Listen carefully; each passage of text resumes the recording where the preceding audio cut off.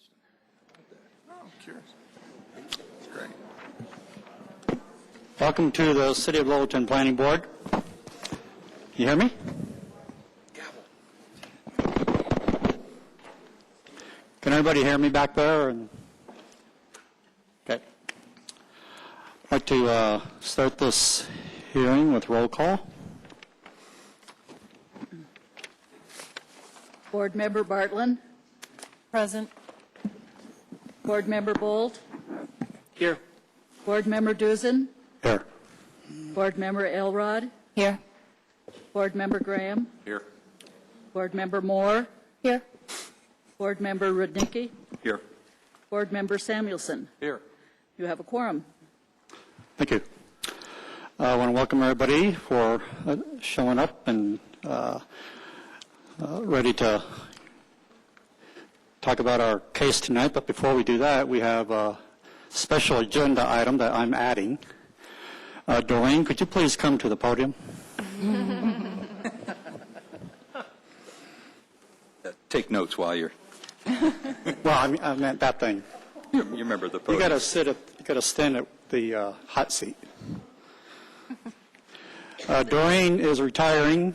This is her last public hearing. She served the city over 10 years, and we just wanted to recognize her and all of her hard work. And Mark has something for you. We have this little plaque, and I'll read it for the record.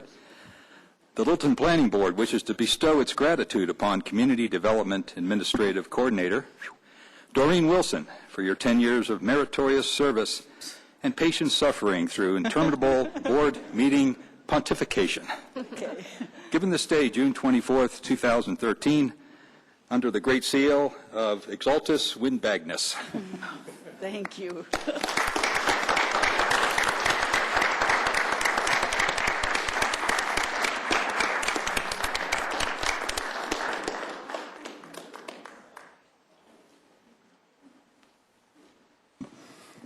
Okay. The first item we have is to approve the minutes of the May 13th public hearing, or actually it was just a meeting. Do we have any comments from the board? Any corrections on the minutes? I think I have a correction. Sorry, Doreen. Under number 5, public hearing, the last sentence reads, he asked Chair Dusen not to open the public hearing and asked for a motion to continue the public hearing. Which line is that? Line 14. So it sounds like, I don't know, just doesn't make sense. Do you remember any of that? It reads, he asked, so this is referring to Glenn, I'm sure. He asked Chair Dusen not to open the public hearing and asked for a motion to continue the public hearing. Well, I would have asked for the motion, not Glenn, so the he should be Glenn and... No, it just doesn't make sense. It says, don't open the public hearing, but then asked for a motion to continue the public hearing. Continue meaning postpone it. Oh, do you think that's what was? Continue is a continuance. Okay. All right, thank you. So, thanks. Any other comments on the minutes? Do I have a motion? Motion to approve? So moved. All in favor? Oh, turn it on. Okay, minutes are approved. Next item is any unscheduled comments from the public not related to the case tonight. Is there anyone who'd like to make a comment on something other than the case? State your name and address, please. No problem. I am Ben Burkett at 5730 South Bemis Street. I kind of lied. It is a little bit about this, but I'm not going to bring up the particulars of tonight. It's more about the procedures going forward. So it's a procedural comment. I would like to know, after the hearing this evening, it's being compared against the comp plan. I know you are all working on a comp plan and being approved. If that comp plan does get approved between now and the council hearing, which one are we to hear and compare against? Can I answer that? Sure. The comp plan would not be approved before the that we know of For council? for council. But we don't know where the comp plan is in the process. It's expected to be later in the year. That's fair, but in the instance or the case that it does get passed or approved prior to that, Forward rule. I think it would be beneficial to have that defined for everyone who's here tonight. So an application is reviewed against the comp plan that's in effect at the time the application is filed. Okay, that's what we're asking for. Thank you. Thank you. Are there any other people who'd like to say? Okay.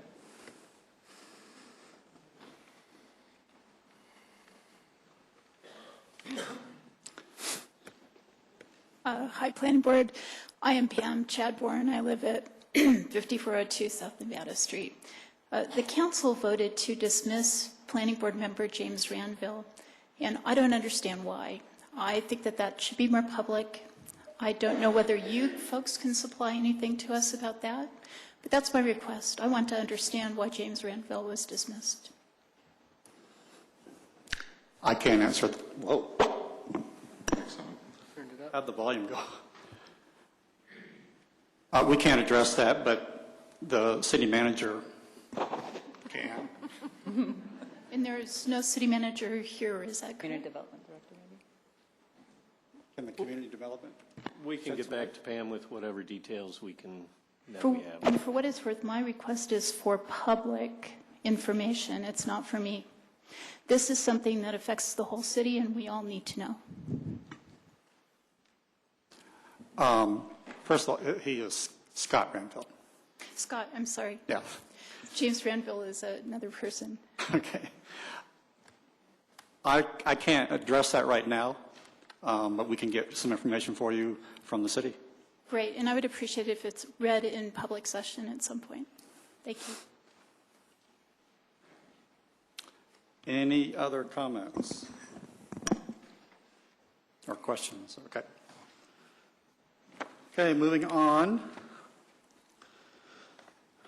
I would like to open the public hearing for the Broadstone at Littleton Station rezoning from B2 and R3 to PDR at 2100 Littleton Boulevard and 5795 South Bemis Street. That was continued from May 13th, 2013. I'd like to outline the process a little bit of how we're going to, how the night is going to go, just so that everybody is fully understanding of what comes and when and why things happen the way they do. First of all, the application is this is the applicant's case, and to address a little bit of the continuance that was on May 13th. The applicant has a right to ask for continuance at any time. That particular evening, we just had to vote on it. And so because it is their process, they can choose to do that at any time. As well as any time in the process, it can be asked even tonight, and even the board can suggest a continuance if we feel like we need more time. So continuances happen all the time, and they're not unusual. They just happen to be unusual for the city of Littleton. They don't happen very often, and so that's what that was all about. What's going to transpire tonight is the city will present their case or their report on the case, and then the applicant will have their time to present their case to the board and the public. At that time, we will open it up to public comment. If you would like to speak, and anyone is welcome to speak, you need to sign up on the sign-up sheets that were on the back. They might still be there. And at that time, you'll be called upon to come forward, state your name and address, and then make your comments. I'll explain a little bit more before we start the public hearing how that process will go, but I'd like to go ahead and get started with Jan presenting for the city.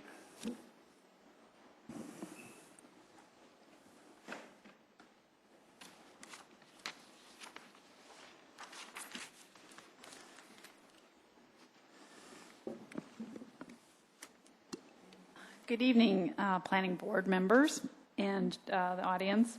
I'd like to present to you exhibits for the hearing, which include the public hearing rosters and the affidavit of posting and the affidavits of publication.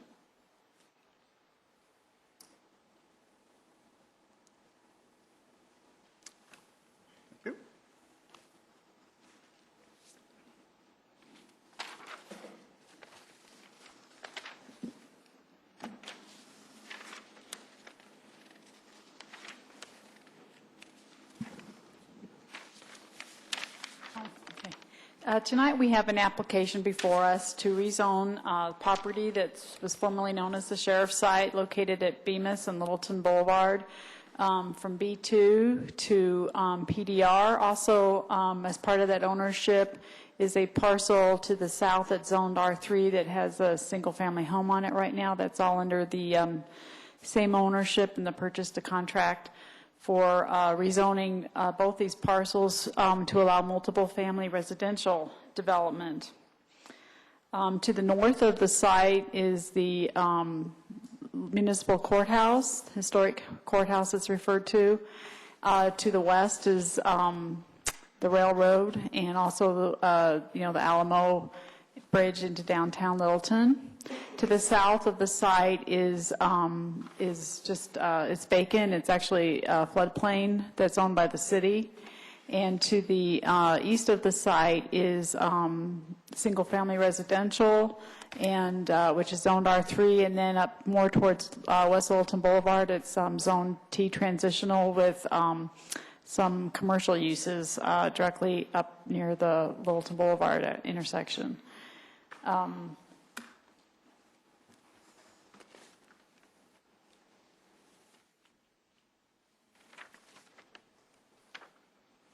sorry, I'm technically challenged, so just. Oh, okay.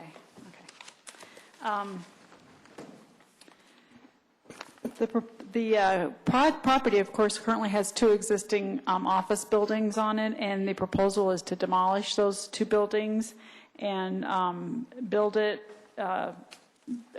construct the multi-story apartment development. They're proposing a total number of 250 dwelling units with a maximum density of 56 units per acre. And let's see, with a 59-foot maximum building height. The building ranges from about 2 stories to about 5 stories, and then there's area along the westerly part of Littleton Boulevard, along the west side of the property line, and a little bit on the south side where the topography slopes down on the property, and it allows for the building applicant proposes a basement level walkout where the grade falls. This is a copy of the conceptual site plan that was provided in the PD plan document. The building now is being proposed as 2 buildings instead of 1 as it was previously proposed. The garage is in the southerly part of the site with apartments wrapped around it. The northerly part, that's another separate building, is apartments, and they off of the Bemis Street is the main entrance, and they'll have their little amenity area and community clubhouse in that part of the project. As you can see in the center area, there's pool shown, and that would be their center plaza and pool activity area for the project. They propose some surface visitor parking on the southerly side, on the south side of or near the garage entrance. And then they also propose a drive that goes around the building, and that's for the fire department, basically. That's emergency only for the fire department that would connect up to Littleton Boulevard, but that will be blocked so that it can't actually be a vehicular access for anyone else. But it will also serve another purpose as being a walking trail from around the building to connect to the public trail system that's on the north side of Littleton Boulevard.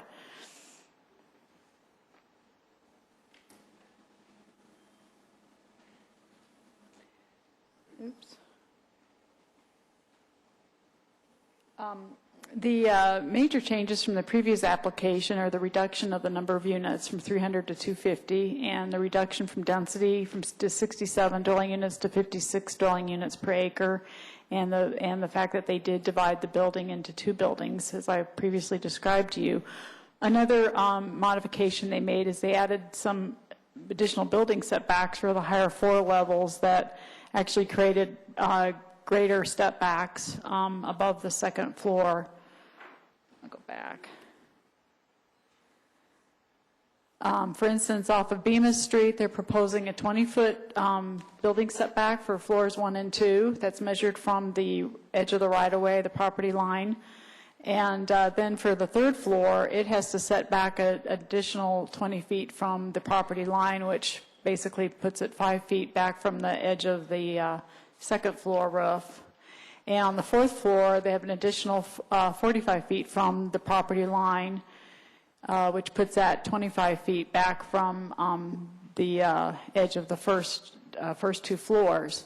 And then they propose an 80-foot setback for floor 5, which basically the fifth floor actually occurs more on the south and west side of the building, so it really won't be visible at 80 feet from the Bemis Street right-of-way line. Then on Littleton Boulevard, they have similar setback arrangement, except they're a little bit tighter. They've got 10-foot proposed from the street right-of-way on Littleton Boulevard. You will see, though, that on the profiles on the other pages, there is a 10-foot sidewalk that runs along Littleton Boulevard, so they'll actually physically be 20 feet from the paved portion of the street. Then, of course, the setbacks vary after the second floor, 15 feet, 35 feet, and then the fifth floor at 80 feet. Then along the west side, they're proposing a 30-foot setback from the west property line. That's a minimum setback. And that will include the basement level. You can kind of see there a little bit up to the fourth floor, and then they propose an additional 5-foot setback for the fifth floor on the very top. And they have the same proposal on the south side of the building as well.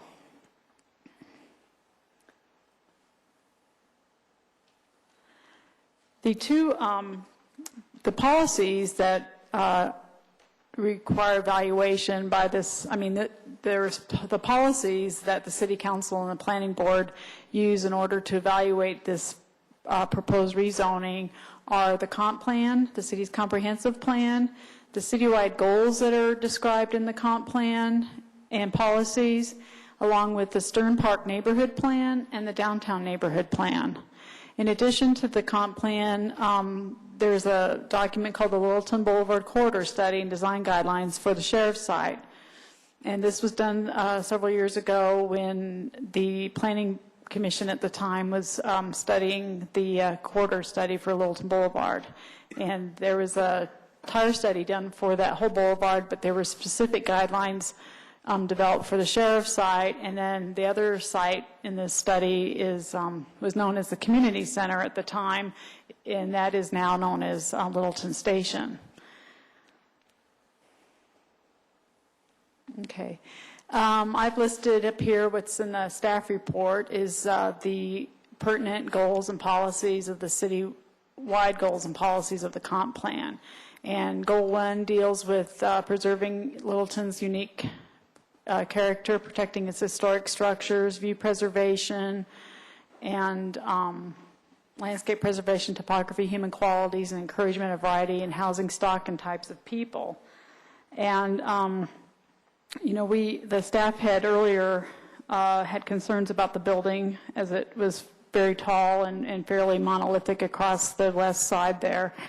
And the proposal now that they've provided with the building being broken up into 2 buildings and proposing to create at least 5 submasses, and I think they're actually showing 9, along with the proposed setbacks from Littleton Boulevard, which steps the building down much lower in height as it gets nearer to the boulevard and closer to the courthouse, better reinforces the prominence of the historic courthouse. We feel that this goal has been better met with the proposed plan they have now.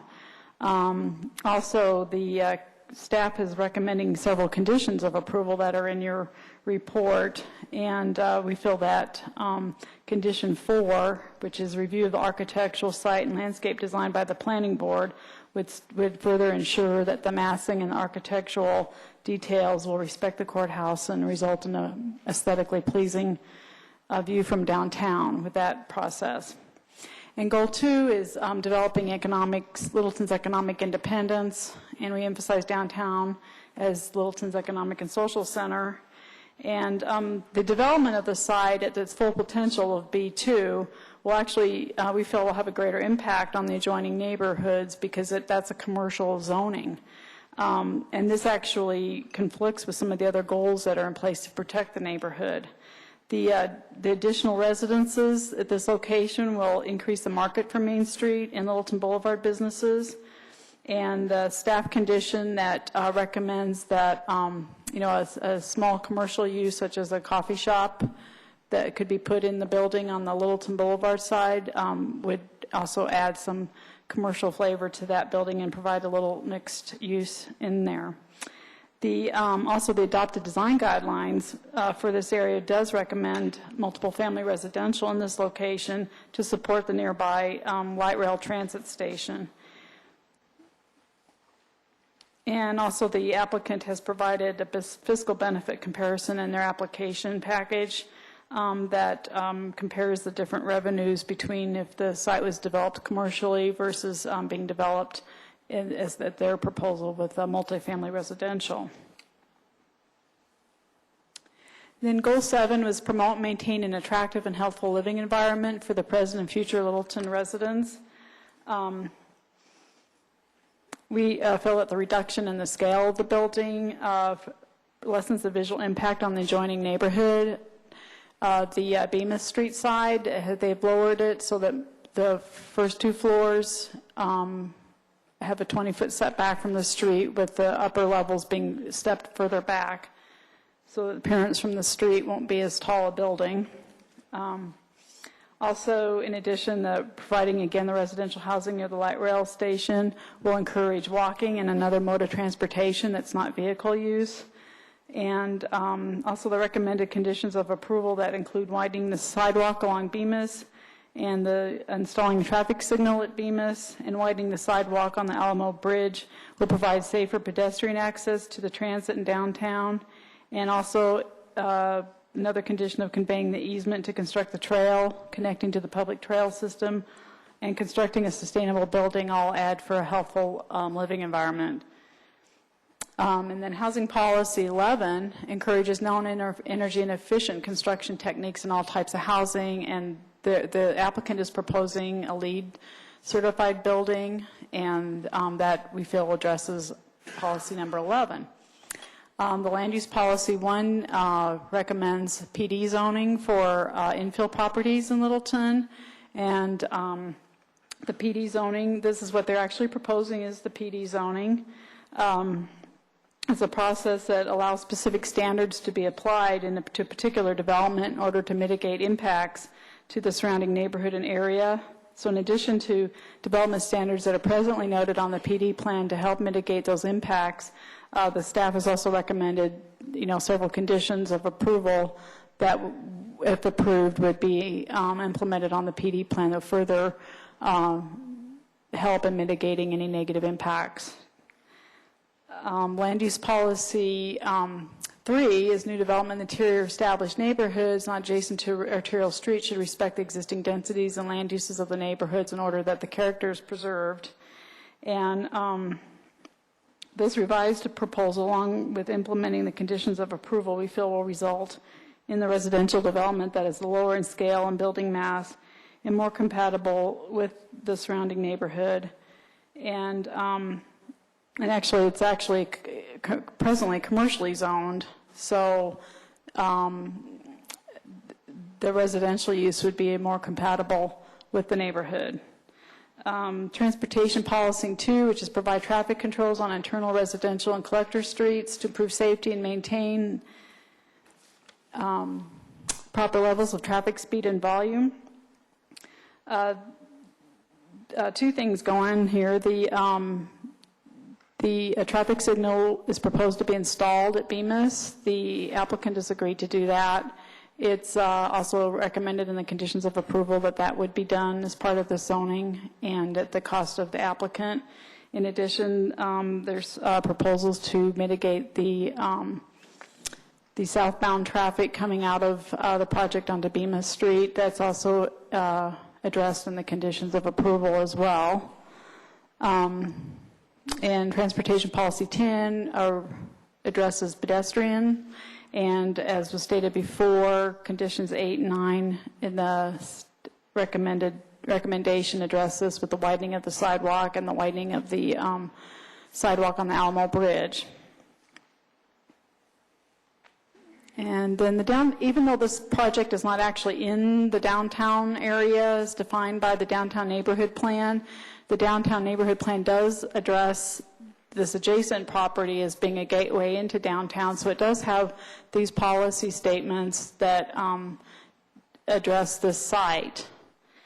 And instead of one larger building, the revised PD plan again shows 2 separate buildings, thereby visually reducing the mass and the scale of the project.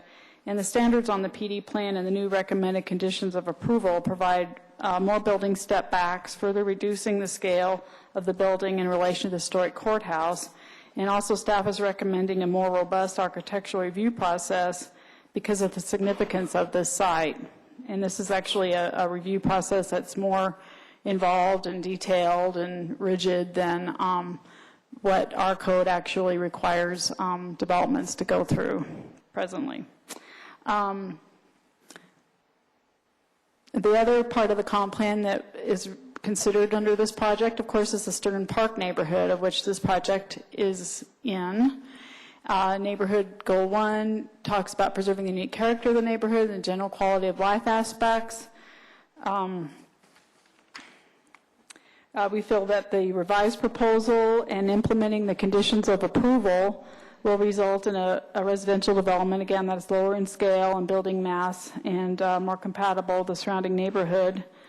Decreasing the number of units has also reduced the vehicle trips from the site, and implementing the measures to reduce southbound traffic onto the neighborhood, as detailed in our conditions of approval, will also mitigate that. And also, in addition to that, I've been talking about a 20-foot setback from Bemis Street, but one of the conditions of approval staff has recommended is increasing that setback to 25 feet to further bring it into character with the buildings on the east side of Bemis Street.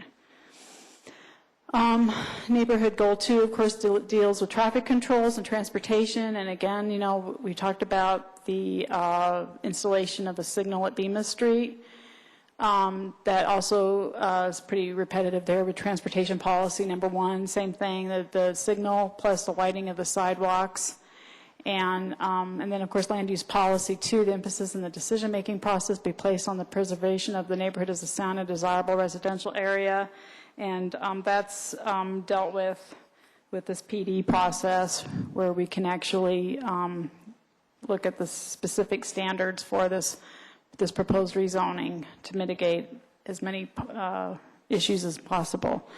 The other, I'm probably not going to go through all this. It's getting a little lengthy here, but I've highlighted the areas of Littleton Boulevard corridor study design guidelines for the sheriff's site and what was looked at relating to the building mass, the building from next to Littleton Boulevard, the architectural character, bringing the building into human scale, protecting the prominence of the courthouse, and again, building relationships, massing and height. And I think, I think you're all pretty familiar with these. And staff has highlighted in their staff report here how we feel that the the revised proposal better meets these guidelines, in addition to the 20 conditions of approval, we've recommended also make this application better meet these guidelines as well. And I chose not to list all the conditions of approval. You have those, but the staff feels that with the recommended conditions to be added to the PD plan prior to recording, we recommend that the planning board implement those, or recommend that to council to implement those. So anyway, that's my presentation. So if you have any questions for me, or if you want to listen to the applicant's presentation first, it's up to you. Unless somebody has a burning question, I think we wait till later. Somebody have a... Okay. Thank you, Jen. Okay, I'd like to welcome the applicant to do their presentation.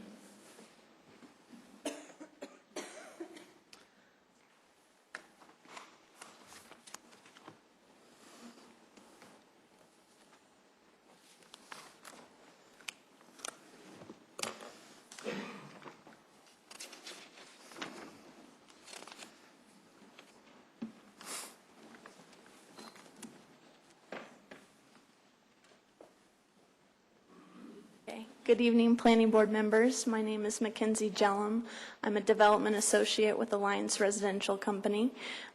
Thank you all for listening to our request to rezone Broadstone at Littleton Station. And with that, I'm going to jump right into our presentation.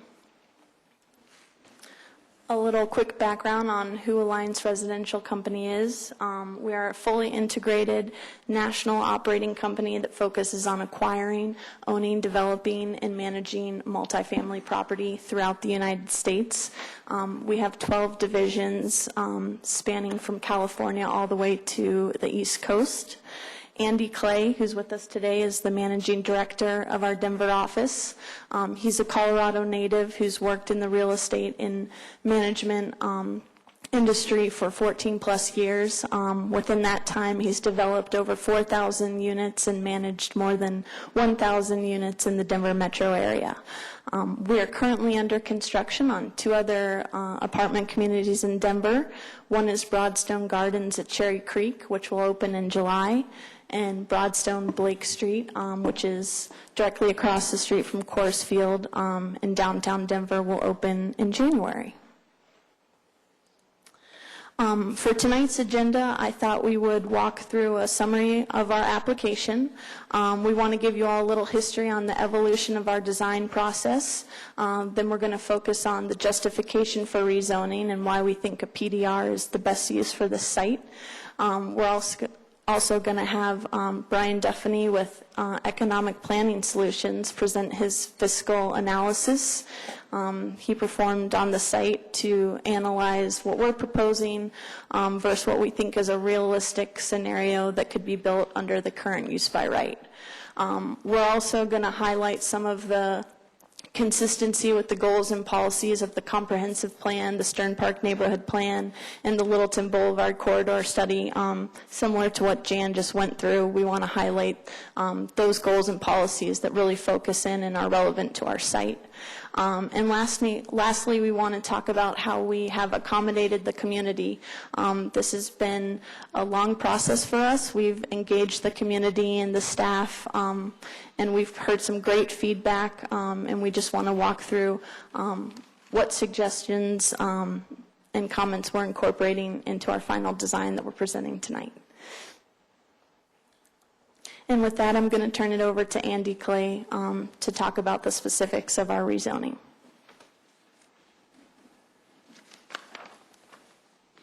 My name is Andy Clay with Alliance Residential Company, 2000 South Colorado Boulevard, Denver, Colorado, 80222. First of all, board members, thank you for your time. I appreciate the analysis that you've given this, and I realize that it was an extensive packet to review, and I do appreciate that. We are proposing a PDR zoning, and as Jan had mentioned, that that does comply with one of the goals of the comp plan. I think it's the land use number 1, implementing a PDR for the purpose of finding very specific uses and defining them, rather than creating something that is much broader, that allows a lot of room for interpretation down the road by a future buyer or a future developer. So what we're proposing is a 250-unit Class A luxury residential apartment community. And this will be the first development in Littleton of any kind that's built to LEED Gold design standards. That is included in our packet, and we do have the criteria for LEED Gold, and that is what we're going to be striving to achieve. That's something that's driven by us as a developer as well as our investor, for the basic purpose of maintaining long-term value.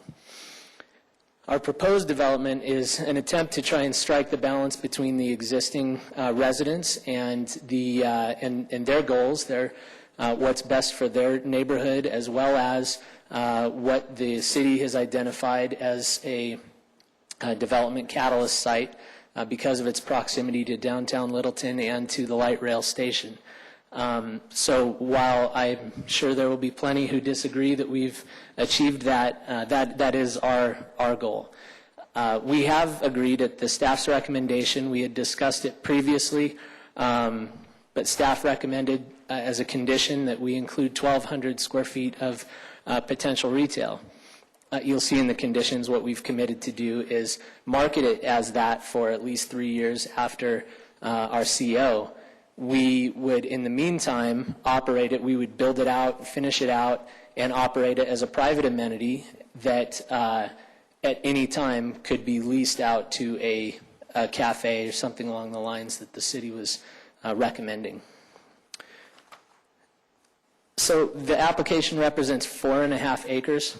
Got to keep up with that one too. Represents 4.5 acres, currently zoned B2 commercial business and R3 residential. We focused a lot of attention on the Littleton Boulevard corridor study, particularly after staff had specifically brought that to our attention. And I know Board Member Rudnicki, you and I believe Council Member Valdez were on the commission at the time, or the board at the time that was approved, and at least a year of work went into that study. And so we take it seriously, and we believe that there was a lot of analysis and thought that went into that. It highlights that the site is the closest redevelopment site to the downtown Littleton light rail station, and it identifies a goal of maximizing value for this site and allowing for a purely residential medium density development. There is some uncertainty about what medium density is. It seems to imply in some cases maybe 50 units an acre is medium density. But again, going back to that land use 1, if there's anything that we're asking for as a incentive that land use policy 1 identifies as one of its strategies, it's allowing us to get up to a density that results in a more viable project and a more efficient project for our company to operate. And that gets it up to 250, which is 56 DU an acre. It also points out that the existing zoning allows some commercial uses that are incompatible with that plan. As I said, it's the closest site to the light rail station. It's less than a quarter of a mile also from the following locations: the platform, historic Main Street, Stern Park, the War Memorial Rose Garden, and the Pea Patch Gardens, and of course the community center. These are all amenities that really lend themselves to residential. It's located outside of downtown, but it's immediately adjacent to the downtown, to the entry to downtown Littleton.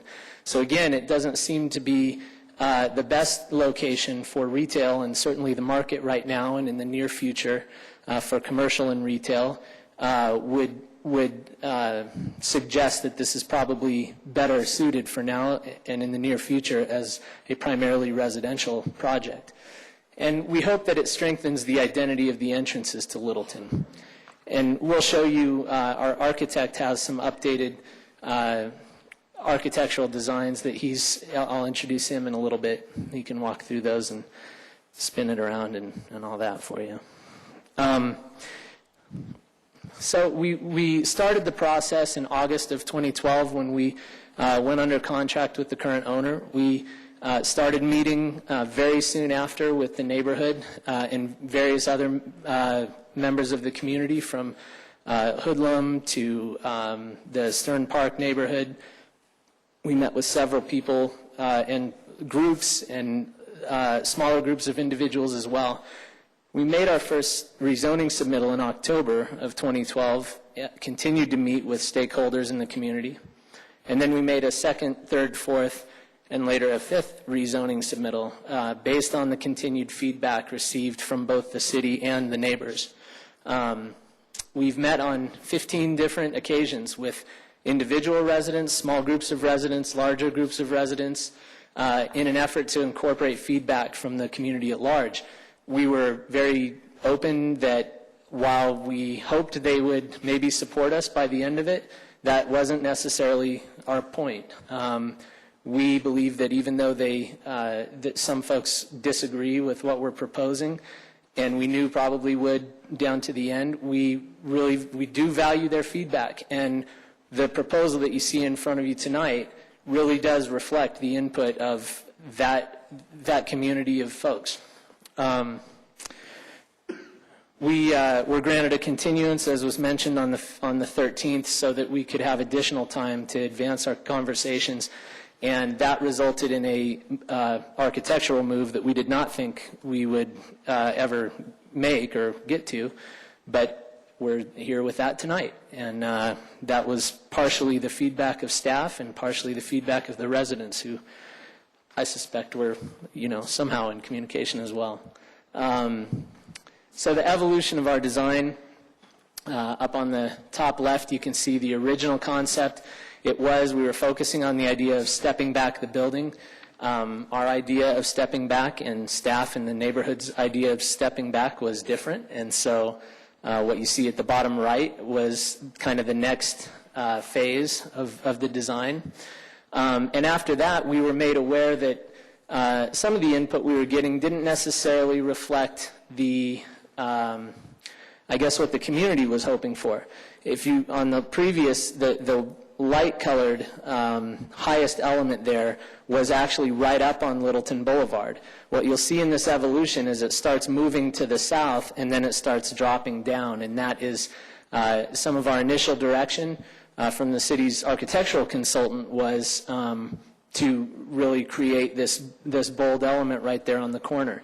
And as it evolved and the city communicated internally and communicated with the neighbors, and that became clear that that was not what was really preferred. So here you can see it comes down again, and our step backs get bigger, and we're 2 stories with a 3-story and then a 4th story stepped back further. And then here we came back we made more step backs over here as well, and made some adjustments to the color to break it up, and materials to break up the massing. This is essentially the view from Bemis Street. This would be a pedestrian view along Bemis Street. So you see we have 2-story and then it's stepping back. I can't remember if it's 5 or 10 feet, but it steps back so that it is a noticeable move to the 3rd floor. And then the 4th floor is back essentially far enough that you don't see it from this view here. So the pedestrian element really is a 2- and 3-story building. You'll see that this is a previous version. What we're going to show you tonight has some additional elements to it that responds to some other points in the corridor study that were brought to our attention. Sloped roofs, incorporating those where we can to really try and complement the residential surrounding. And there's more of that we'll show later. But this is how our site plan basically evolved. This was our original concept, and here is where we broke it into 2 buildings. And later our architect can show you on the 3D model how you really you can stand here on either side and look all the way through there. So that's changed. This shows the step backs. You have a slight step back there, and then the larger portion all around. Here you can see the 2-story step back, the 3-story, 4-story. You start to get a real sense of the layering that's going on. So the points that the community really raised, specifically the community and the neighbors raised, was the height and the scale of the building. We did respond to that in a move that resulted in a approximately 23% reduction in our planned units from our original design. But I think that it actually does result in a better building and a better development. They were very sensitive to respecting the historic courthouse, and so as I had said, we took that corner element back and we continued to step the building back more and more to the point that, as you'll see in the other architectural elevations, it really does step away from the courthouse, so it comes down and really accentuates the courthouse as an important structure. The architectural style, that was something that, in this process, although the PDR is effective at providing details, architectural style is usually worked out through the site plan process. But given the given the sensitivity of this project, we've made some attempts to kind of add to the architectural style and the direction to give planning board and the neighbors a sense of where we're headed. And we're committed to ongoing communication through the site plan and construction process with those neighbors that are specifically around us and who've invested time in working with us. Increased vehicular traffic was a real concern. As Jan mentioned, we're now down to 250 units, about a 23% reduction from our original application.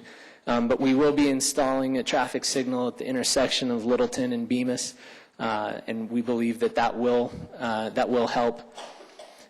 There were comments, Bemis Street is already too narrow. We are part of our design that Public Works has been involved with, requires a widening of Bemis. Pedestrian safety concerns walking to the light rail station. We're very familiar with that walk, and that it is pretty narrow, and there's 2 strollers couldn't pass on that walk on Alamo. So we talked to Public Works, and they have encouraged us to widen the sidewalk there on Alamo, and we're committed to do that. Overcrowding of Stern Park. This one is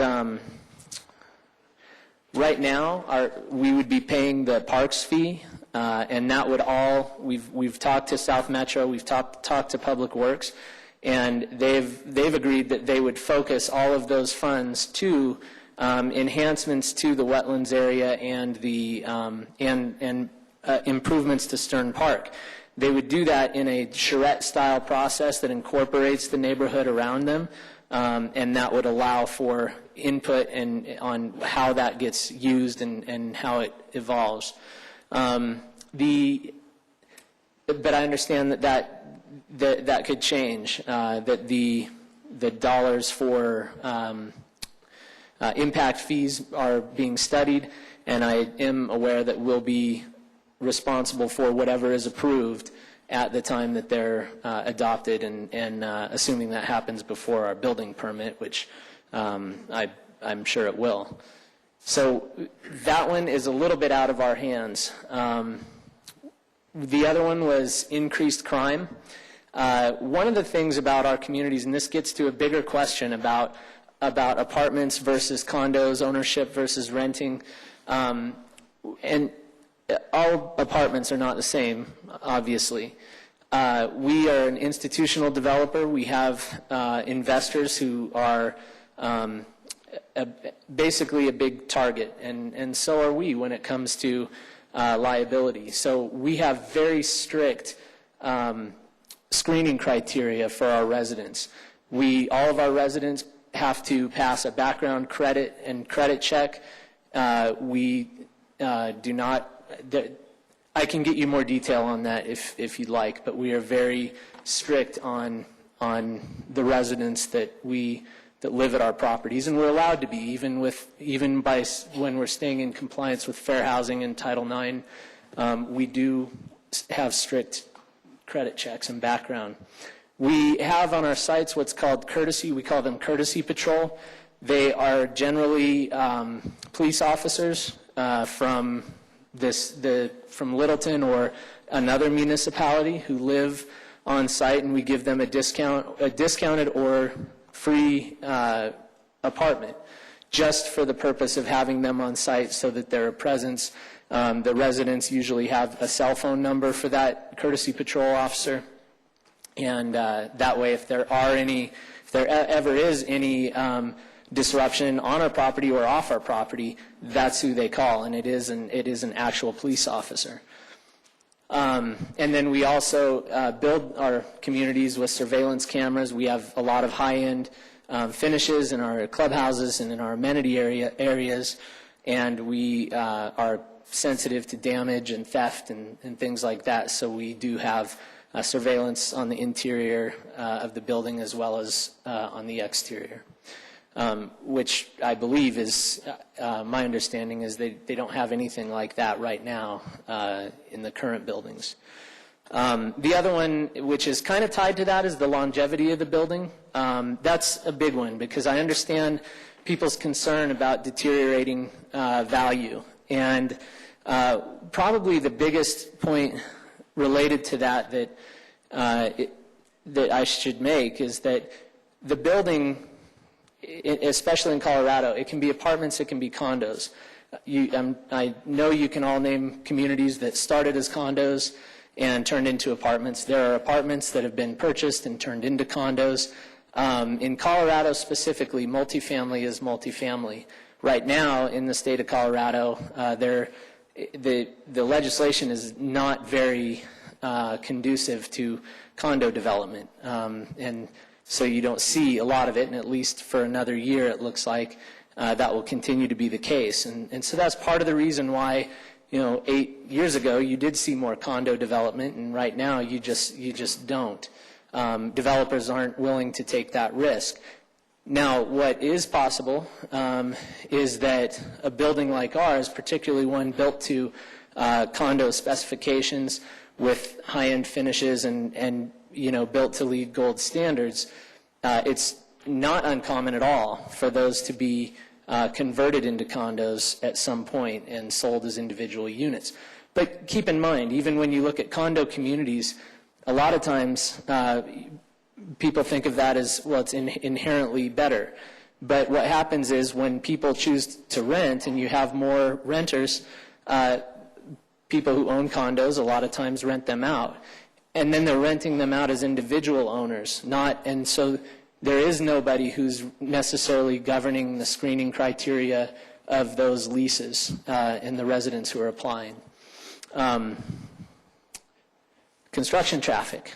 We have included in the packet good neighbor construction policy, and we'll adhere to the 4 C's, which we have, I think, tried to exemplify so far, which is communication, common sense, courtesy, and compromise.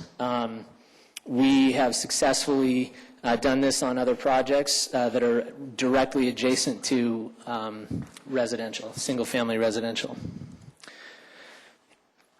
And in case you're getting tired of hearing me, I'm going to let Mackenzie take this, the justification for rezoning. Thanks.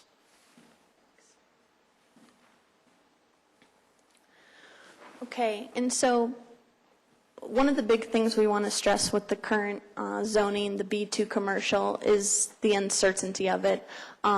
This current zoning allows for less input and control by the city staff and from the community. what we're proposing, the PDR will actually limit the uses while empowering the city staff to weigh in on our design, as well as solicit the community for their input on what would result in the best project for this location. As we noted, the Littleton Boulevard Corridor Study states that existing zoning allows some commercial uses that are incompatible with the redevelopment plan. Some examples of incompatible uses that could be built today are things such as a parking structure, food services with a drive-through window, bars and taverns are allowed under B2 zoning, as well as dry cleaning and laundry operations, veterinary offices and animal boarding, hospitals, residential detox facilities, a movie theater, new and used automobile dealerships, both licensed and unlicensed, as well as hotels, motels, and student housing. So a lot of things that would be incompatible given the location of the site and the surrounding community. Why we think residential is the best use for this site. We took a closer look at the Littleton housing supply. Currently, there are 26 apartment communities in Littleton that are 50 units or greater.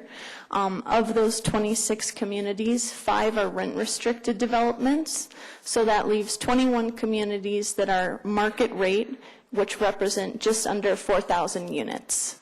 The average property age for the 21 communities is 1982. The average property class is a C rating. The units are on average 226 square feet, and they would rent for just under $1,000 a month, which equates to $1.19 per square foot. And yet, given the supply, there's still a really strong occupancy rate of 96%. And as we noted before, none of these properties are built to LEED Gold standards. Just continuing on that note, only 2 apartment communities have been built in Littleton within the past 10 years. That's Alta at Aspen Grove, which was built in 2011 and has 280 units, as well as 5151 downtown Littleton, which was built in 2009 and has 350 units. Apartment Insight, which is an appraisal company in the Metro Denver area, has a methodology for how they classify apartment buildings. And based on their classification, which we have the methodology and can circulate that in a moment for you all, only Alta Aspen Grove is considered Class A in Littleton. Concordia on the Lake is also, but that is a rent-restricted community. Since 2010, only 3 new multifamily projects have been approved, none of which are pursuing LEED Gold certification. There's also a lack of larger communities in Littleton. Large properties require long-term investors that have higher maintenance requirements and strict resident qualifying criteria, such as those that we implement. And currently, there are only 3 communities in Littleton that have 300 or more units. This is just a map highlighting the one Class A property, which is Alta at Aspen Grove. And when you compare that to Metro Denver, there are 87 properties that are considered Class A with the average construction date of 2001.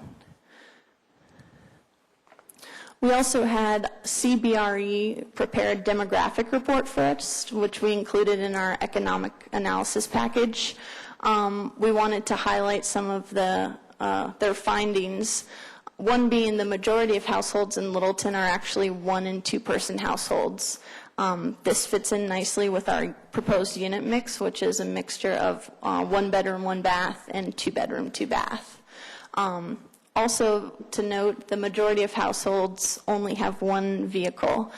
Now, we're not asking for any reduction in parking for our site. We're building it to code with 1.5 spaces per unit, but we just wanted to note that.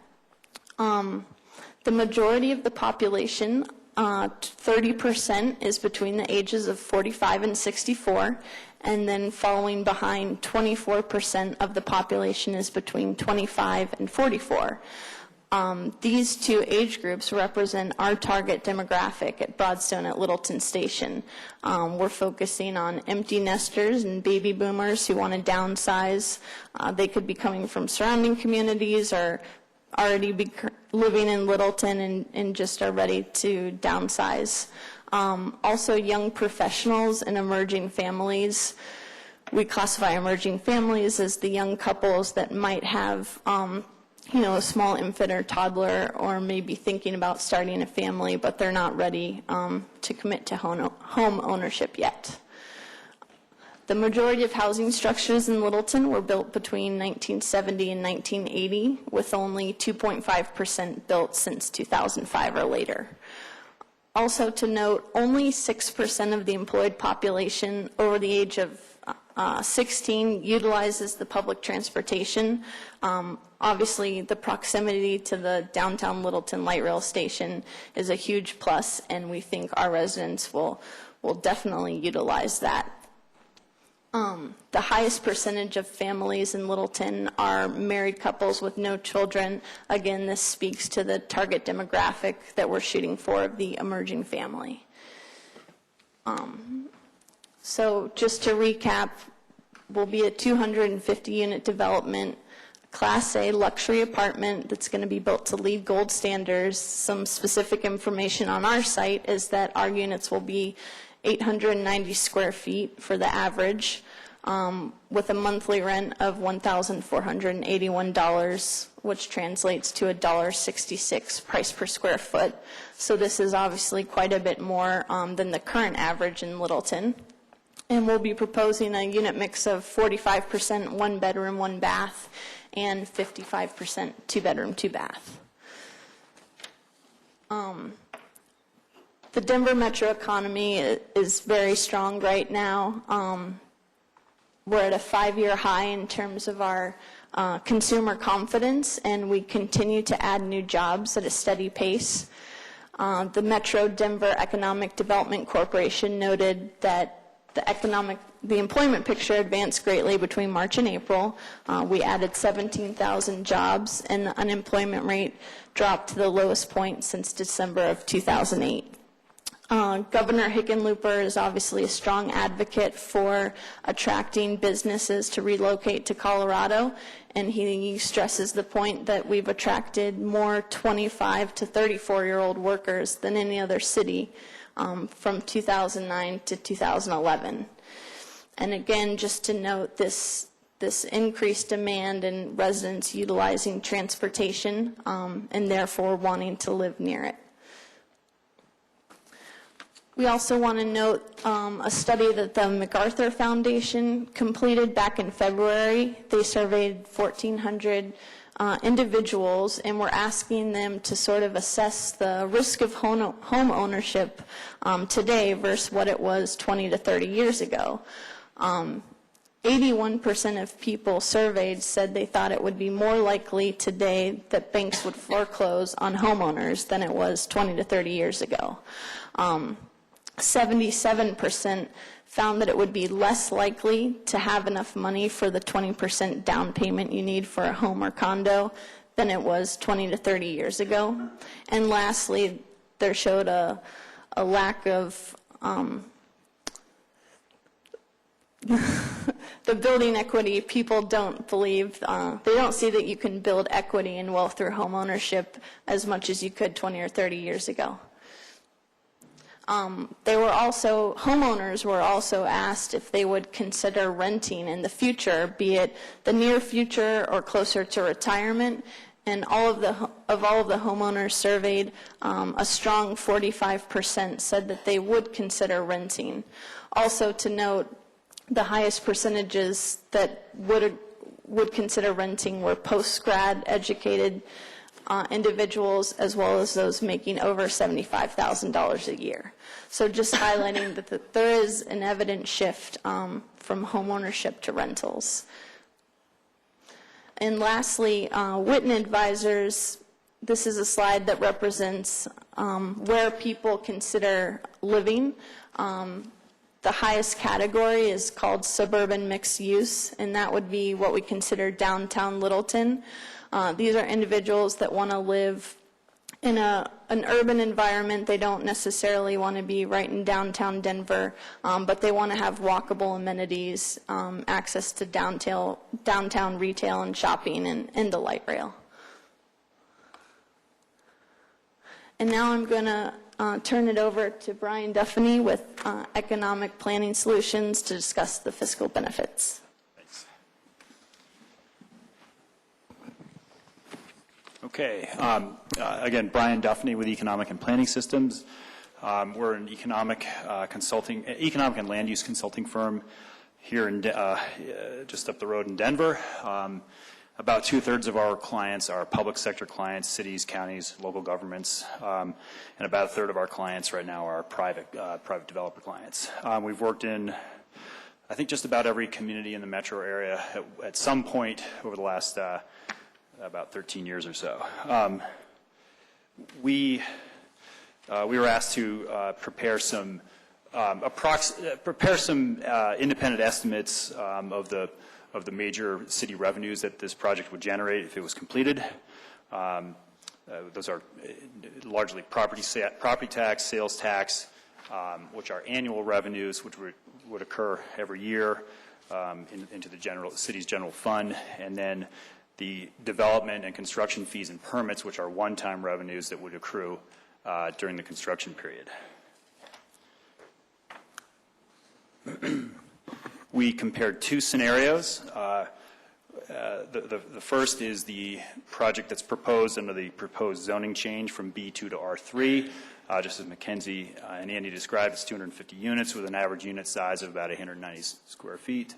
The average monthly rent would be $1,481 a month. And under the existing B2 and R3 zoning, a probable scenario would be a project that would be about half residential and half commercial, with 175 in terms of the floor area, with about 175 smaller apartments with lower quality finishes. The rents would then consequently be lower. There would be roughly 25 live workspaces, which are ground floor.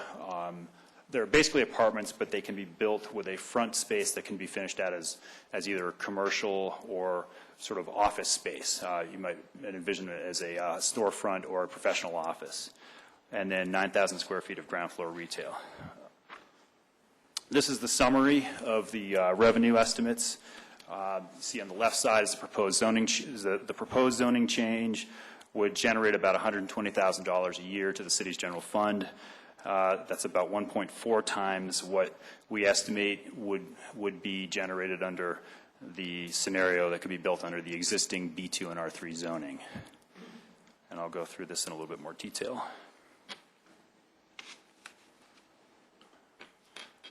Let's see. So the project demographics, we estimate the household income. Let's back up for 1 second here. So the major revenues are sales tax, property tax,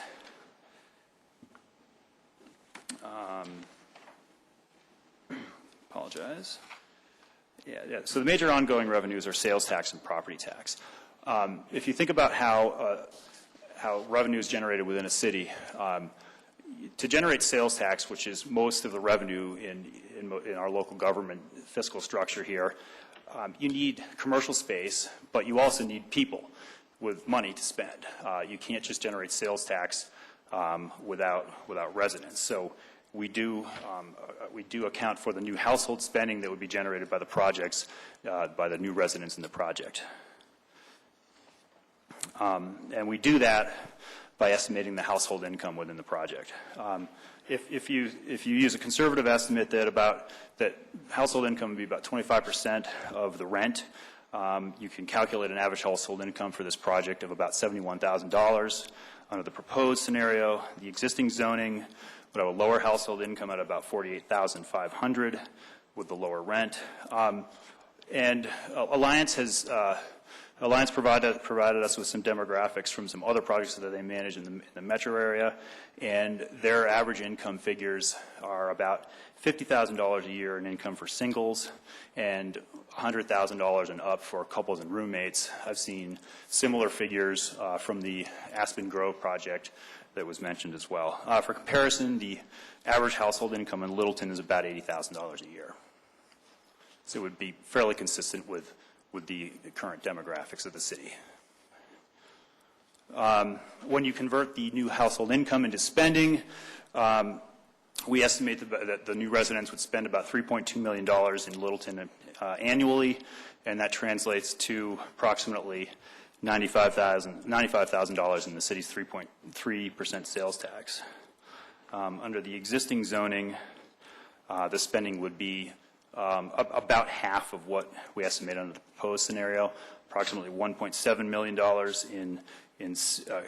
$3.5 million in retail spending in Littleton, and $1.7 million in Littleton, and about $52,000 in sales tax from residents spending. The proposed scenario would also have some commercial floor space, which would generate another $13,000 in sales tax for a total of about $65,000 in sales tax. Property tax, the proposed project would have we estimate the market value would be about $48.4 million. That's $193,000 a unit. The assessed value would be $3.8 million, contributing $25,600 in property tax to the general fund. The school district has a higher mill levy, and they would receive about $219,000 a year in property tax. And under existing zoning, the general fund property tax would be about $17,000 and $146,500 to the school district. There are numerous fees and permits. I think the biggest one to highlight is the park impact fees. In each scenario, they would be approximately $500,000, as Andy mentioned. And just some other non-tangible or softer benefits, if you will. We, as a firm, do a lot of work on transit-oriented development projects, and understand some of the motivations for trying to increase housing around transit and in downtowns. So this would contribute additional residential population to the downtown area. And you could expect some additional spending in downtown businesses as a result, additional street activity, and since it's next to the light rail stop, fewer automobile trips, and compared to a site that doesn't have transit access, less pollution and emissions.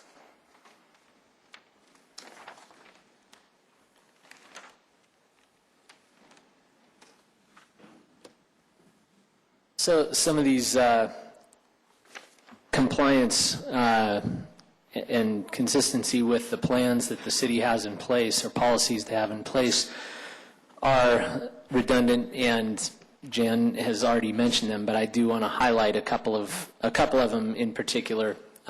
So the goal one of the comp plan, view preservation, I think Jan hit that one with the separating the building into two buildings and creating the trail that goes around to the west side. And the landscape preservation, there is actually quite a bit of trees and landscaping that will actually buffer the project on the south side and on the west side. And there are other trees that we're going to identify. We'll do a tree survey for the city and identify what we'll be able to relocate or replace.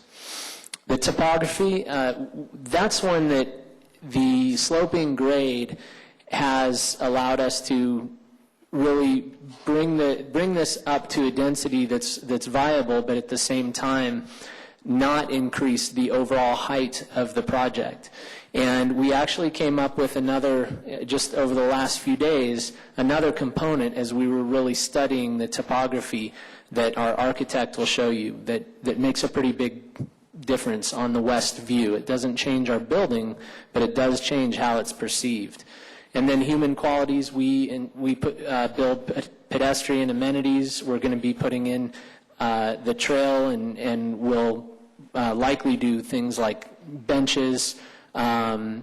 So overall, we're adding pedestrian amenities and improving the pedestrian circulation. We're encouragement of a variety of in housing stock is part of the comp plan, and that's one of the things that we think that we're bringing to the table here. As we showed earlier, particularly the apartment stock in the city is a little bit older and not quite not as many A properties proportionate to the broader metro area, and we see this as an opportunity for to help the city kind of raise their standard of what apartments mean here. And then the community-wide goals and policies. Develop Littleton's economic independence and reemphasize downtown as Littleton's economic social center. Brian just really, I think, hit that one. Provide adequate public transportation both within Littleton itself and as links to other communities. Again, we point to the light rail station and the benefits of a transit-oriented development in close proximity. Encourage known energy-efficient construction techniques in all types of housing. Again, we're designing and building this to LEED Gold standards, which I don't know if we mentioned this at all, but there are currently only 2 LEED Gold buildings, apartment buildings in the metro area at all. Obviously, you're aware Alta Aspen Grove is LEED Silver, and I believe they are the first 3-story LEED certified building in the metro area. So I commend them for that. The Stern Park Neighborhood Plan, goal number 2 is to improve transportation facilities and traffic controls only to the extent necessary to improve safety and to provide good traffic circulation within the neighborhood. That's something that if anybody's tried to turn left out of Bemis and go downtown, it is challenging, and certainly if you're trying to cross the street without a car, it's even scarier. So if you're going to the Buck Center, and it's pretty difficult to get across there. And that's something with a light that would also include a crosswalk and make the pedestrian connectivity better. The Downtown Neighborhood Plan identifies techniques that it encourages to be used to respect the historic character and particularly the presence of the courthouse, step backs, setbacks, using the topo. Those are some of the things that we've tried to do. And then the Littleton Boulevard Corridor Study, 2A1, Goal 1 and 2, to terminate the view from Alamo looking east in an attractive way and present an attractive west facade. We've broken it up into, per the PDR, 5 distinct masses, but we're actually proposing 9. But as a minimum, it would be 5, and then one of those breaks is an actual physical break in the building. And this is really kind of the last piece here, accommodating the community. We are, both the immediate community and the broader community, we will install a traffic signal at the intersection of Littleton Boulevard and Bemis. We will implement additional measures to reduce southbound traffic on Bemis Street. That's another one that was a big comment from neighbors. One of the benefits of managing a residential community is that people sign leases, and we've checked with our legal counsel. We are allowed to have a lease provision that tells residents that if they're going southbound or coming in from the south on Bemis, we have the right to fine them because there will be a traffic control there, a sign that says no left or no right turn, and a sign on the other side that says no left turn from Bemis. We can easily have one of our security cameras pointing in that direction, and while we are not a policing entity for the city, and we aren't warranting or guaranteeing that we're policing that, it would bring in revenue, and we would be happy to help the community discourage people from turning and going south on that. Developer will expand the width of the sidewalk along the bridge over the railroad depression. I mentioned that already. Developer will dedicate an easement to the city for the open space and fire access on the west and south side. That's to allow the trail connection over to Alamo Street. Developer will pay the fees adopted by an ordinance of general applicability that are in effect at the time of issuance of building permits. Again, that's something that you guys are all reviewing right now and will impact us. The development will include a 1,200 square foot cafe with an outdoor patio space at the corner of Littleton and Bemis Street. And as I mentioned, we would commit to marketing that for 3 years after CO. And we would love to have it actually lease as a cafe. As I mentioned, there's 30% within a 1 mile radius of the light rail station. There's 30% vacancy of commercial. That includes office as well. So I think we believe it's better for the community to have it as active space rather than just dark space if the market isn't there for it yet. But we design it so that there was the plumbing connections so that it could have a separate bathroom and everything for a future retail user. We'll widen Bemis Street, as I mentioned before. I mentioned LEED Gold, and promote Littleton's rich history through building design elements. Mackenzie is she has a master's in historic preservation, and one of the things that she came up with was naming floor plans after historic Littleton families, influential families. That's something that we're willing to look at, display historic photographs of Littleton in the clubhouse, and work with the Historic Preservation Board on the best way to showcase the history of Littleton. And with that, I only have one more correction to make. I think earlier it was said that Concordia on the Lake is the other Class A community. Jan mentioned that's actually in Jefferson County. It's not in the city of Littleton. And one other small correction, I think it was said that the average square footage of apartments in Littleton is 286 square feet. It's 800, I think, 802, something like that. But it was an 8, not a 2. So, again, thank you for your time. We have a team of consultants here and experts who are able to answer additional questions, specific questions, as they arise. Thank you for your time.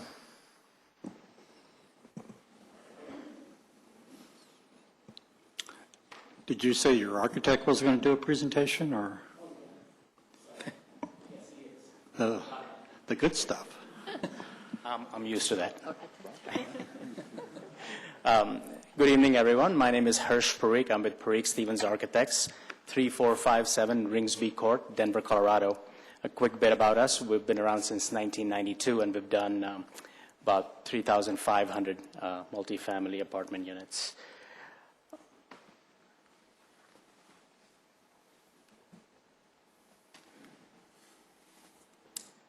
Just a quick few images just to set up the context real briefly. There's the aerial of the site, Bemis, Littleton, the existing buildings, big asphalt parking lot in the floodplain, and the tracks that sit down in the track pit.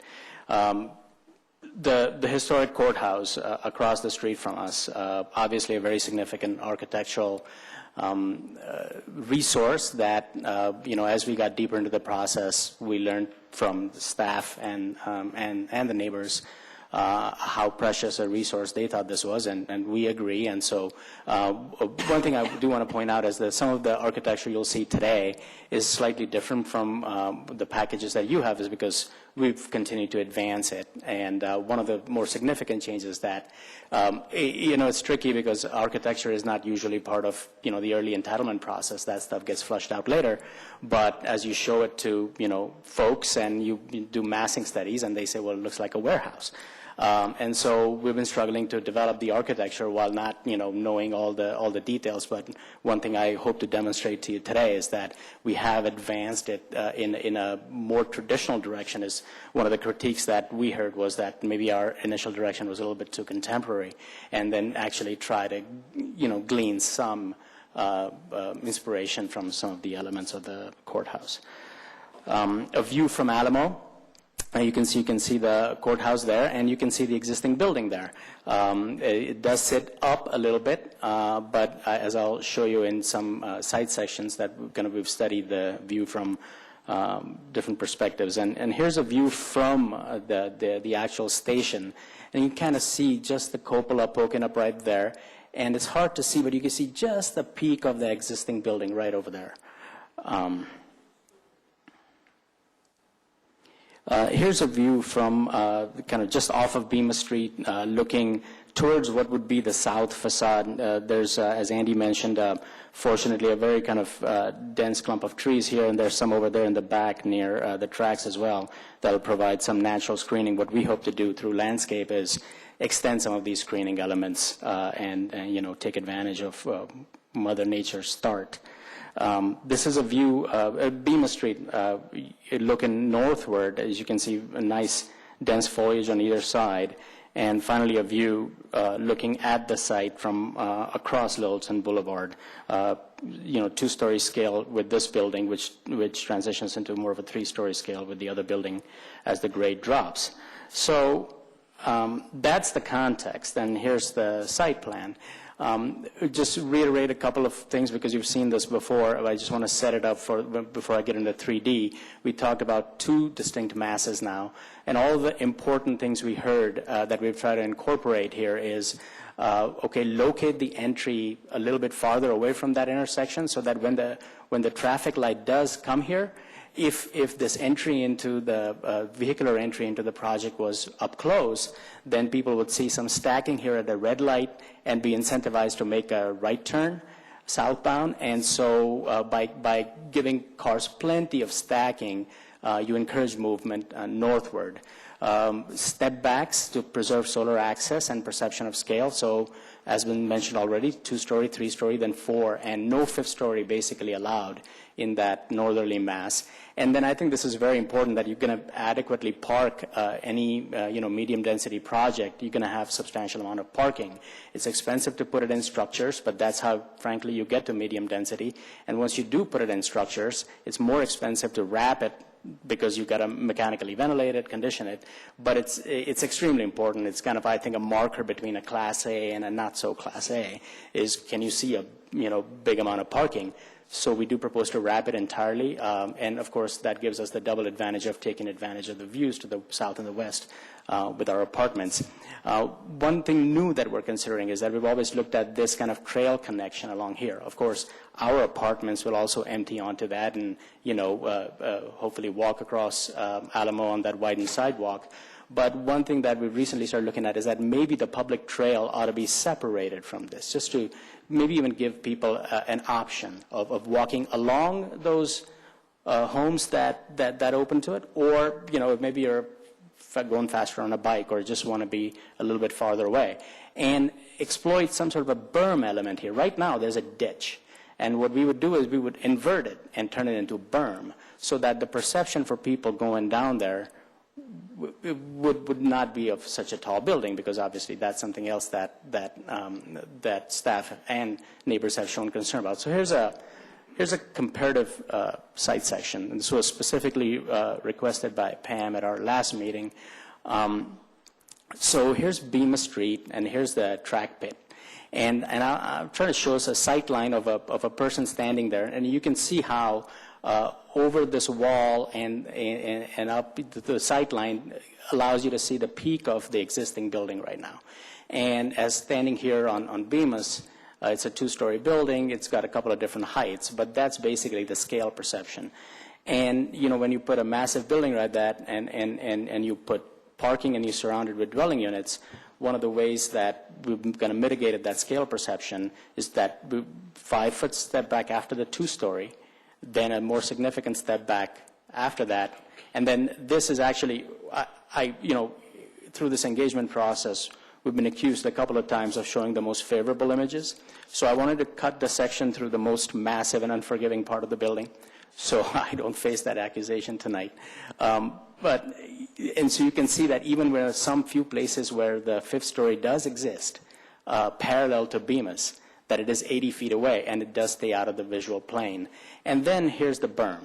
and you kind of divide this what we call this a multi-use area where it's for firefighting, but hopefully never for firefighting, mostly for walking and biking. And then there's the more public trail on the other side of the berm. And by bumping it up, you skew the sight line so that at least for the people standing at the station, you're only looking at the top 3 stories. And now let's go to the 3D model. Again, apologies. This looks way darker than it really is, just because the lights are on, I guess. But this is different. Again, you can see the 2-story mass, the corner of Bemis and Littleton. First, a step back onto 3rd. From this close to the building, you will not see the 4th story. We've started introducing these wrought iron elements that happen to be on the transom windows of the courthouse, kind of a cross. And when you're trying to draw inspiration from a historic structure, you don't want to be a copycat. You got to be careful that you have your own identity. So this is just one attempt. We look forward to refining this and working with the community and you all. But there's a little corner kind of cafe-like element that's been mentioned, and I'll just kind of give you a quick tour around the building. We'll just kind of jump to an aerial here. And we have this I brought the whole model today. So again, I'm not showing you selective views. If there's a specific view anybody's interested in, I can zoom into that. And I'll just kind of go around. There's about a sequence of 12 views that gives you a good perspective. This is the entry element that our PDR requires to be 1 or 2 story. So when you enter the building and right across the street from the most kind of residential part of Bemis, the height is low. It's a welcoming low element, and that then you can then transition into more higher spaces internally. Walking down Bemis, these 2-story elements remain. Now we've added slope roofs. That was something else that was requested of us that maybe as it's stated in the corridor study that maybe some slope roofs should make an appearance. There's the break that you see that's not that evident without shadows and in that dark thing, but in the next scene, so you can see we have some kind of bridges that fly not at every level, but just enough so that people don't have to take elevator down and up and so on. And so there's some connectivity between these buildings. Hopefully most of it will happen at the ground plane. Peeking into the courtyard, little pool amenity area, such, and hopefully a connection to that regional trail through the building. One of the problems with obviously high density or mid density is that actually high density, very high density, will allow you to go high rise and break up the cell into smaller block sizes, so that you have a pedestrian or visual or air break every 200 feet or so.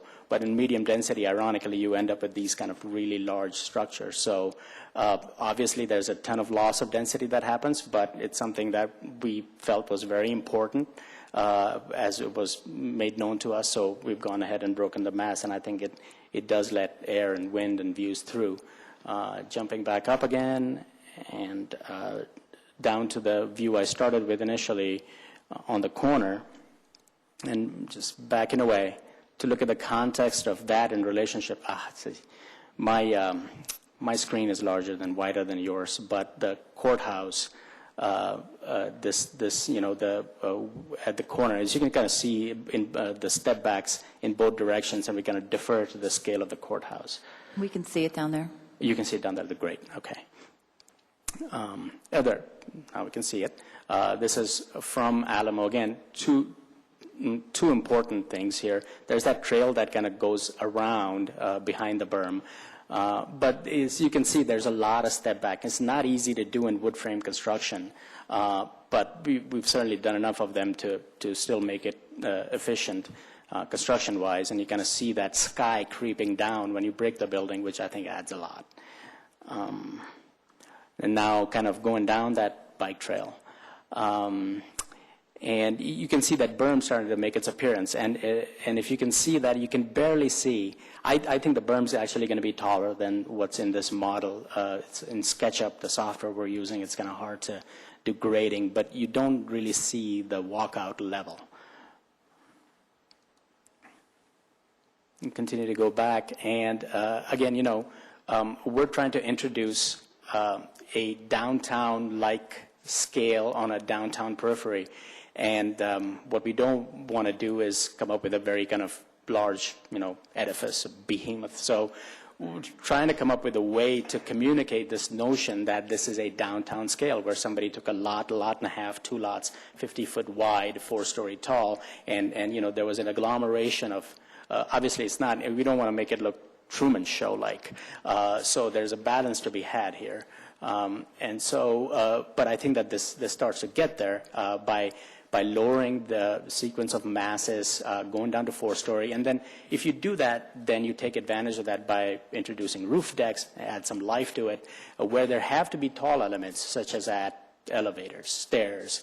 You take advantage of them by aligning them with axial views. For example, this particular tall element, which is the tallest element in the project, aligns with the Alamo right away, so it can act as a termination for that visual axis.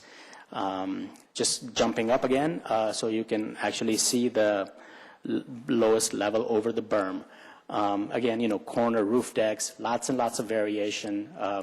Materials are basically brick and stucco, and you know, just more traditional material. There's some language in the PDR that you know, lays down some minimum guidelines for what materials are to be used. I think that there's great opportunity to actually use the blonde brick and the brown brick on the courthouse in our project without making obvious references to it. You can see that by lowering, you know, at least from this, I don't think this perspective is ever going to be actually seen, but you can see that maybe all the way back from Prince Street, that, you know, the cupola of the courthouse is visible above that lowered mass.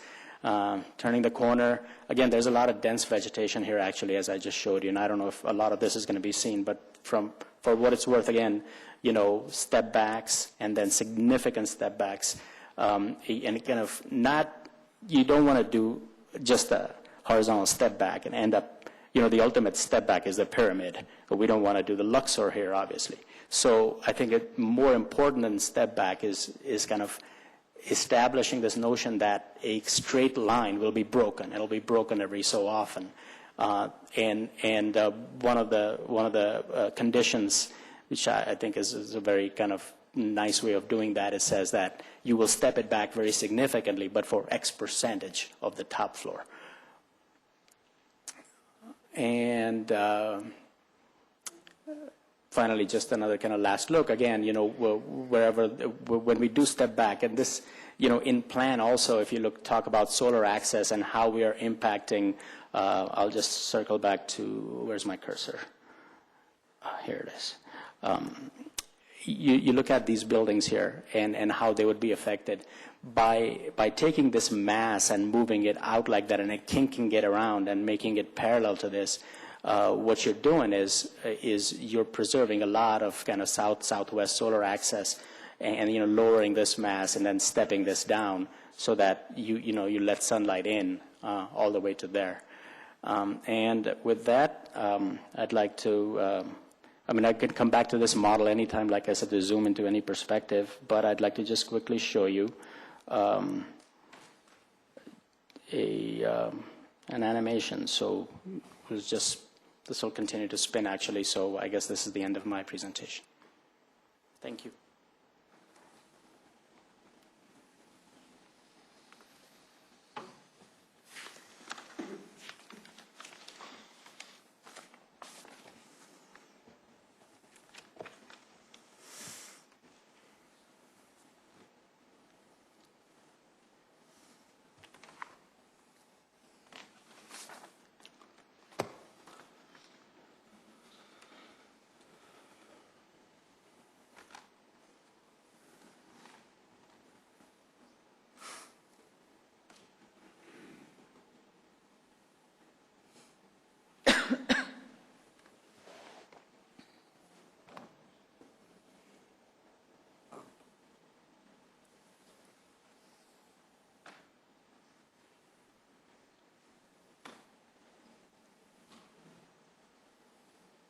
And that's really all we have. So Glenn, Jan, or board members, however you want to, we're available.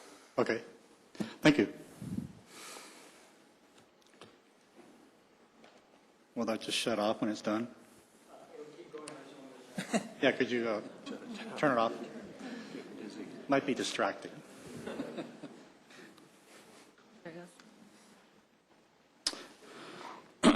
Okay, at this time, I'd like to start the public comment session.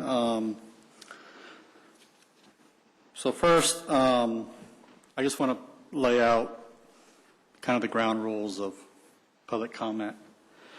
If you'd like to speak, and anybody and everybody is welcome, we'll go until you're done. Last person. We want this to be completely open to the public to make whatever comments you want to make. So that's very important to us. But if you do want to speak and state your position, you need to be signed up on the list. Do I have all the lists now? Are there any up there at all? I think there's like a turn dial. So we have a lengthy list. So in the need for fairness, we need to limit our speaking, but we need to make it the same for everybody. So when I call your name, you'll come to the podium, the microphone, state your name, your address, and you'll have 4 minutes to speak. And I'll turn on the white light, and when the red light comes on, you're basically done.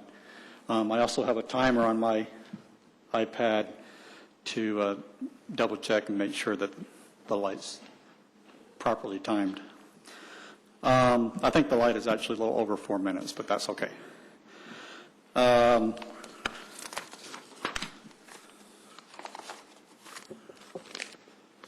my notes go? What does it? If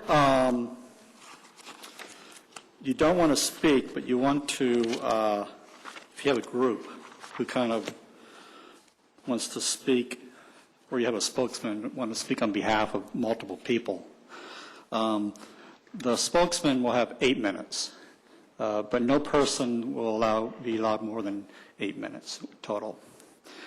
So if you have a group representative, you still want to come up and just defer or say that you're represented by so-and-so.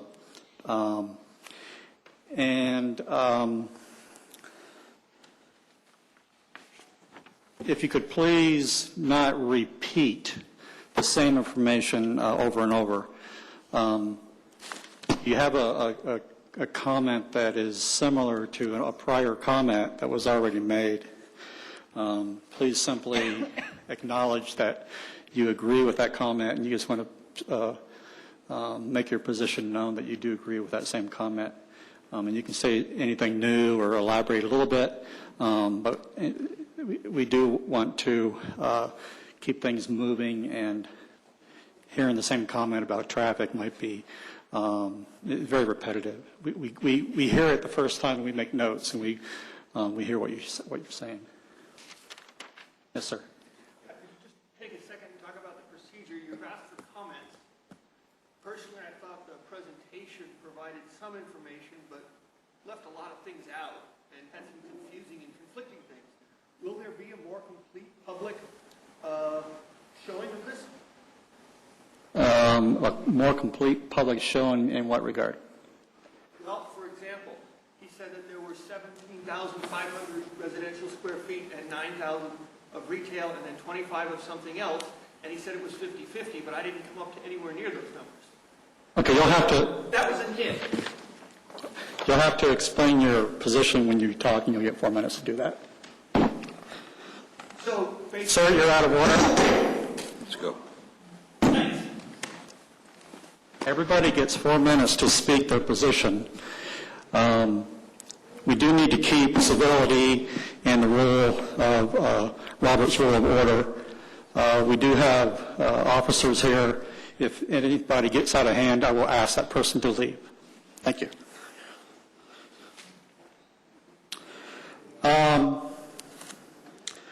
Again, I want everybody to be able to speak and say what you have to say.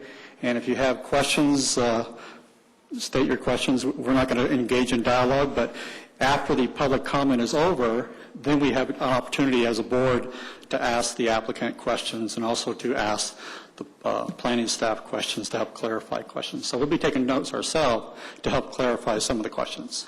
So, first person,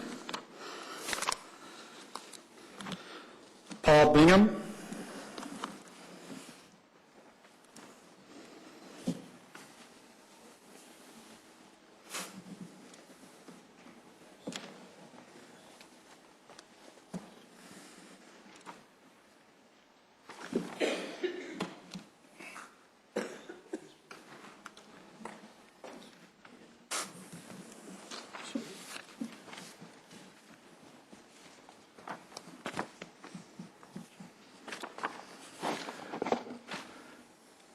Good evening, Chairman and members of the board. My name is Paul Bingham. I live at 236 West Delaware Circle in Littleton. This proposal has occupied a fair amount of my time for the last few months, studying the plans to understand them, talking with the folks from Alliance and the Littleton planning staff, and we appreciate the opportunity to be able to do all that talking. I was, and I still am, appalled by the size of this project. Approximately 500 feet by 200 feet, that includes both buildings, 6 stories high. I understand the berm that's suddenly appeared, but 6 stories high for most of it, 5 stories for the rest of it.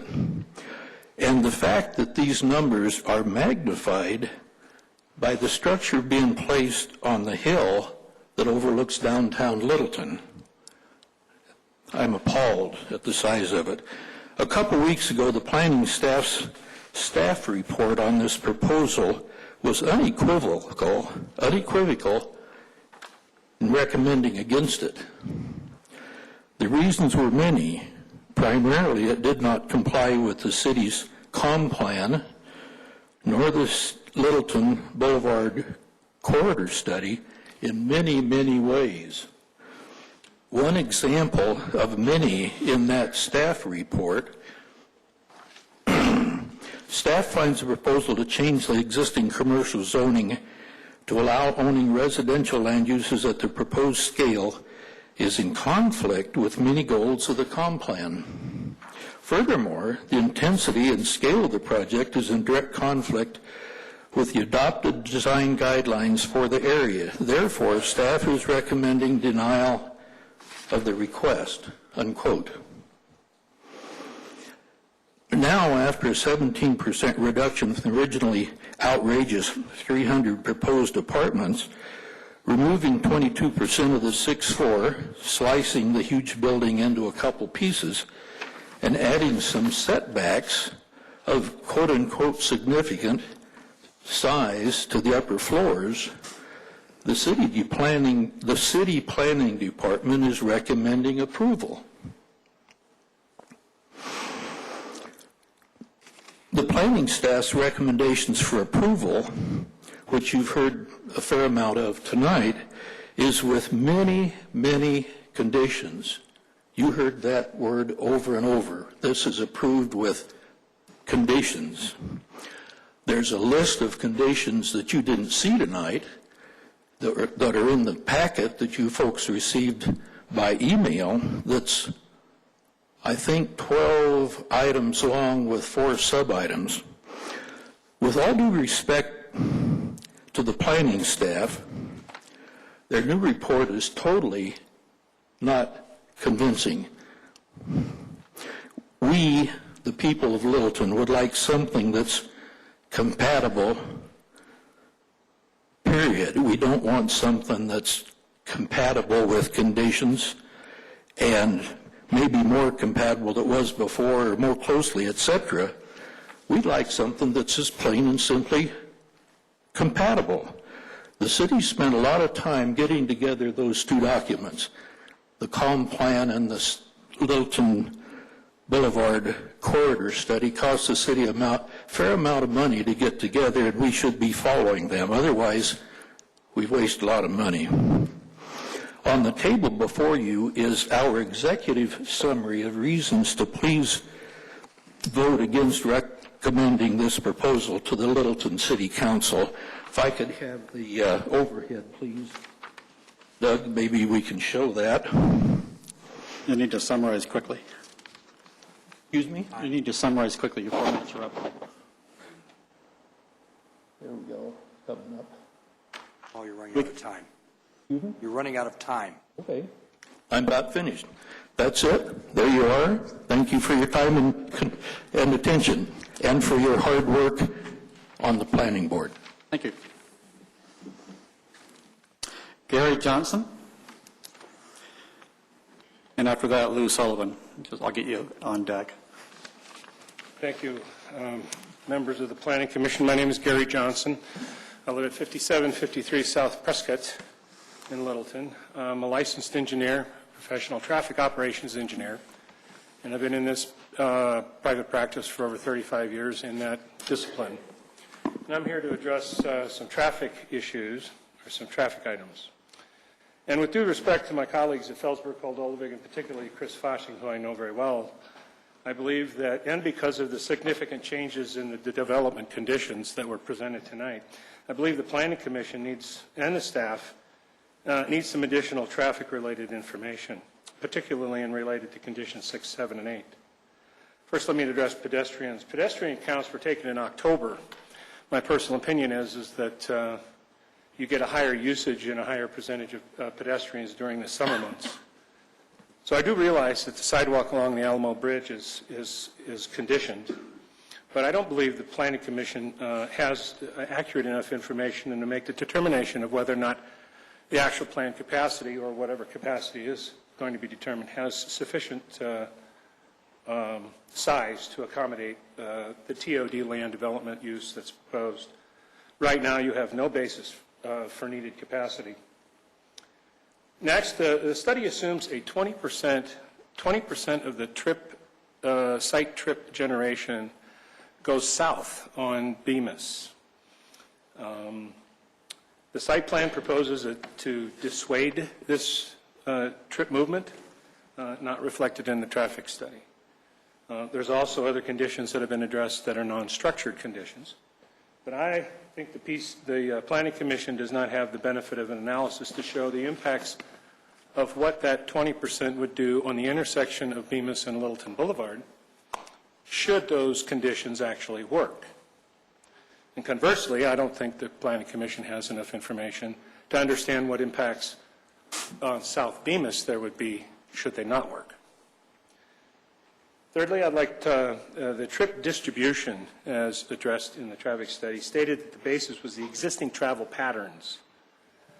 And that's fine under normal conditions. However, in this case, existing travel conditions are work destination trips because of the current land use. In the future, there'll be home orientation or oriented trips because of the proposed development. This result, however, I believe, may create a higher demand on the northbound approach to the Littleton-Bemis intersection, and that could potentially increase the overall delay. And lastly, because of the study states that the signal at Bemis is not warranted at this time, the discussion in the traffic study was, for the most part, dropped. I understand that a signal is now conditioned, and what needs to be addressed at this point is how the higher demand of the two previous scenarios I laid out, the 20% distribution and so on, actually impact the conditions at the signal. And even though the official thresholds are not met at this time, I understand that staff has recommended this signal. The study, however, then does not address other impacts, such as induced traffic. How much traffic, because of this new signal, would now be induced to use Bemis all the way from Lake northward. since Bemis is the only through street from Windermere to the tracks. The other impacts is the progression on the signals that are currently on Littleton Boulevard, and the geometric changes required on Littleton Boulevard. There's costly, I believe, changes that are needed, such as the length of turn pockets and whatnot. And then it's interesting also to know what type of signal is going to be installed, responsiveness to pedestrian calls, and so on. Right now, I don't believe you have the adequate information to make those determinations. So in summary, I believe the Planning Commission needs additional traffic-related analysis to fully understand both the traffic and the pedestrian impacts of this development. Thank you. Thank you. All right. Hell of a gavel. I'm a PC user. I don't do this. Lou Sullivan. Sullivan. Do I have the projector? My name is Lou Sullivan, and I live at 5940 South Bemis. I've lived in this neighborhood for 33 years and love the small town atmosphere. Yeah, pull that down to your. There you Okay. go. Thank you. And while I still wish there was a way to retain the REA building because of its historical value, that has been our signature entrance into the Stern Park neighborhood. This revised plan is too massive in size. And I apologize for that copy. I left the original in my copy machine. But it's about 1/4 the size of downtown.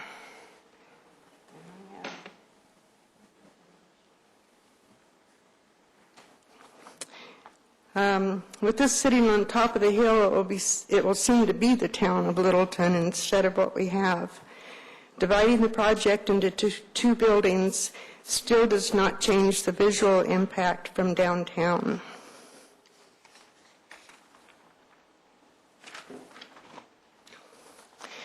And the courthouse will still be dwarfed in comparison.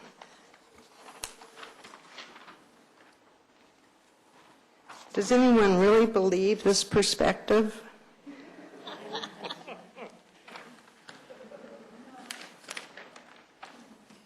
This is more like it. And this is not a transition from the neighborhood houses, but a total overhaul. Bemis will not be regarded as an entrance to the single-family homes that are there, but will just become an entrance for an apartment complex. 56 units does not meet the requirement of 50 units per acre, which should be a maximum for Littleton and definitely not for this site that is so prominent to the visual sightline of downtown. It is not keeping in character with the existing neighborhood. This revised proposal might bring the development more in line with the comp plan and the Littleton Boulevard study, but it's not there yet. I'm asking you to disapprove this rezoning. Thank you. Thank you. Nancy Vargas. Actually, Nancy Barger. Sorry. 6149 South Bemis. I live a block and a half south of Lake, so I don't believe that my house will be directly impacted by the traffic because it dead ends at the end of my block. However, I'm concerned about the Stern Park, the actual park, and the Rose Garden, and the garden, the garden that people work in. I talked to someone at South Suburban, and they said that they had had some meetings about what the impact of construction, so if we look at the short term, which I believe the only information I could find online was the developer having said it would take 20 months to finish, so I don't know if that's correct or not. But if we think of a year, which seems more reasonable to me for something that large and to finish it off, if you think about the size of the trucks and the dust that the man who is one of the people who maintains the Rose Garden and Stern Park said that the impact will be a lot and that it would not be advantageous. If we look a little bit longer, I have to agree with the two people who spoke before me about the people being told not to turn right onto Bemis, but there will be people who turn right onto Bemis. So I just wanted to voice those concerns. Thank you. Thank you. Aaron Aldrich, Rich.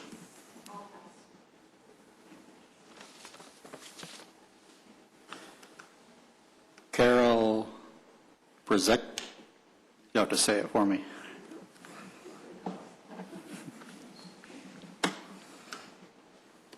My name is Carol Brzezek, and I live in the 4th District.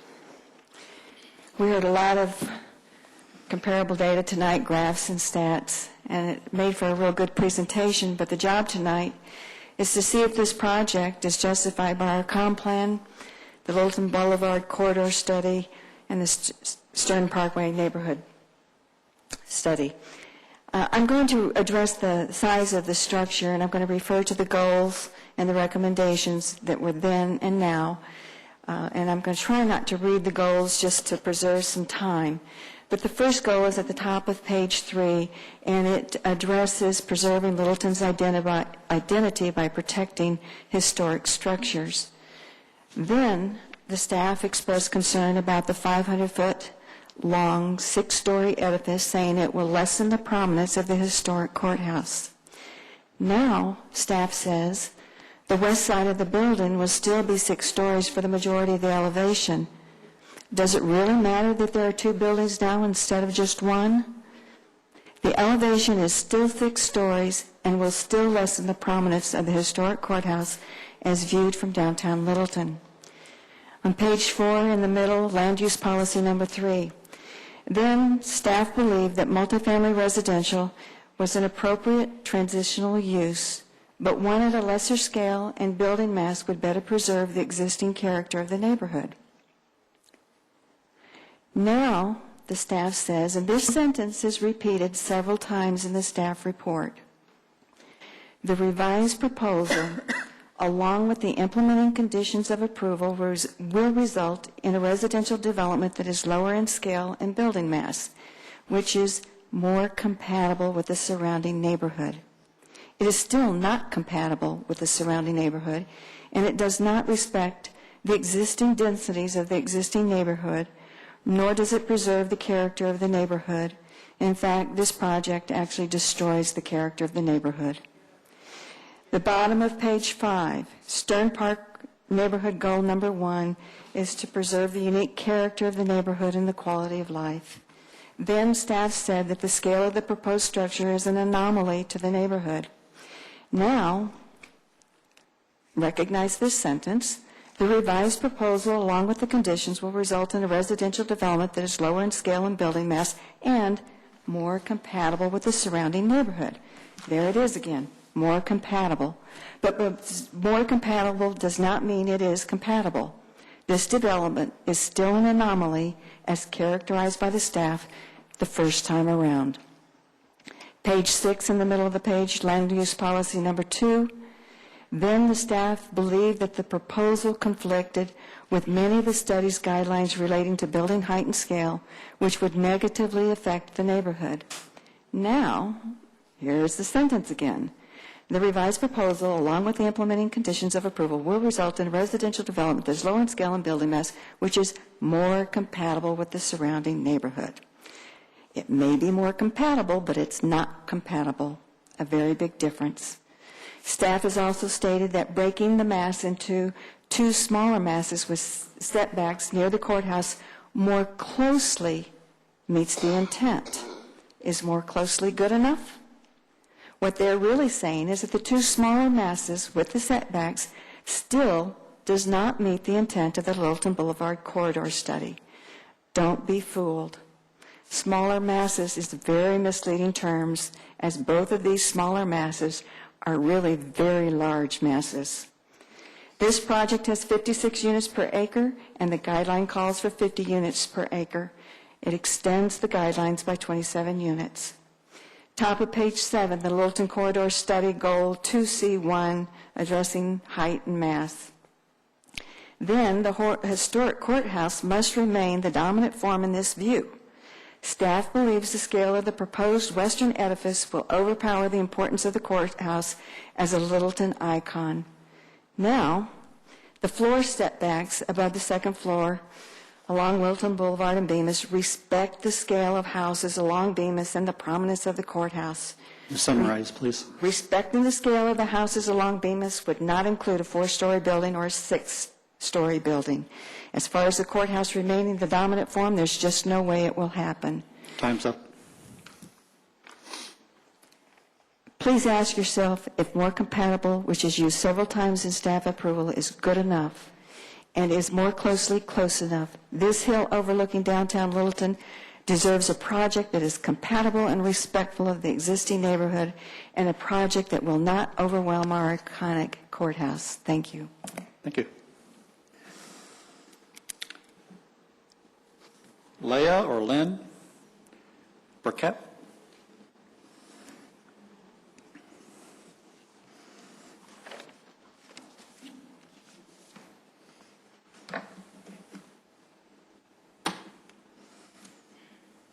Hi there, I'm Leah Burkett, 5730 South Bemis Street. I live right across the street from this proposed project. I'm asking you tonight to consider especially the provisions in the downtown neighborhood plan. If we can get that camera on.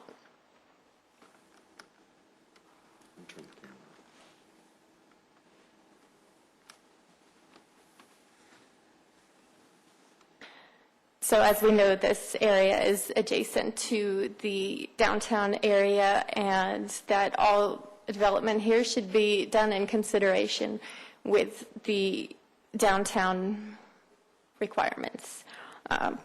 So part of that is following the same design standards and keeping that consistent with the downtown neighborhood plan. And the goals on there are to retain our small town character, which I think this building would completely destroy the small town character. The absence of tall buildings is a part that I wanted to highlight in there, and a design that fits with downtown and is appropriately scaled and reflective of downtown's character and livability. I wanted to point out from the corridor study also that architectural character for the redevelopment of the sheriff's site does matter. Buildings should be designed for the context and character of the area, specifically some of the historic character.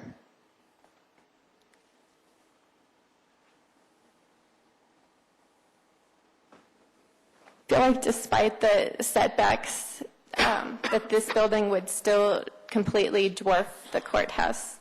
The current sheriff's building is set back quite far from Littleton Boulevard. But if that all gets pushed up, just not really making sense.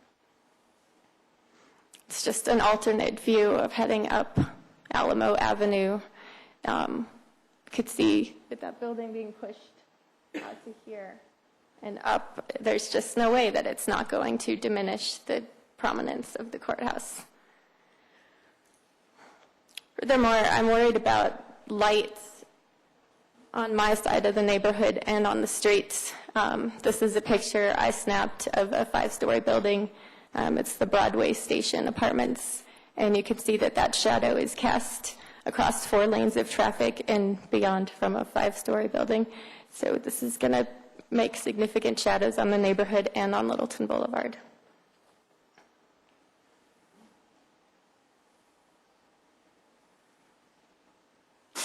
That's just another view. You can see the courthouse all throughout town.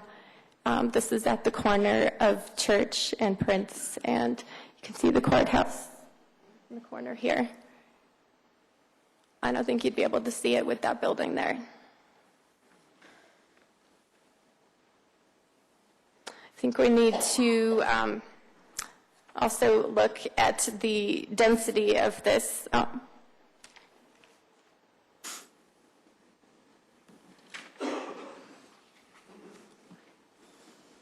The 50 units per acre is recommended on buildings between Windermere and Hickory. Underneath the sheriff's redesign, it simply states medium density, and the research that I did about medium density suggests 10 to 25 units per acre is what medium density is. So with this 56, that would be closer to high density. Furthermore, looking at the plat maps of this site, my understanding is that there is a portion of the site that's not developable, not able to be built on, and if there's a section of that 4.5 acres that can't be built on, that would obviously increase the density per unit. Time's up.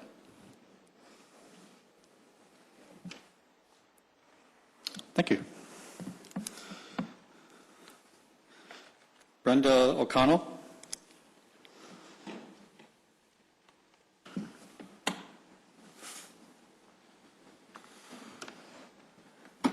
Brenda O'Connell, 5791 South Spotswood Street, Littleton resident for over 50 years.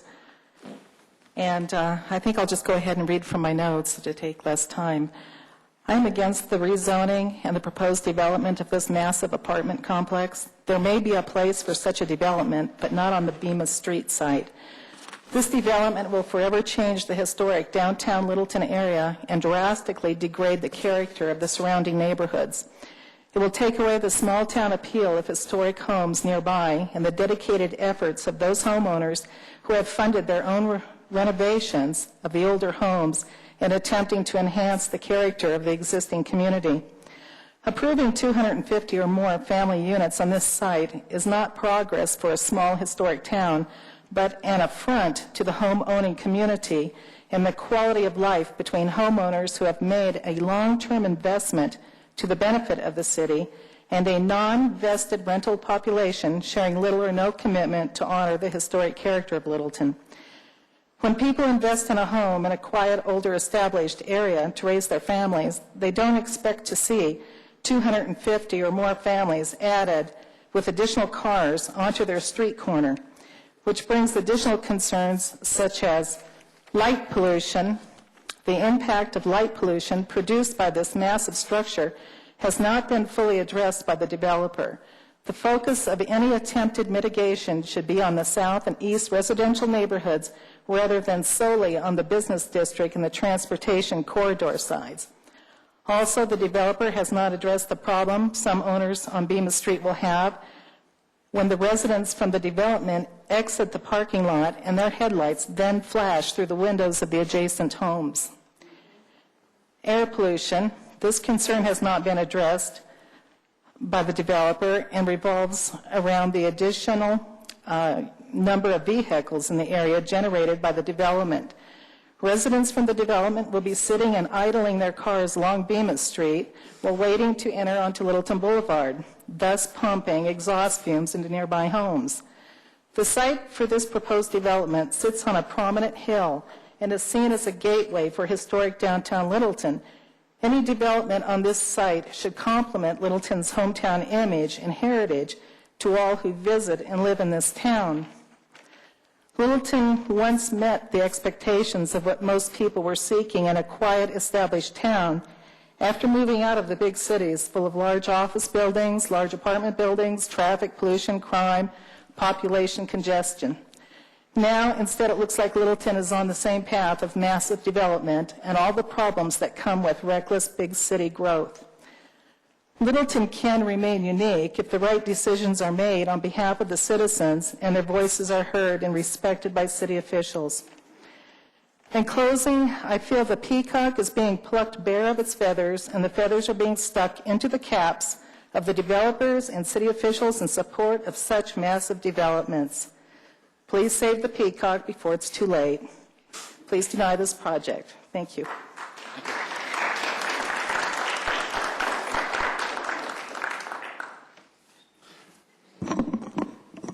appreciate the enthusiasm, but we do need to maintain order and no applause. Please, if you want to express your affirmation, wave your hands. That way everybody can have fun and exercise too. No outbursts or comments, please. Next speaker, Sherilyn Williams.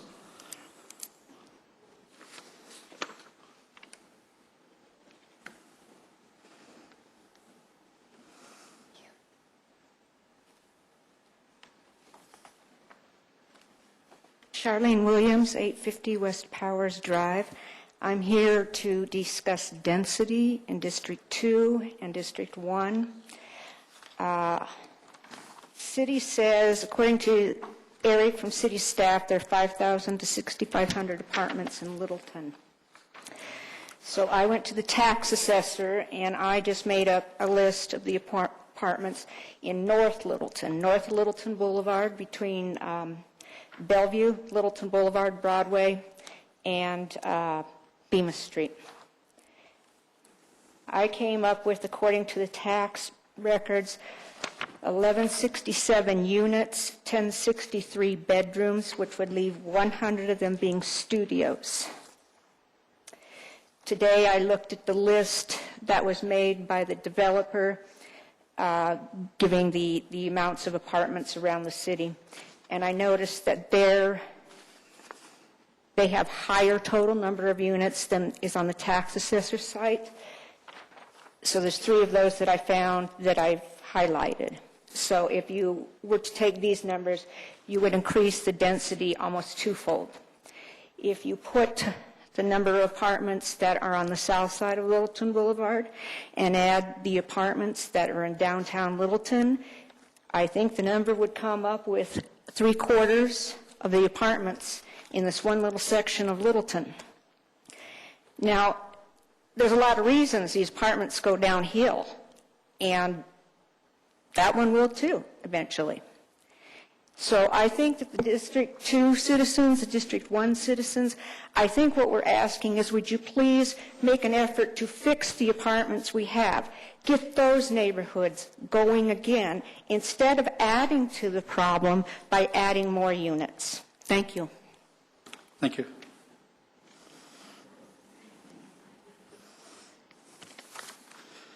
Sue Young. I'm going to pass in the interest of time and repetitiveness. Thank you. Okay. Ben Burkett.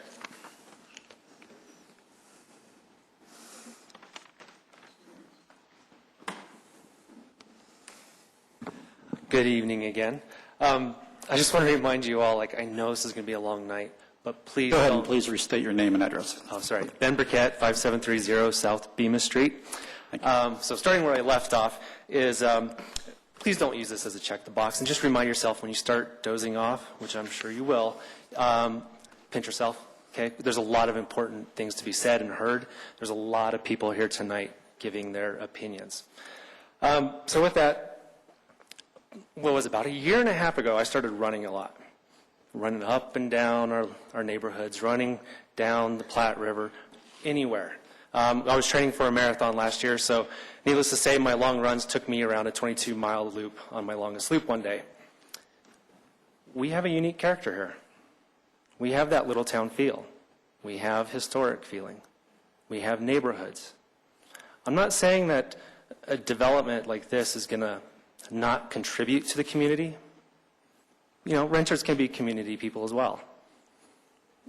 But the size and mass of this project in one spot, in one neighborhood, that's a big difference. If, I don't know, next time you're driving around, take a stop, pause a moment, pull over out to the side. Just look at the neighborhood. This neighborhood, which I live in, it's going to be different, okay?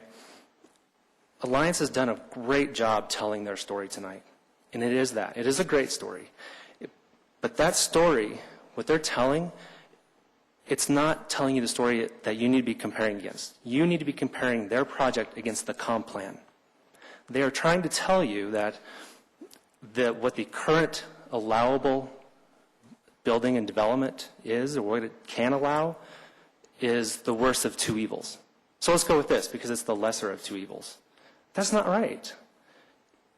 The city plan, the city staff's report, it says, quite often it says it's a better project than what it was. Again, as what Carol said earlier, it's not compatible still.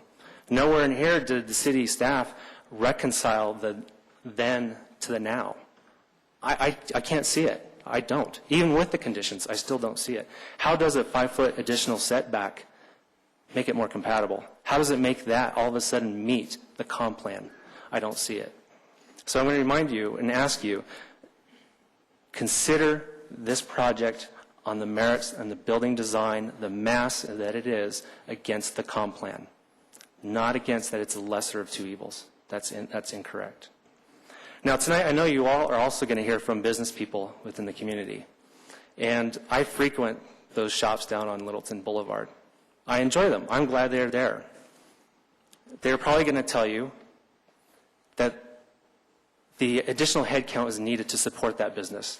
And I can understand that point of view. However, I would say, well, rather than investing in a large, massive one corner next to a historic district, well, let's invest in the neighborhoods themselves.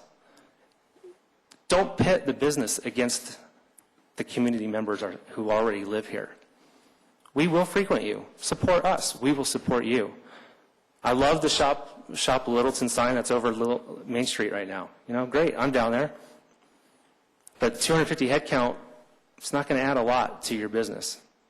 And guess what? Because we are on the Littleton, on the light rail, those individuals are going to be going downtown, working downtown, drinking downtown, eating downtown. Where I live right across the street from where this project is. I chose my neighborhood wisely because the neighborhood that it's in and the location. I work downtown. I eat downtown. I drink downtown. However, I am a community member and I will eat and drink here. But I'm probably not the type of people they're looking for. They're looking for those people who are going to be professionals, and that's what they're going to be. So, again, thank you for your time, and I appreciate it, and pinch yourself. Thank you. Betty Harris.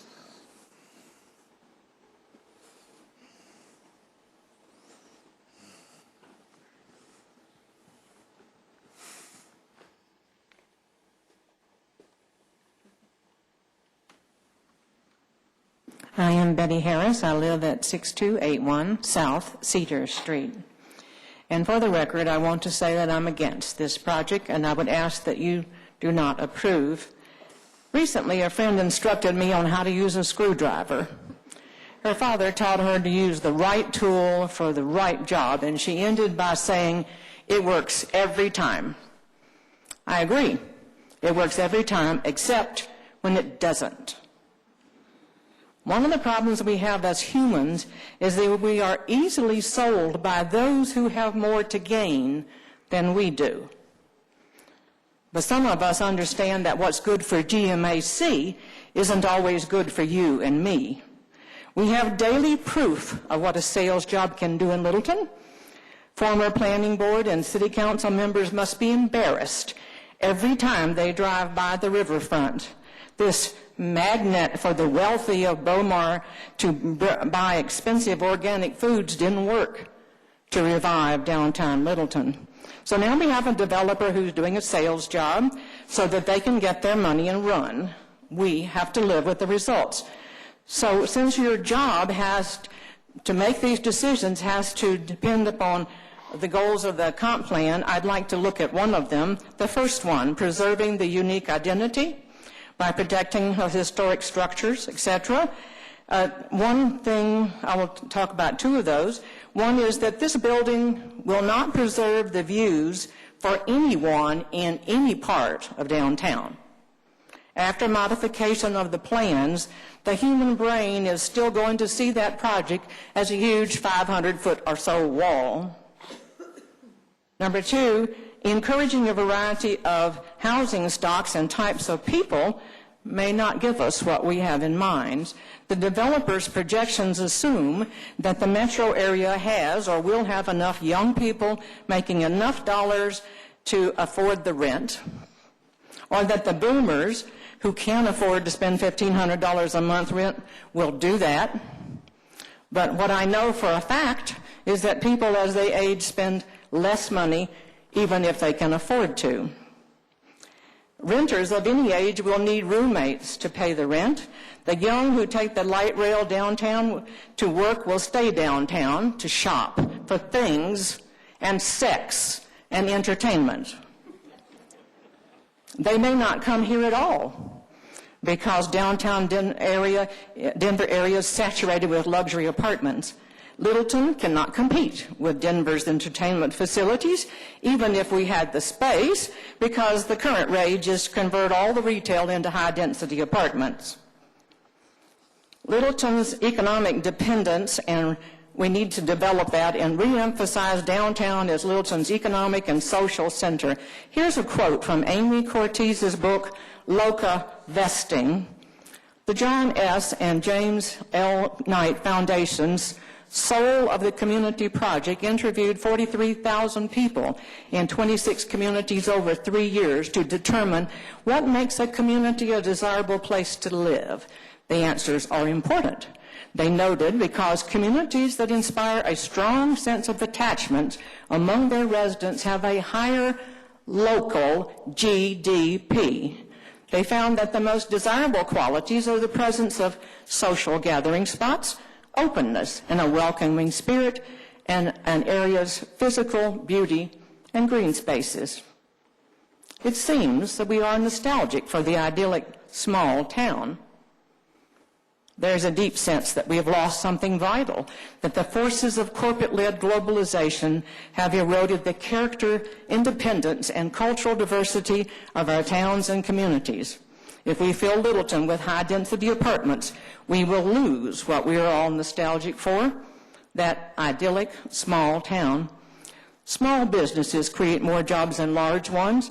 Taking out 2 commercial buildings and putting in apartments will not create jobs, nor will adding 1,200 square feet of retail in an area that currently holds 11 businesses guarantee Littleton's economic independence. Time. It will only allow the current owner and the developer to make a killing and run. Thank you.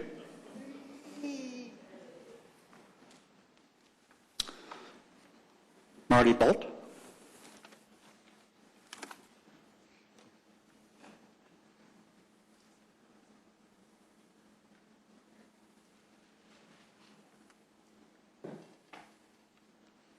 Good evening. I'm Marty Bolt from 6187 South Windermere Way, and I'm sort of new to this problem. I got to looking at the issue of transportation, and I hear that they're going to accommodate 375 automobiles at this facility. And I was trying to put that into perspective as to just what is that like. So I did a little survey of my precinct where I live, and I live within the boundaries of Littleton Boulevard to Ridge Road and Windermere to Spotswood. And there are approximately 637 automobiles in this district based on 1.5 ownership per residence. And that means that about 50%, about 52% of the auto population of this district, which isn't too far away, would accommodate the 375 figure that is currently planned to be housed at this new location. I don't know if you understand what the impact of this is if we took our precinct population 52% and squeezed it and carried it over there and dropped it where they want to build this immense facility, that it would fit. At least the cars would fit. But with it comes the people. They go with cars. and with it comes all the other complexities and problems and neighborhood problems. And worst of all, these 375 that we just transferred out of my precinct had access to egress from their neighborhoods like Ridge and Spotswood, Windermere, Littleton Boulevard, Stern Park, Cayley. They weren't stuck with one exit like they have over here. The exit is one hole in the ground that they come out of, and they wind up on Bemis, and then they have to take a left turn.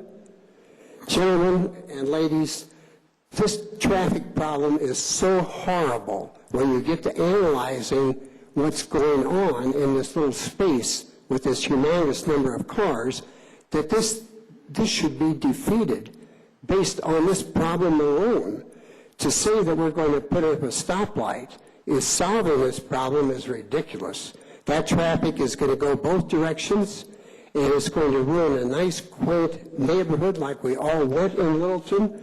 I have been traversing Bemis lately, and I am amazed at the way the neighborhood has built up, how the houses have improved, how the whole area over there is improving, and now we're going to put this in here.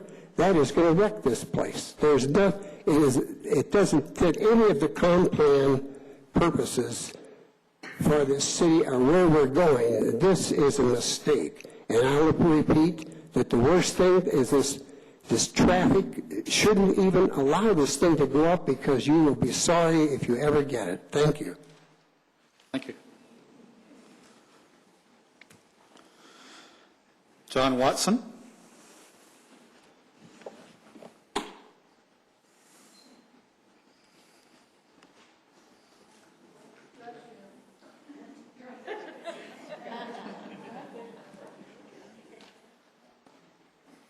Good evening. I'm John Watson, 4500 West Hinsdale, Littleton, Colorado, 80128.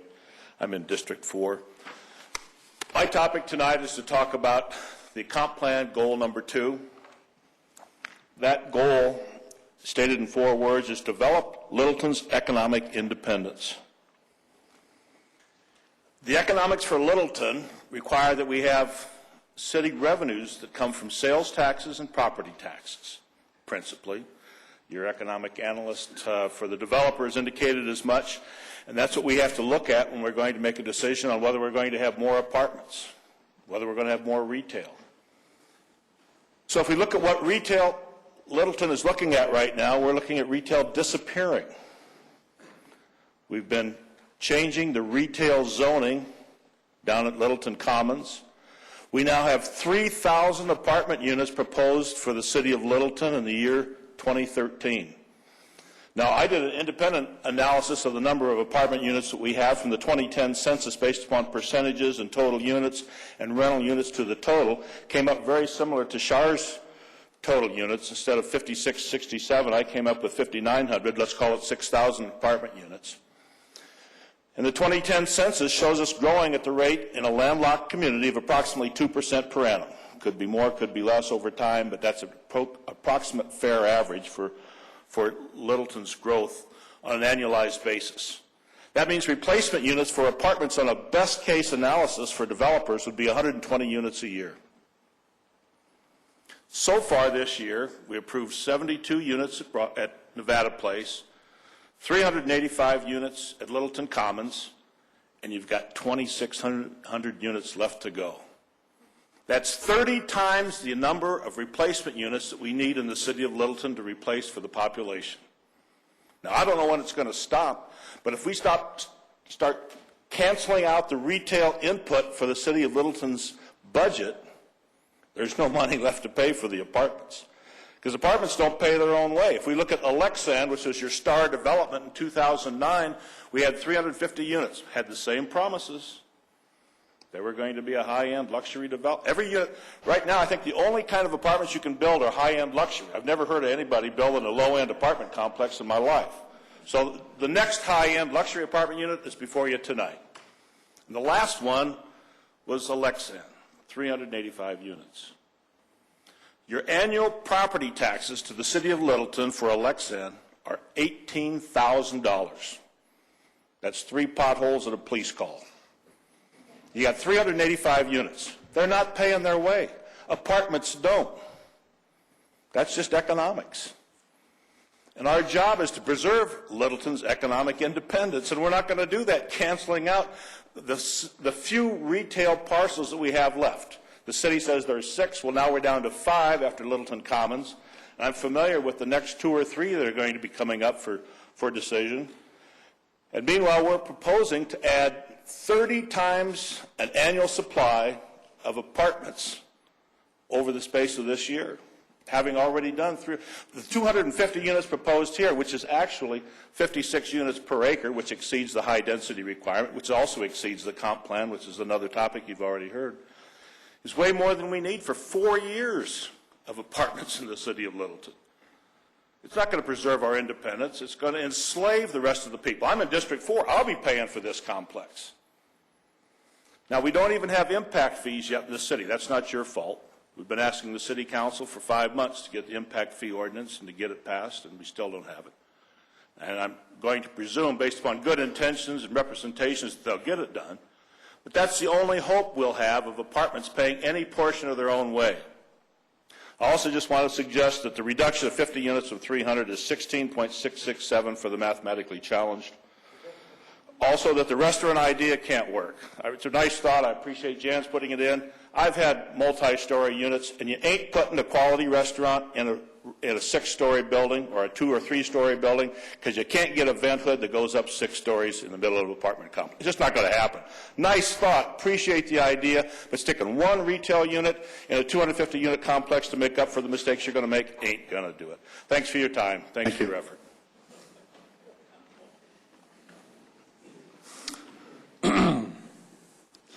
Susan Bergsteiner.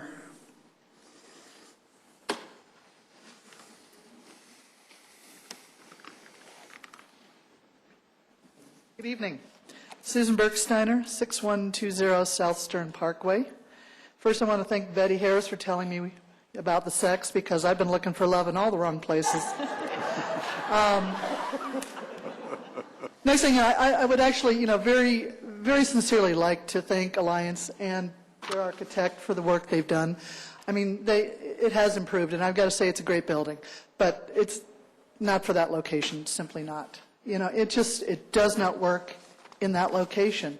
And we talk about the building itself, and, the thing that gets me, especially after looking at the lovely 3D rotating presentation we have, is that we're taking this totally out of context. We're not talking about all of the houses, the Burketts, the Colorado Academy of Martial Arts that are right across the street. And frankly, if you've taken one elephant and added clothes to it and turned it sideways and turned it into 2 elephants, you've still got something blocking all of the light and your views. And, and again, appreciating what they're trying to do, it is not fully compatible. It does not meet all of the standards that current residents deserve to have. I urge you just to think about what would happen to your home and your life if this exact same building was put in across the street from you. I think we all went to bat for a lot of people when Walmart wanted to do that in their backyards. We said, would I want that in my backyard? No. And should we burden all of the people along Bemis and around the corner and around Stern Park neighborhood with that same type of situation where they're never going to see the sun after 1:30 in the afternoon again? They're going to have unbelievable amounts of traffic. And speaking of traffic, we're all talking about the guys heading out and from the building. We haven't even discussed the fact that in the evenings or the afternoons, people are going to go into the building by coming up the back roads. And if you don't think that's true, come stand in my driveway on Stern Parkway when the high school's let out in the afternoon, and then again at 5 o'clock. I've already lost one pet to a speeding soccer mom. My next door neighbors who have toddlers are constantly having to run out and grab them just in case somebody is going 50 miles an hour, which they do. Lake Avenue is a dragway. Now, if you don't think people are going to figure that out, then, sorry, but you are delusional. People find shortcuts. That's what we do. We're people. We don't want to always go the same way. We want to find a better, quicker way. Rush hour going north and south, Stern Parkway, Bemis, Lake Avenue, down to Ridge Road and on to Windermere. That's what's going to happen.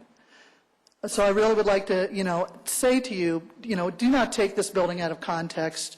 And I must say that I've always had a lot of really good thoughts about the planning board, because you have looked at these things in comparison to the comp plan, what the current citizens want, what will affect the lives of the current citizens. And progress, it does not mean chasing the dollar. Progress includes quality of life. Progress includes taking care of the people that are currently there. And it does not mean that we are against progress. We'd love to see this building, but not there. Just not there. There's some great plots available. Well, I don't know if they're available, but this would be a great place, corner of Santa Fe and Bowles. Be great at the corner of Bowles and Platte Canyon. A couple other places down the road where you're not affecting people in private residence and ruining their lives. And I must say, you will ruin those people's lives if you allow this, and I would appreciate if you would vote against it. Thank you. Thank you. I don't want to inadvertently skip anybody, but Phyllis said you don't want to speak. Is that correct? Cora said you do not want to speak. Sally Passan did not indicate whether she wanted to speak or not. Okay. May I check you're not speaking? No, but I'd appreciate if you would announce that those who are not speaking Are against. They're all against. Laurie Schultz is not speaking and is against. Is that correct? John Schultz is speaking. I'm just going to be repeating everything that everybody else has said. I'm opposed to it. Okay. Get caught up here. Man. Pam Chadbourne? Oh, yeah, Pam.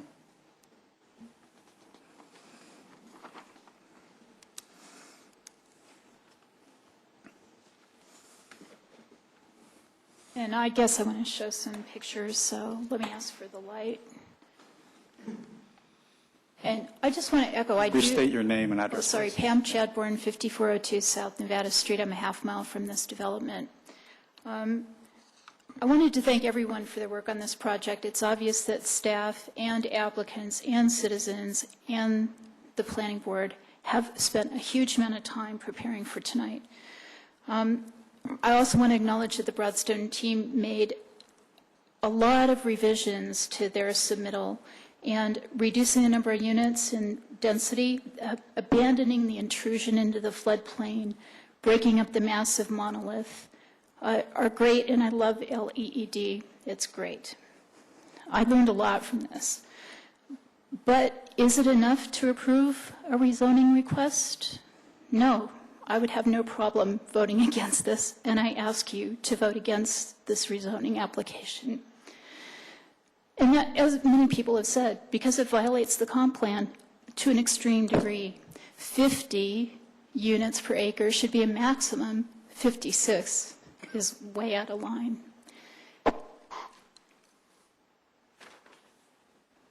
And like a lot of people, I focus on the comp plan, the iconic structure. So I did some sight lines, and basically from the north or the west, what you're going to see is something huge. The courthouse will be dwarfed by the scale of this project, no matter from wherever in the south or west you look. And I'm going to point out that pretty much from the, from the north or west, and from the south, you're not going to see anything pretty much starting at Alamo. I wish I had Harsh's software, but I went over to the church in Prince and took this picture. That's the courthouse. This is an attempt to lay the plan that was submitted in there, and it comes out because this fills up the whole lot. It comes way out toward us. It's quite huge. It's massive. This is a different building. I had to paste on 2 more stories, but really, that's how big it is. It's huge. Massive. Just for comparison, if it was 4 stories, it wouldn't be as bad, but let me just point out that all of these obscure the courthouse from this whole sector of the city and from across the river. So it violates the comp plan.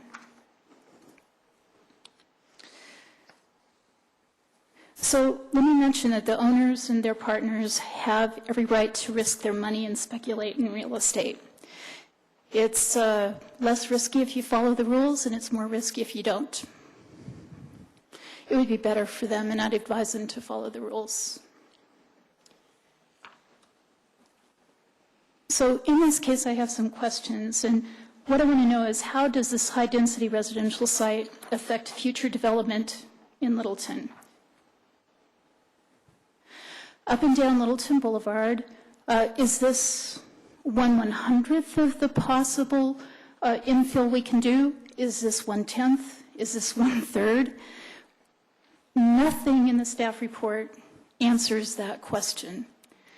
I also want to ask about traffic. I've put in magenta intersections, and people have already pointed this out. They're kind of key. We need to know the traffic projections on 5-year centers to 2030 and on 10-year centers to 2070, what the traffic's going to be like there and what we can do and can't do. There's a break point in what we can do to fix those intersections. And we need to plan. The city's job is to plan the whole city, not this applicant. So we need to answer that question for all the years, for all the sites, and that's what zoning does. Our current zoning does a better job of that. Nobody's shown any different. In fact, I think we've shown that the applicant's request for rezoning violates these plans. So I'm going to ask you to reject this, not recommend this rezoning application. Thank you very much. Thank you. Thomas O'Brien.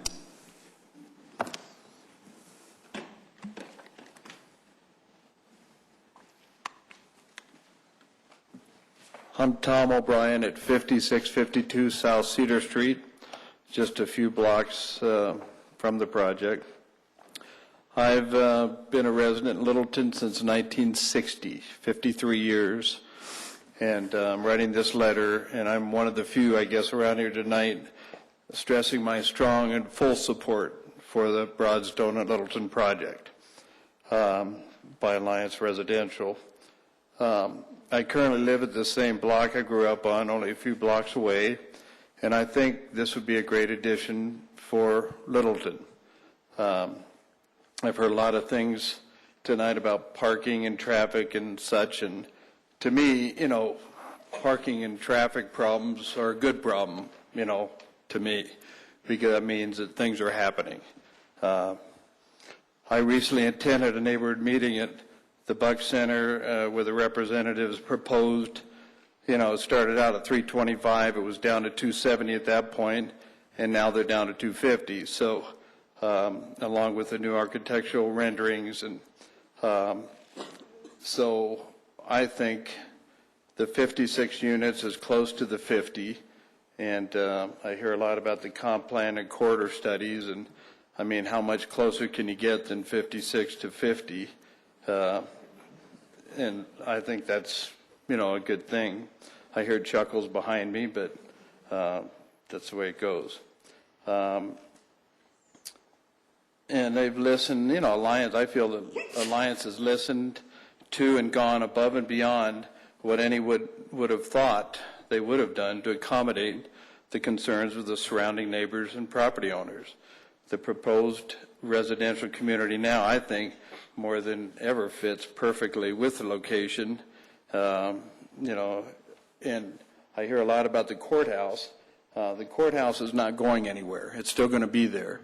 I don't necessarily drive up and down Prince and Alamo with the hopes of getting a nice view of the courthouse. When I go by it, I see it, and I like to see it. But, I mean, I'm not sure of the view and what we're blocking there, because it's still going to be there. And as you all well know, it's mentioned before, too, Littleton is landlocked, and there's a very limited amount of property that's available for a dense type of development, especially immediately close to a downtown area and the light rail station. And I still think this is a good location for that. Alliance is proposing a residential community that's going to cost upwards of $50 million, which is a significant investment in the community when completed. And they have agreed to stipulate that this community be fully developed to the national LEED standards. So this community will be a Class A development and hopefully soon get the certification thereof.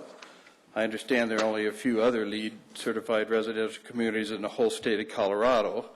And I think this would be great, located here in Littleton. I've heard a lot also about other apartment units in Littleton, but I don't think that they are, very new and meet up to these type of standards, where you're going to be charging $1,500 a month. I do understand how the few residents living across from Broadstone Project on South Bemis Street must feel. I have a feeling that a lot of those residents are newer residents and have not been here for the 50 years that a lot of us have, and that they will. But we must feel, take in consideration the few of these families that will be somewhat adversely affected by the project, compared to the hundreds, I feel, of new Littleton residents and current businesses that will positively benefit from this very fine residential community, including the city of Littleton, with the possibility of an increase in tax revenues. If I had purchased a home across from this site that was zoned for business and multi-unit residential, I would have known that someday it might have been development into a dense project. So, as I mentioned, I think this is progress, and I think it's a good progress. And, I'd like to see more of this development up and down Littleton Boulevard, which is considered, the spine of Littleton. So I would suggest that you vote in favor of this rezone so this project can move forward. Thank you.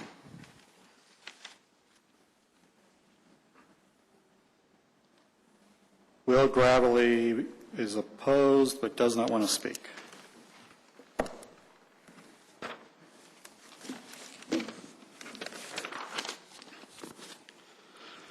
Mary Gravely is opposed but does not want to speak.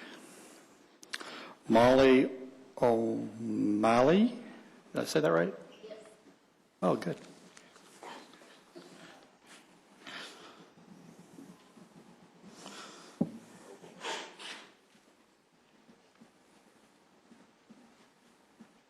Hello, my name's Molly O'Malley. I live at 6373 South Prescott, and I have been a resident for 50 years.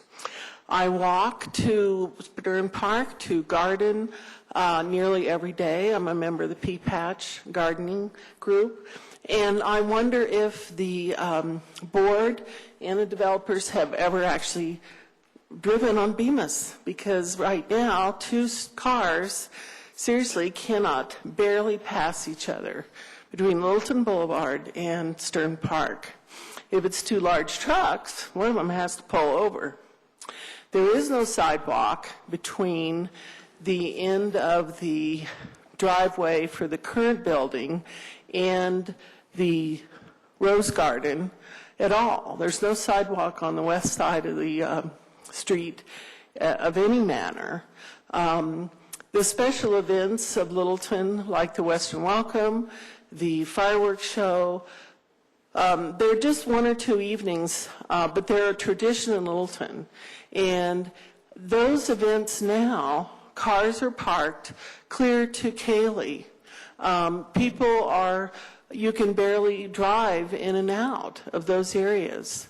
So to think to add 400 more cars, and as I was trying to count through the map, perhaps only 10 spaces for visitors parking, which seems unrealistic for 250 resident possibilities that only possibly 10 people would be visiting them. But our special events would be totally overwhelmed. They are now on those days, but the addition of 400 cars, possibly, 500 dogs, all those things really will impact the neighborhood. If they add another stoplight at Bemis, then you will have a stoplight at Datura, at Windermere, at Crocker, and at Bemis. Again, we all look for alternatives. People won't stop over and over for those 4 stoplights, and that traffic will then go into the side streets of Littleton. No one's talked about the impact of the traffic on Prince Street as people go south to avoid getting on Santa Fe. Often as you are leaving, following west on Littleton Boulevard now, the traffic is backed up clear to Bemis. You can't make a left-hand turn off of Bemis onto Littleton Boulevard. The traffic is full. And I just think that it is not meeting the conditions of the neighborhood. It will totally change the neighborhood, and it will lessen the quality of life for people that have lived there for a very long time. Thank you. Thank you.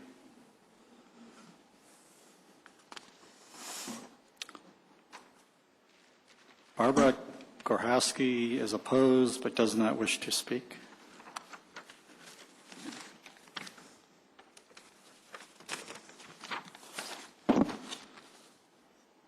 Bob Decker.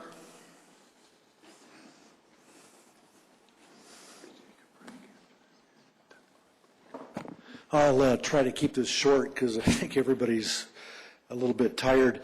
I live at 5447 South Perry Street in Littleton. I've lived there for 16 years. I own an office condominium in the Littleton Station, 1 block away from this project. And I'm a real estate appraiser and been appraising for 38 years, both apartments as well as commercial real estate.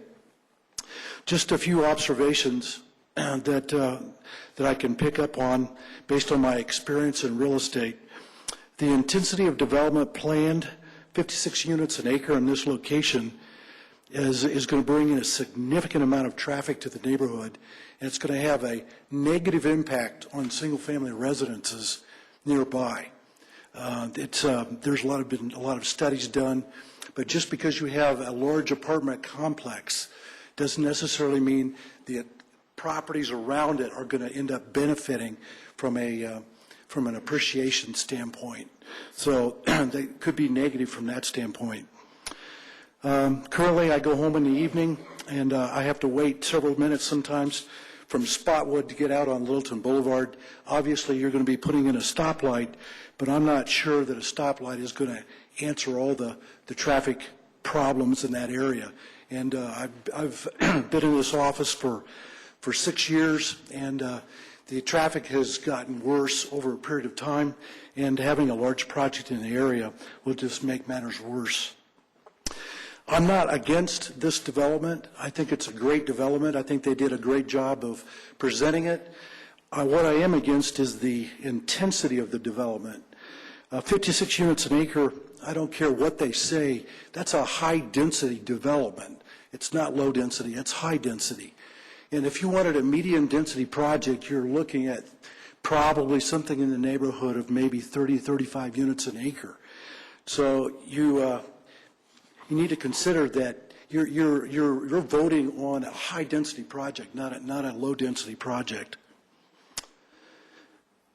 The other issue that I have about this project, and it's probably true with not only the city of Littleton, but with every city in the state of Colorado, you don't provide enough on-site parking. 1.5 spaces per unit is not enough spaces. They didn't talk tonight about their mix, their unit mix, which is number 1 bedrooms, 2 bedrooms, 3 bedrooms. But what you're going to find is the majority of their units, because I've appraised many apartment projects, they're going to be mainly 2-bedroom units. In those 2-bedroom units, you're going to have probably a very high percentage of those people that are coming in there'll be a roommate, and they'll have 2 cars. And what you don't realize is that the parking issue, 1.5 spaces per unit is not going to be enough for this project. There are going to be people parking on the street, and all of the other people in the neighborhood that live in the neighborhood are going to have cars parking all over the place, and people looking for parking. When people come to visit them, they're not going to find a place to park on their street. So I think you need to consider, I'm not against the development, but I am considering you've got to look at the parking situation. It's a major issue, and most cities don't deal with it very well. Developers will only put in what you require, and what you require is not enough parking. So I would say this, I'm for the development if you lower the density, but the density of 56 units an acre is very intense, and I think in the long run it's going to have a negative impact on the properties in the area if you maintain that level of density. Thank you. How's the board doing? We need to take a break? It's 3 hours. Yeah. No, 3 hours. We've been going for 3 hours. We need a 10-minute recess. How many more speakers do we have, Randy?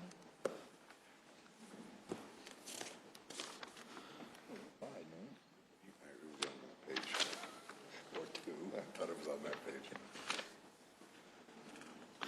Well, a lot of the ones at the end aren't speaking, so there's like 10. You guys want to do? So we can either push through the 10 or... Well, we will take a break after the public comment. Well, I have to go to the bathroom. Take a break. Take a break. Thank you. 10 minutes. We stand in recess.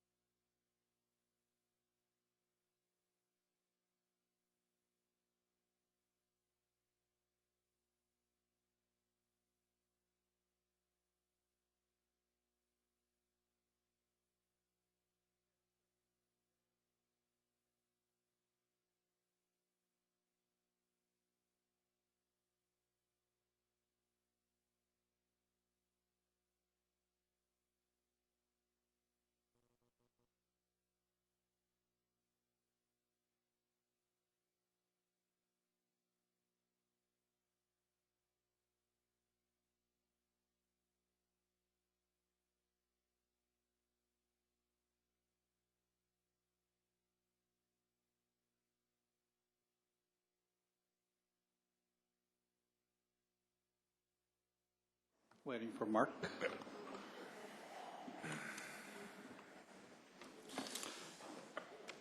Well, thank you, everybody, for bearing with us.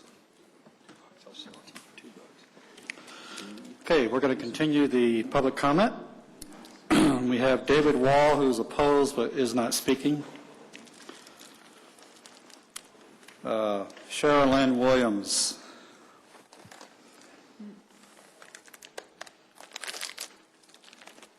Sherilyn Williams. Spoke already, I think. She spoke? Never written down here. No. Well, she's opposed.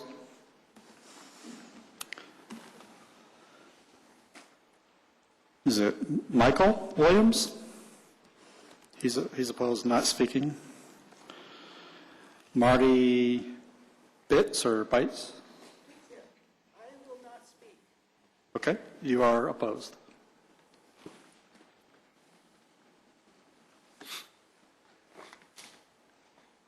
Mary Grashta did not indicate whether you are supporting or opposed. Okay.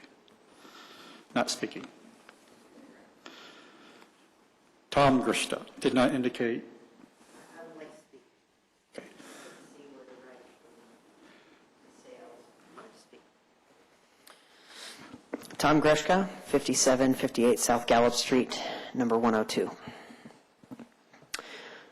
I oppose this plan. What's going on here? This is what I'm thinking. What's happening here? We have a big company here. We have a big corporation alliance, and that's what it is. And they've given the facts that they own lots of properties all over the United States. And that's how they make money. They don't have feelings. They don't have emotions. They are not sensitive. Companies, this big corporation is not sensitive to the needs of citizens, of people. The only thing that they are concerned about is the bottom line, is taking care of themselves. They're here to take care of themselves. They're investing a lot of money. Somebody said $50 million. I don't know if that's what it is. It's not an investment in our city. It's an investment in themselves.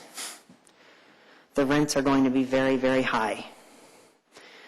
The rents are not going to allow people who are transit dependent, who should have an opportunity to live close to the light rail, to live in those apartments. It's not going to contribute property taxes significantly. It's not going to, and probably the populations that are going to be living there, as has been stated before, are probably not, going to increase the business in downtown Littleton a whole lot. They're probably going to go to Denver or wherever they work. It's not going to increase quality of life in this community. It's going to increase traffic. It's going to make it more dangerous for people like me to get around, to walk downtown because of being visually impaired, and more traffic is going to make things more dangerous for people like me to get around.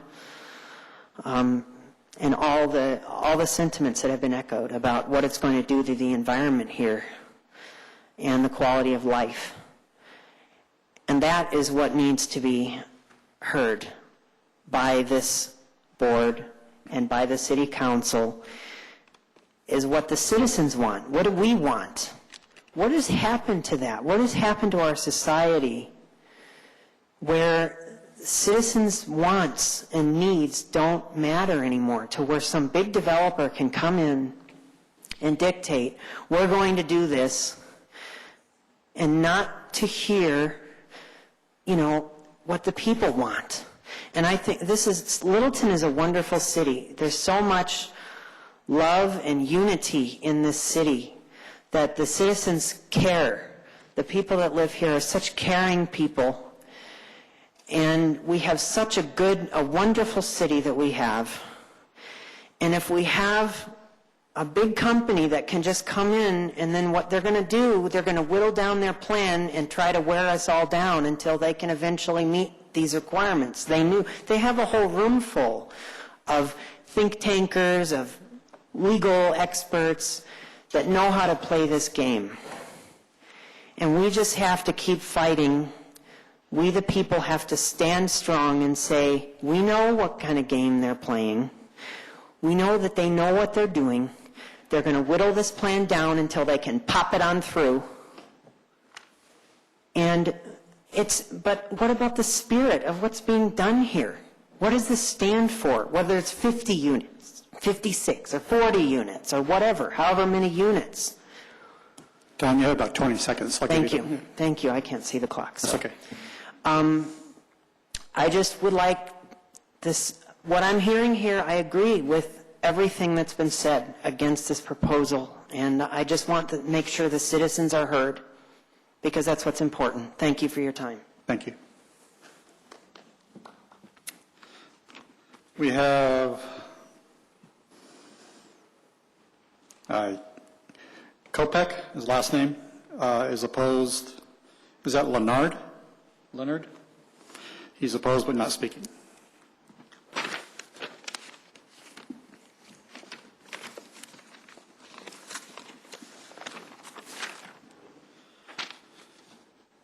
Jim DeBase is opposed, not speaking. I think it's Daisy or Bradford. Did not indicate if they were in favor or whether they're speaking. Bradford's last name. It was like Mary Bradford. Mary, okay. My name is Mary Bradford, and I am opposed, but I'm not. Okay. Were you? Okay. There aren't any repeats, are there? Anyway, we'll move on. Carolyn Francesco is opposed, not speaking. Ryan Saunders did not indicate position or whether he's speaking. I assume it's he. Robert Palmer. With the Alliance team. Oh. Okay. Joseph Devlin? Devlin, yes.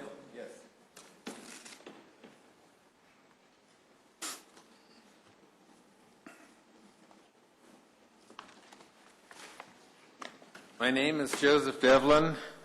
I own the property at 5870 South Bemis Street, right next to Stern Park. My folks built the house in 1951, and now my wife and I are currently living there, my folks being deceased. First of all, Alliance, thank you for decreasing the number of units down to 250. However, we're still looking at a monster building, 6 stories. Instead of 1 building, we've got 2 now. I see every day the number of cars that have to park on Bemis due to lack of spaces in downtown or light rail. I would guess that each day there are at least 30 cars, and you want to add extra cars of your tenants that you are not providing space for. There are already restrictions for no parking on Bemis, which eliminates any extra available spots. Your solutions for exiting Bemis onto Littleton Boulevard of a signal light, which we know has not been approved before at that corner, plus your no left turn signs will not work. People are not patient when it comes to getting out on a main street to get to their destination. We even at times, my wife and I, head south from our house and go to Lake and then to Prince or Windermere just because of the traffic and unable to get out on Littleton Boulevard. Downtown received a National Historical Honor a few years ago, which we are very proud of. And your site would be a part of that in the eyes of the neighborhood, an ugly site. Don't change and definitely don't detract or disrespect that historical honor, especially the courthouse with your proposed height and appearance of the project. Nothing higher than 2 stories will not be comparable to this neighborhood.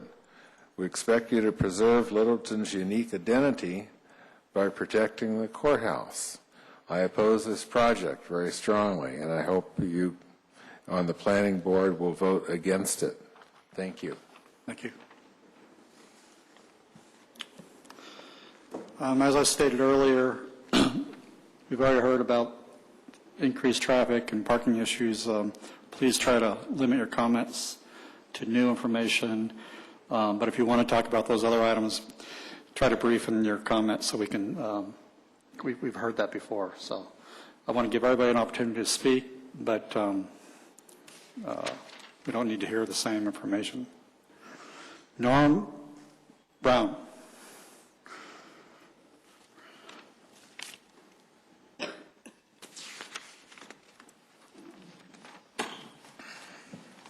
Good evening, Board, and thank you. My name's Norm Brown, 6081 South Spotswood Street, first block south of Stern Park. It's within a half-mile radius of what was the TIZ zone previously. And when I thank you, for those of you that don't know, I spent 3 years on the commission with some of you way back when it was a commission. Now you've successfully transitioned and you have made it to board members. Oh dear, it looks like my time's up. I said brevity, didn't I?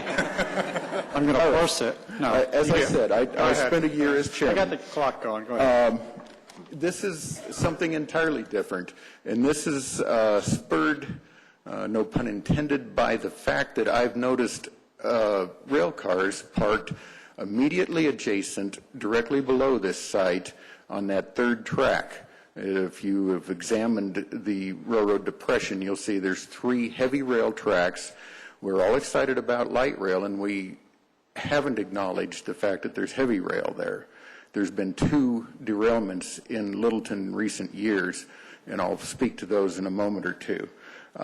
First, I want to quote from an article. This, chronologically speaking, is the furthest back, way back to 2006, October 23rd, in the Pittsburgh Post-Gazette. There was a train carrying 100,000 gallons of ethanol that derailed. It resulted in what they called a massive explosion that rocked the New Brighton and Beaver Falls neighborhoods. Fortunately, no one was injured, no residents, nor the train crew. Preliminary indications from the train's data recorder show that the train was traveling 36 to 39 miles per hour when it crashed. That's going to be significant, and I'll refer to the speeds allowed in the railroad depression. The crew said they looked behind them, they saw the train was on fire. The engineer contacted 911. He contacted the dispatcher, and they evacuated the locomotive cabin and got about a half a mile away. So they got as far as I live, south of Stern Park, from the location. You're considering putting, 500 people sleeping directly adjacent to this site. And I wouldn't, as I said, I sat there where you are for 3 years. I could not in good conscience be complicit in any kind of residential development going on that site, nor would I consider approving a child's daycare center for daytime use. That's where I'm coming from. I've got a couple more incidents here to refer to.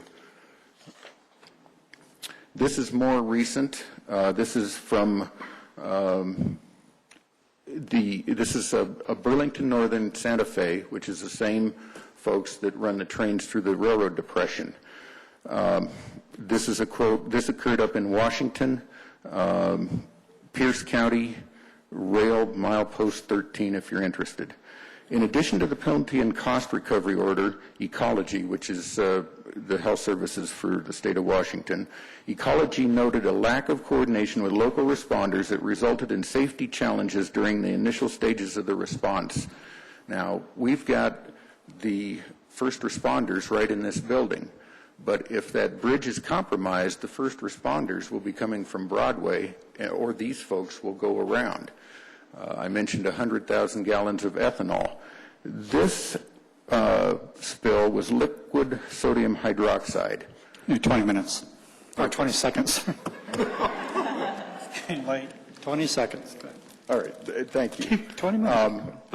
Here's something that will cool you off. This is from the derailment here in Littleton in 2007. Fortunately, it was only a coal train. You see City of Littleton Mobile Command Center on the far side there.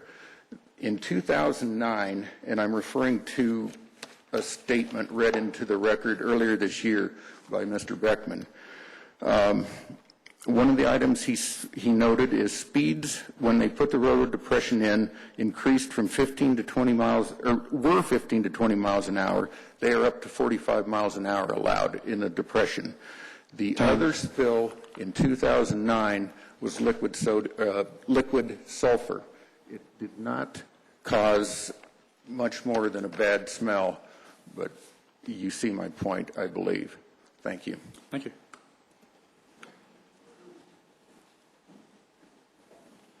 Betty Harris.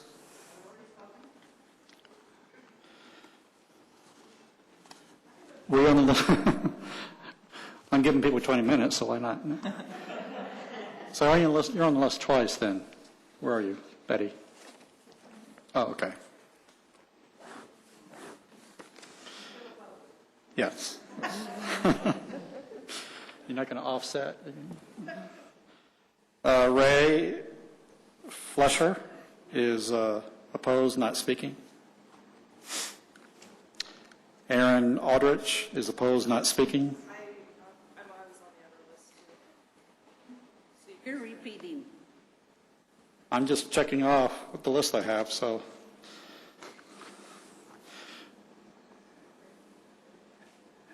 You're right. There's the Brenda O'Connell. How did we get? Oh, we'll just check them off. Norm Harrisman. I think she already spoke. Eric Jones. Oh, they're not speaking. Gwyneth Jones is not speaking. We're getting close. Peter Tenight, opposed, not speaking. Peter McClintock, opposed, not speaking. Jeff Brackernick. Bracknick.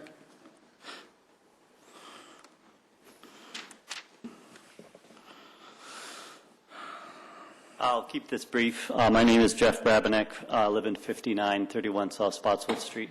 Not to repeat, first of all, I think most people who spoke tonight would not oppose some development of this site. I think we all recognize that sooner or later that will happen. Second point I want to make is the development is occurring in the Spotswood neighborhood, is not occurring somewhere else. So I think that the Stern Park neighborhood is what I meant to say. So I think it's really important that the Stern Park neighborhood is considered as the site. It's not really a Littleton site, it's a Stern Park site. And I think to summate what a lot of people said tonight, I really think the objection is density and number of people, number of cars. When you consider 400 cars in that little space,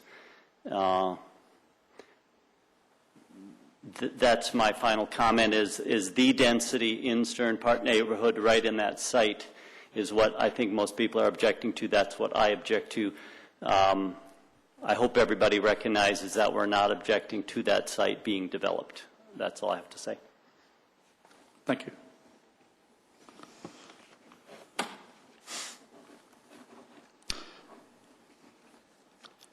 Al Klarschman is opposed, not speaking. Frank Atwood.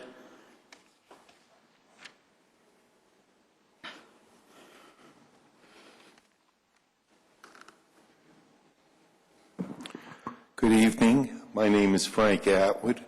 I'm at 7094 South Castilla Street, and I'm here to thank everyone in attendance, and especially the board here for participating. And what I'd like to point out, I think, is that currently in Littleton, 37% of Littleton are renters. And so by a show of hands, currently there's about 60 people here. I think about, we'll say maybe 10 are Alliance. So we're down to 50 people.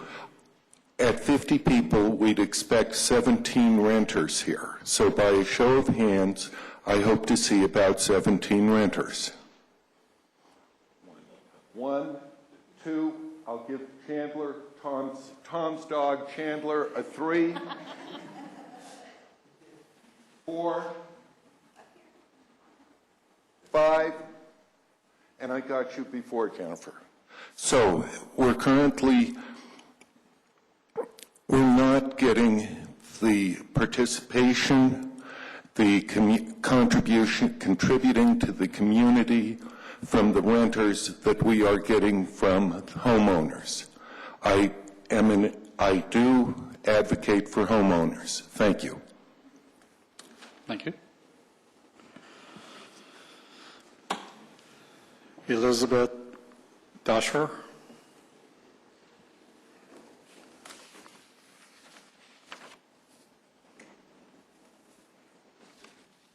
My name is Elizabeth Dosher. I live at 2763 West Riverwalk Circle, just on the other side of Santa Fe. Unfortunately, I am of the minority in support of this project, and I think if you look around you, also the minority of the demographic, which is a growing demographic in this community, young professionals in their early 30s looking to start a family. I've lived in our neighborhood for about 2 years, and I would say in the last 6 months, my boyfriend and I have had 3 or 4 additional sets of friends moving to this community. So it really, truly is a growing demographic. If you look at the options for people in these neighborhoods, yes, we have lots of homeowners that have lived here for a very long time, but there are not a lot of options for people in our demographic that want to move to this fantastic community. We want to be near downtown. We don't want to be in downtown. We ride the light rail, but we also enjoy the smaller town feel. And someone said earlier that, people that are going to rent these apartments aren't going to stay here, aren't going to patronize the small businesses in downtown Littleton, and I strongly disagree with that. I would say since we have moved here, we spend 90% of our free time going into downtown Littleton, going to the shops, going out to dinner, and our friends come down here for that exact reason. So I really think that there are huge economic benefits to this development. I fully respect the concerns about the building and how it will look in the area, and, all these people have lived here for many years, so of course change is going to be difficult for them, but change is good. We are the future of this community, and I think if we need to look outside of the box and look down the road to when I am 50, 60, 70, 80 years old, all of these people may not be here anymore, and who is going to patronize downtown Littleton? Who's going to be living here, and what are they looking for now? We can establish them as residents at this point in their lives, and they're going to stay here because it is a fantastic community. The building has been designed to respect the surrounding buildings, and so as Alliance mentioned, they have thought about historic preservation and how it will relate to the surrounding buildings, and I think they've done a fantastic job about that. I'm also a licensed interior designer and LEED certified designer, and I think that we need to look at the statistics of what buyers and renters are looking for in homes, and studies show that people want greener homes to live in and to rent. This is a huge priority, not only to people in my demographic, but also that empty nester demographic. And I think this would be a huge contribution to our community and will draw in more renters, which will potentially be homeowners in this community, as I mentioned. I think that's it. I'm just in support of this, and I think we need to consider, like I mentioned, that this is a small representation of the demographics, all of the demographics in the community, and we're getting, a very small, skewed opinion tonight. Thank you. Thank you.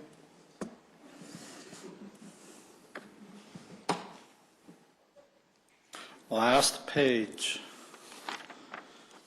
Except for all these blank people that are going to talk. Gary Johnson.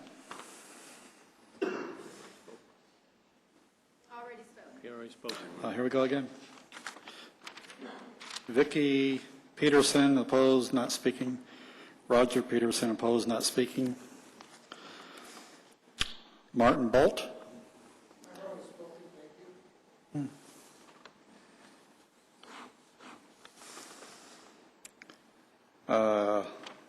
Emily Laraz. Did I say that right? She's not speaking. She's opposed but not speaking. Kay Watson did not indicate position or whether she's speaking. Frances Pearson. And then Nancy Barker is the last one, unless there's somebody. Nancy already spoke? My name has not been called, but I do not want to speak that I'm against the project or a deadline. Okay, well, after you speak, we'll figure it out. Could I get the overhead, please?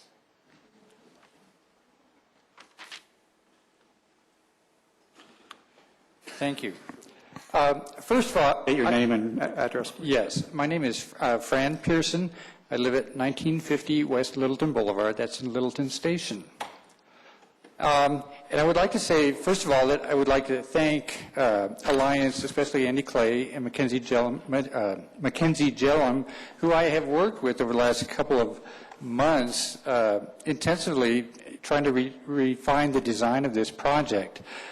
That said, and this will not surprise Andy or Mackenzie, I'm still opposed to the project. I think they've done a wonderful job in trying to be more sensitive to the needs of the community, but as many people have stated tonight before, the problem is density, and I want to focus on density and specifically the calculations of density that they have been using, and everybody's been bantering around this 56 units per acre. The fact is, if you look at this zoning map of the city of Littleton, and you see that B2 right there, and you notice the area to the left of it, which goes out to the, where it says the UPRR, that's an old map, and I've kind of heavied that line there. That is the real extent of this project.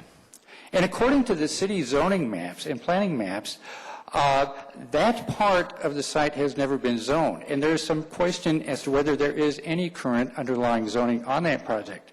That would mean that approximately 40,000 plus square feet, or almost 1 acre of the calculable area that they're using for the calculations is really not currently zoned or may not be. City staff is not even certain of that at this point in time. So this is something that needs to be researched. According to my calculations, if you take out that 40,000 square feet, the density units per acre jumps from 52 to 75 units per acre. So based on what's really shown by the city zoning maps as currently zoned B2, we're talking about 75 units per acre. So that's a substantial difference between what's being represented here. And you know, I would certainly ask that the city staff follow through on this and find out what the real status of that westernmost 40,000 square feet is. I did a little more research on this. I went over to the Arapahoe County and pulled up, this is a copy from the Arapahoe County Assessor's Office. This is the assessment sheet for that particular parcel, which they call Parcel 4. Thank you. And you can see from this, on the right-hand column there, the land value. They're showing the land value of this approximately acre and a half, 61,000 square feet, as being $300. Okay, now that is totally out of context in line with the adjacent property, the old sheriff's property, which is valued at $1.4 million. Okay, this is about 2/3 the size of that. It is being valued at $300. That tells me that according to the county records, they're not showing that this property has been properly zoned to B2. And if in fact it is, that means that the current landowner is virtually paying no taxes on this property. And if this property were to be rezoned to the density, even with the PDR that's being requested, it would represent anywhere, based on current property values, a $1 million windfall to the property owner. I think these are probably some questions that really need to be addressed before any recommendations are made on this property or we move ahead on this. I would propose putting this whole issue on hold until we can get some clear answers and clarify what is the exact current status of this property. Other than that, I would say that because of this density that is being proposed, I still would oppose this project and would encourage this board to oppose it as well. Thank you. Thank you. Is there anybody else who hasn't spoken who'd like to speak? Come down and state your name and address.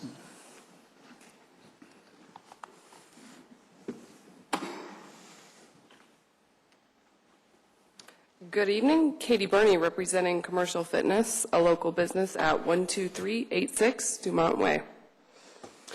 With a huge corporate upswing in the downtown Denver area and an even greater surge of apartment buildings coming online in the coming year, the population density and traffic increase would be a detour to a certain demographic looking for an urban lifestyle in a much more relaxed and slower paced setting, such as Littleton.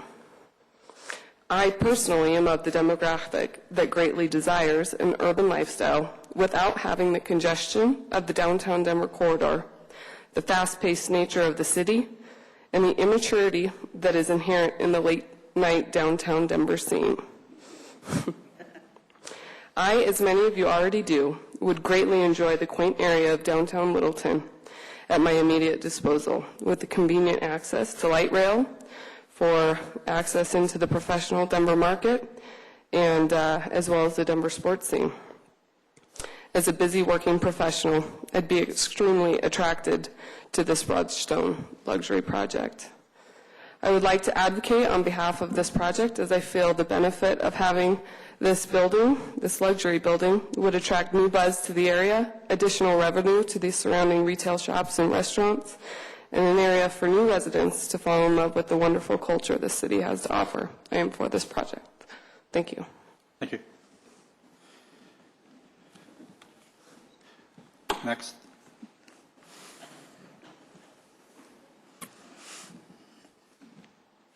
Craig Ranke, 5663 South Prince Street, and I am representing the Historic Downtown Littleton Merchants Association. We've had great discussions about what was going on, and we've worked with Alliance. They've come to us many times and have redeveloped their ideas, have changed things. One thing I really find positive about them, and I believe they've done it with the citizens too, is they've revamped it and kept revamping it. And they've even been told, you know, if you do this, we think we could get on board, and hasn't happened. But I do want to thank, I think it's Betty, because I know now downtown is where you go to have sex. So thank you for that one. But I'd like to give you a letter in support of this particular development, and it's actually made out to the mayor and the council members. So if you want to, we'll just pretend you guys are them, okay? But I'd like to approach and give you this letter.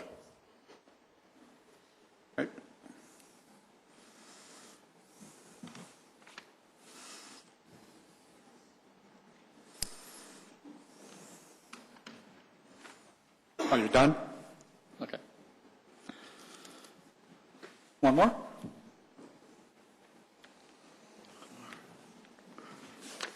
Good evening. My name is Callum Europe, 6323 South Santa Fe.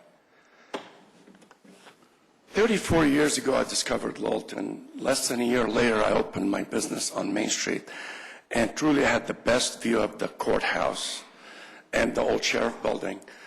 And it has always been bothersome to me that the old sheriff building has no contributory economic contribution to downtown Littleton.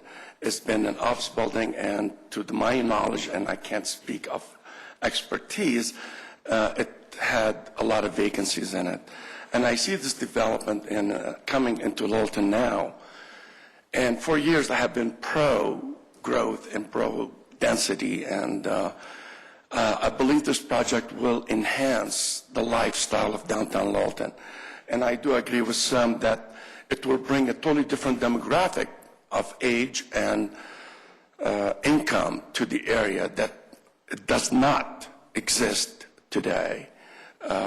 We do have a lot of apartments in downtown Littleton, but they have very low contribution to Main Street.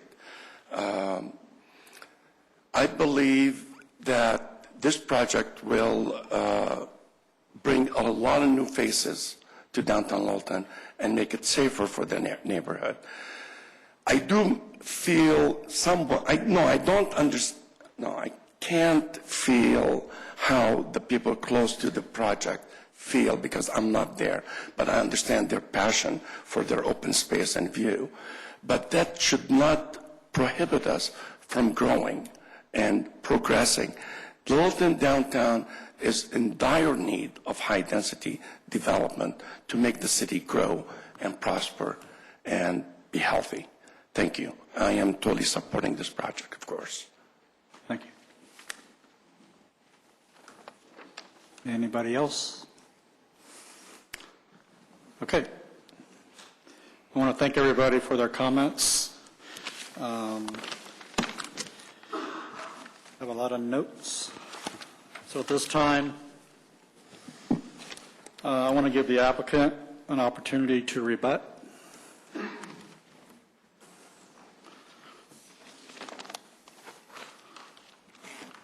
Thank you. I'll try to make this concise. I do want to say that I've gotten to know a lot of these folks, many of the people here that are opposed to us, and I kind of like some of them. I mean, I understand their concerns.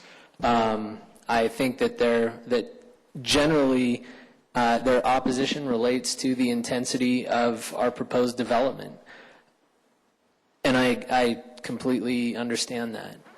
However, probably the biggest point that I would make to them is the density that we're proposing is essentially similar or less, in some cases, traffic, for example, and parking, that commercial development would require more of, is less than what is allowed under the existing zoning, and yet it requires, our process requires engagement of the community and input from the community, as well as gives the staff more tools to impose restrictions on what we're doing, where the existing zoning, a use by right, would not require that public process.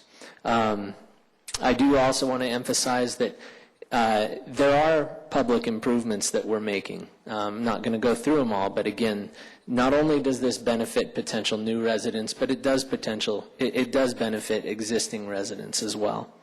And overall, we believe that this development does fit the goal of the Littleton Boulevard Corridor Study, the comp plan, the Stern Park Neighborhood Plan, and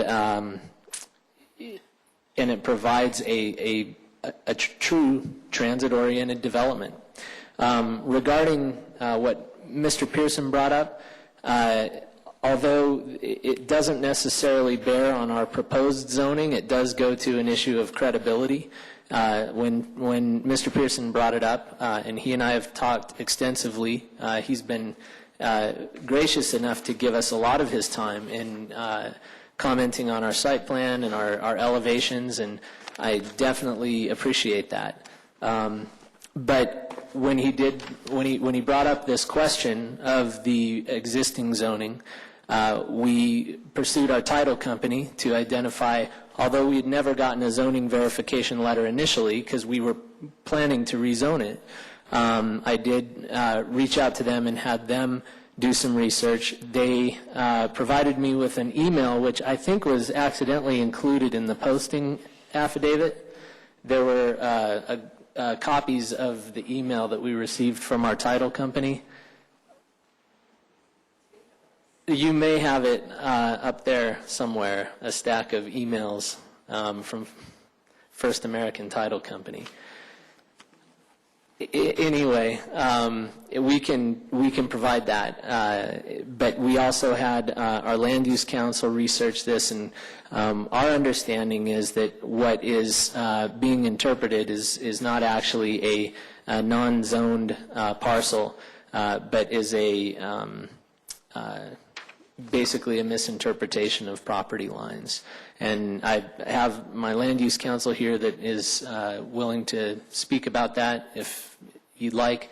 And as I mentioned before, we have other folks here who can drill down into specific details of our application if you would like. Thank you. During this time, and Jan, is there any additional information you want to add or comment on? This is the board's opportunity to ask questions.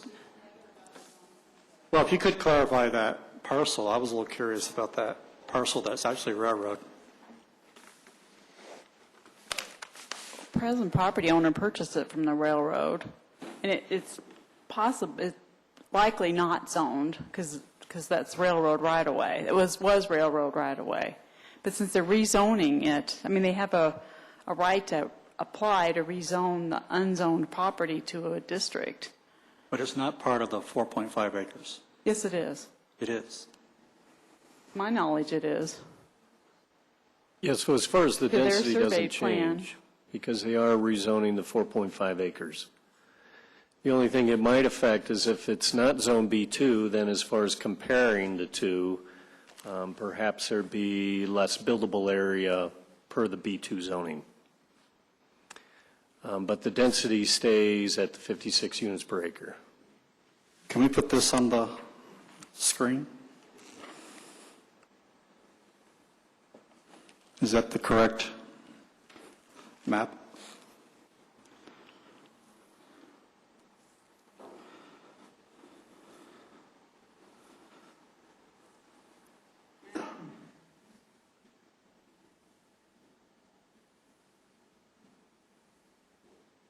Is the other parcel? So the problem with top of this the map, road? it's not to scale, and it's not as accurate as a property survey. But they did a property survey, Jan. Yeah, does they have property a- survey, Okay. and it includes 4.2 acres. Property survey in this- And it Yeah, includes the all of PD that. plan, the PD plan package, one of those pages of your PD plan is the property survey that has all 4 parcels that the property owner owns. There's no And parcel question that it's 4 4.2 is the former railroad right-of-way that's on the survey plan. Okay, I'm clear. We've got the survey here. Okay. Are there any questions from the board before we close the public hearing? Of the applicant or the city? Okay. Yes. Mark? Question for the applicant. The lawyer, your lawyer was a 5 or 6 page synopsis of Littleton zoning, rather well done. Until you get to the end, he talks about the Littleton Boulevard corridor study not having any, let's see, what does he say? No ordinance language dictates that a corridor study would be criteria upon which site development plan review is based. And the ordinance contemplates that rezoning is based only upon consistency with the comp plan and general welfare. Basically, you're saying that the Littleton Boulevard corridor study has no bearing on this, he is saying, has no bearing on this application. And in your presentation, you mentioned you are adopting or you're enveloping the corridor study. Are you shaking your head saying you're disavowing what your lawyer said in his opinion? And I'd appreciate just a short answer, please. Despite being an attorney, I will try to do that. I'm Brian Connolly, business address of 950 17th Street, Denver, Colorado, 80202. This is dealing with the site development plan process that would occur under the as-of-right scenario, not under the rezoning scenario. Okay. So that's what I need to know. Okay. Okay. and I'll ask our lawyer representative the same question. When does the Littleton Boulevard corridor study kick in? It kicks in for the PD, but does it kick in for the straight zoning, B2?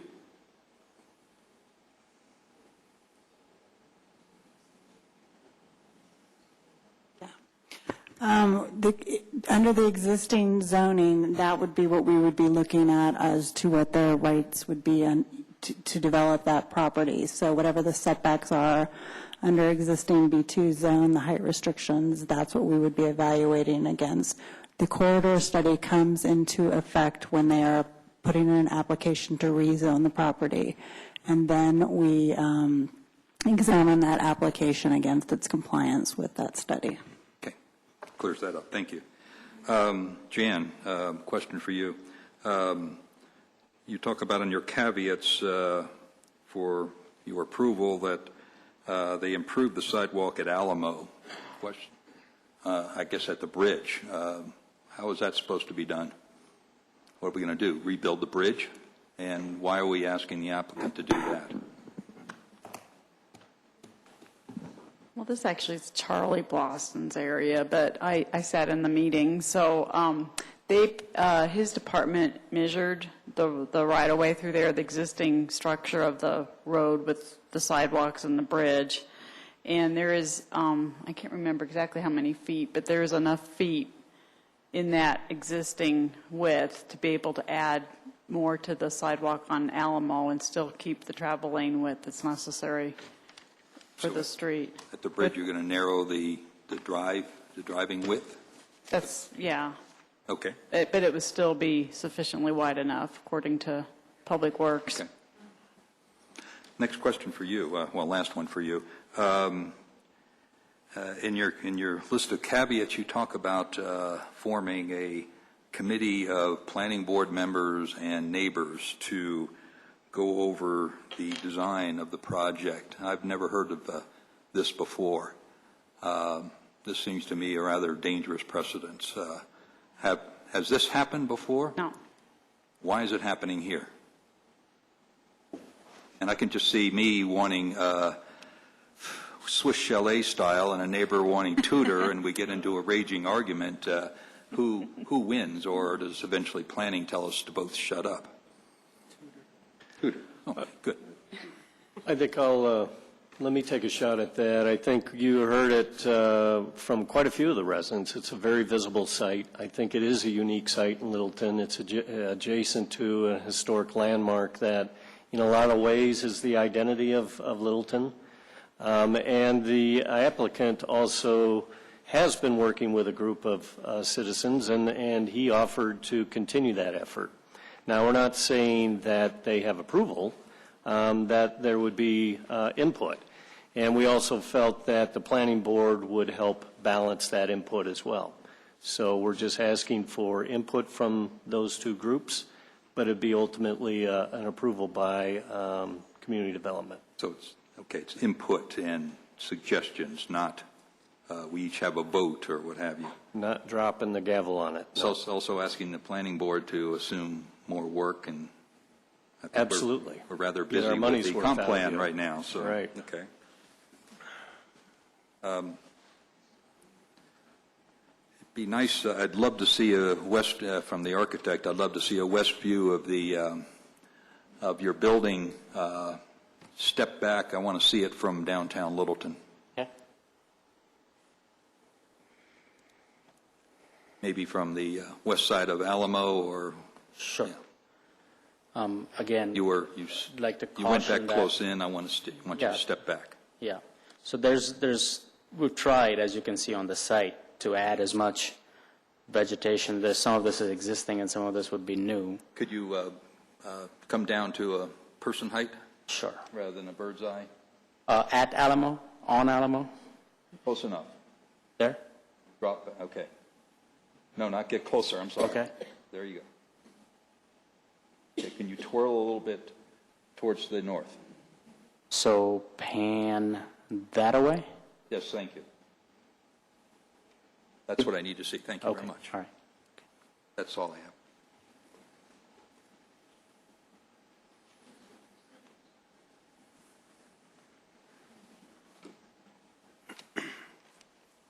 You done? Anybody else have questions for the applicant or the city?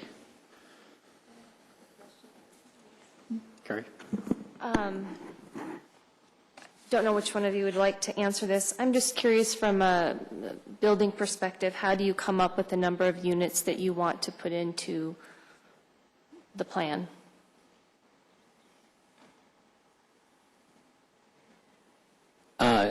It generally has to do with operating efficiencies related to different project sizes. It also has a lot to do with the availability of investment dollars for a project. The smaller you get away from institutional investors generally, and they tend to be the kind of investors who require LEED certification. They tend to be, aligned with long-term ownership. They are generally state retirement funds. This one in particular is a state retirement fund, and they're looking for, a long-term investment. And when you get smaller than a certain size, it gets out of their. It gets too small for them to invest in, basically. Is there a certain number associated with that size? In this case, it's $45 to $50 million. That a lot of times it's driven by the number of units and the project construction type. It results in the project cost and the amount of investment required for it, and that's what our investors are looking for, is the ability to put out larger chunks of investment dollars rather than small ones. I have one more hypothetical here. If the zoning were not to be approved, what would your intentions be at that point? Well,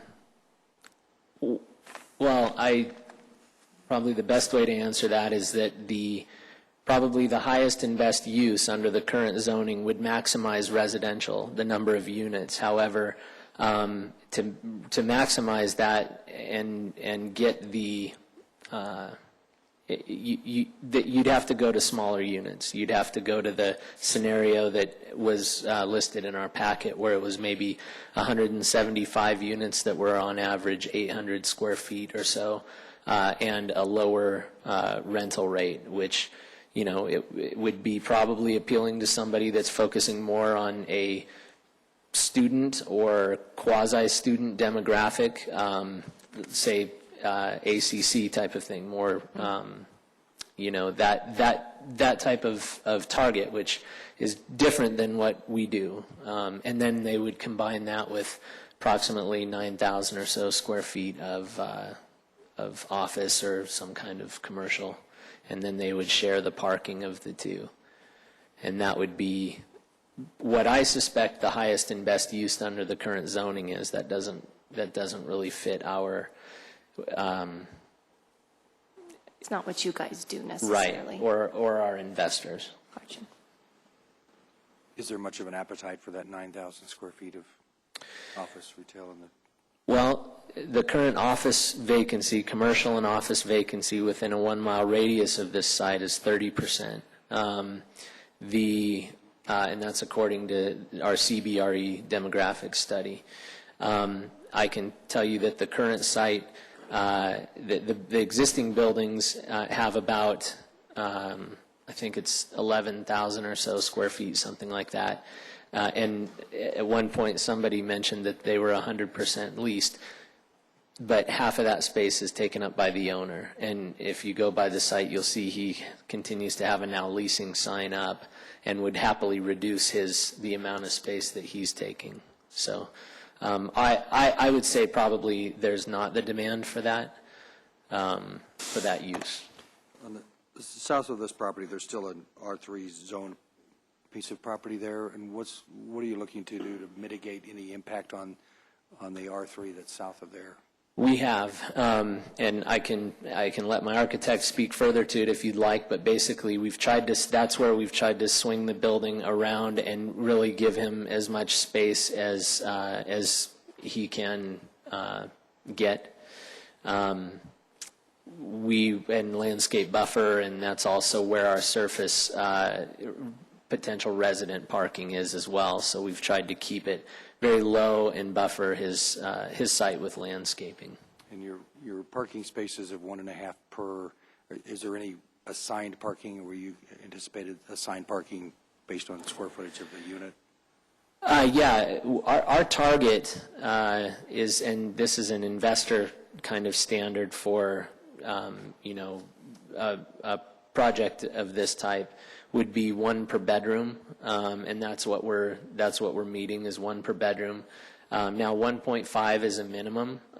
We're not incorporating any compact spaces in that, which are allowed in the city plan. So that's not necessarily where we'll end up, but right now we're citing the city guidelines and saying that we'll meet that and that's adequate for our project. Other projects in the city, are they near transit right now, or do you have anything going on near transit? No, right now we don't own anything near transit. We manage a couple of properties near transit, but none of them that are owned by us. We have a third-party management company as well that manages about. Do you find that 1.5 spaces is adequate for what you have right now, the other properties? It is. In fact, we have properties that are not near transit that are parked at less than that. 1.3, for example, in Cherry Creek, and that's the city of Denver doesn't really have parking minimums anymore. And 1.3 is where we're at our project there, and there is no light rail. I just have one other question then for you on that cafe space. If you were to add that in there, what do you see that going to? Let's assume it doesn't, nobody picks it up as a cafe or a Starbucks or whatever you might envision. It would be what we would call a Wi-Fi cafe. It's a space that operates like a cafe, except we don't have somebody manning it. We have a high-end kind of coffee maker that does cappuccinos and things like that. And then we would have kind of a media wall with some flat screens that are up above the kind of the coffee bar area, and we have iced tea, things like that we have out. Restricted just to residents? It is, that's correct. What we have said is that we'd be willing to, although we can't just open it to the public for liability reasons, we would be willing to entertain requests from, the neighborhood, for example, to, host meetings there if they had, if they formed an HOA or anything like that and wanted to meet there. We'd be happy to help coordinate that in that space. Any questions? I have a question. Madonna? I was just wondering, on any of your other properties, do you have the same situation of the one way in and one way out, one street in, one street out type access? And if so, how is that working?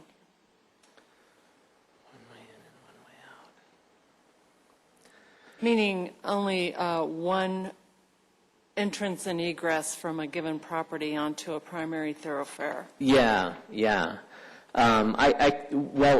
We certainly don't have one where it's made as formal as this. We have sites where, practically speaking, it's not reasonable or efficient at all for people to go another direction. And so they all leave and come out of one direction. But this would be unique in that we have a specific, traffic control there saying no right turn out and no left turn in, and where we'd be actually providing a language in the lease that would allow us to help regulate that. So the short answer is no. We don't have that situation exactly like it is here. Practically speaking, we do have it in some other, in a couple other locations. And actually one is very specific. It actually is a one-way. Access is on a one-way street. But that's downtown, so it's not quite analogous. Right. And then one last question on the widening of Bemis. Is that just the extent of your property and it stops there? Yes. Yeah, we're not proposing, and my civil engineer will correct me if I'm wrong, but I don't believe we're proposing or have been asked to make improvements off of outside of our property line, other than the ones that we've discussed, the widening of the sidewalk and the trail and those items. Okay, thanks. Sure. Karina? So LaDonna took a couple of my questions, so I'll make it quicker. The connection through, or the new opening that you created between the two buildings, is that accessible to the neighborhood so the neighborhood can walk through, or is that going to be closed off to residents only? We'd be proposing that would be closed, that would be a secured area, so you would still get the light, you would still be able to see through there, but that it would not be, there would be no public easement through the middle of the property. Okay. And then I'd like some clarity on height, and I don't know if you could answer this or for staff. So the height in the plan says 59 feet, but it's measured, if I understand correctly, from the highest point of the building and the highest point of the topography. The topography. So so if I was to look at the southwest corner, which I think is the lowest depression potentially, and what is 6 stories, what is the height at that point? Yeah.